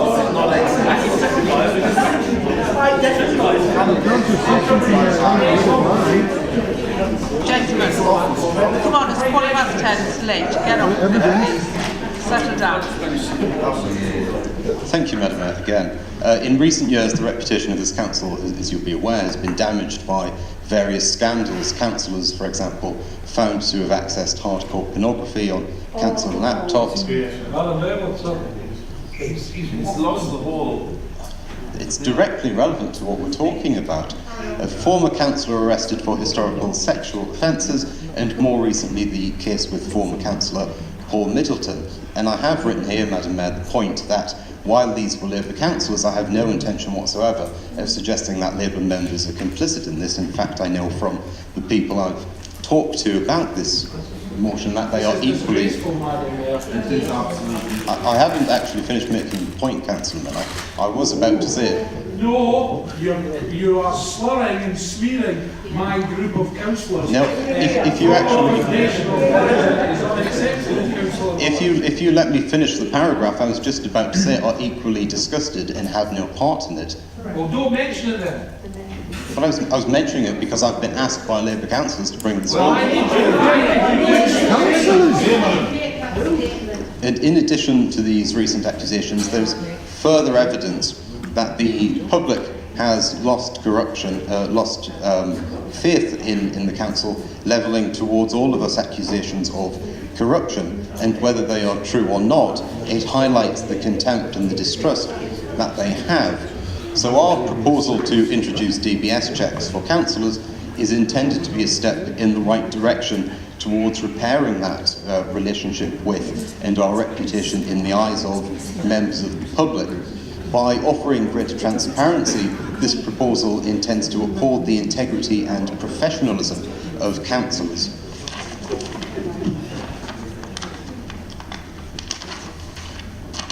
Councillor Oliver has already identified that we've received legal advice on this, as well as further professional advice from Together for Children.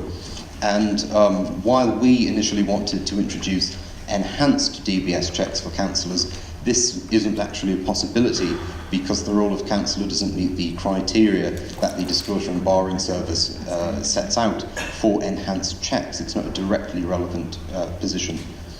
And in light of this, we therefore wish to ask the Chief Executive to explore what can be done in this regard, and we ask councillors to support the motion.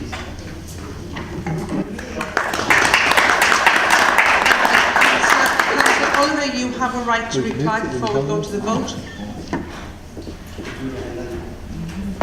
Thank you, Madam Mayor. I'm not sure what to say, actually. I think we've said everything, and I ask for support from Councillor Russell especially. Thank you very much indeed. We'll now vote on the motion. We'll now vote on the motion. Is the motion agreed? Thank you very much indeed. The next item is reports, which includes a report of the leader on special urgency decisions, together with a report on appointments to committees of outside bodies. We'll take these in turn, starting with the leader's report on special urgency decisions. Leader, would you please move the report? I move the report, Madam Mayor, and there's been no such instances since the last report. Do I have a second from you? I second the report, Madam Mayor. Do not wish to speak on it. So we agree to receive the report. Next we'll deal with the report on appointments to committees and outside bodies. Leader, would you move the report? I so move the report, Madam Mayor. Deputy Leader, do you second the report? Second the report, Madam Mayor. Do not wish to speak. Leader, do you wish to speak? Thank you, Madam Mayor. I only wish to point out that at the recommendations at the back of the report, I would like to put forward that Councillor Doris Turner is appointed as member to act as a trustee of the Victoria House Charity and Samuel Dobson Trust, and that Councillor Paula Hunt becomes the representative to the Sunderland Empire Trust for a 3-year term of office ending 28th of March 2022. Deputy Leader, do you wish to add anything? No, thank you. Is the report agreed? Agreed. That concludes the meeting.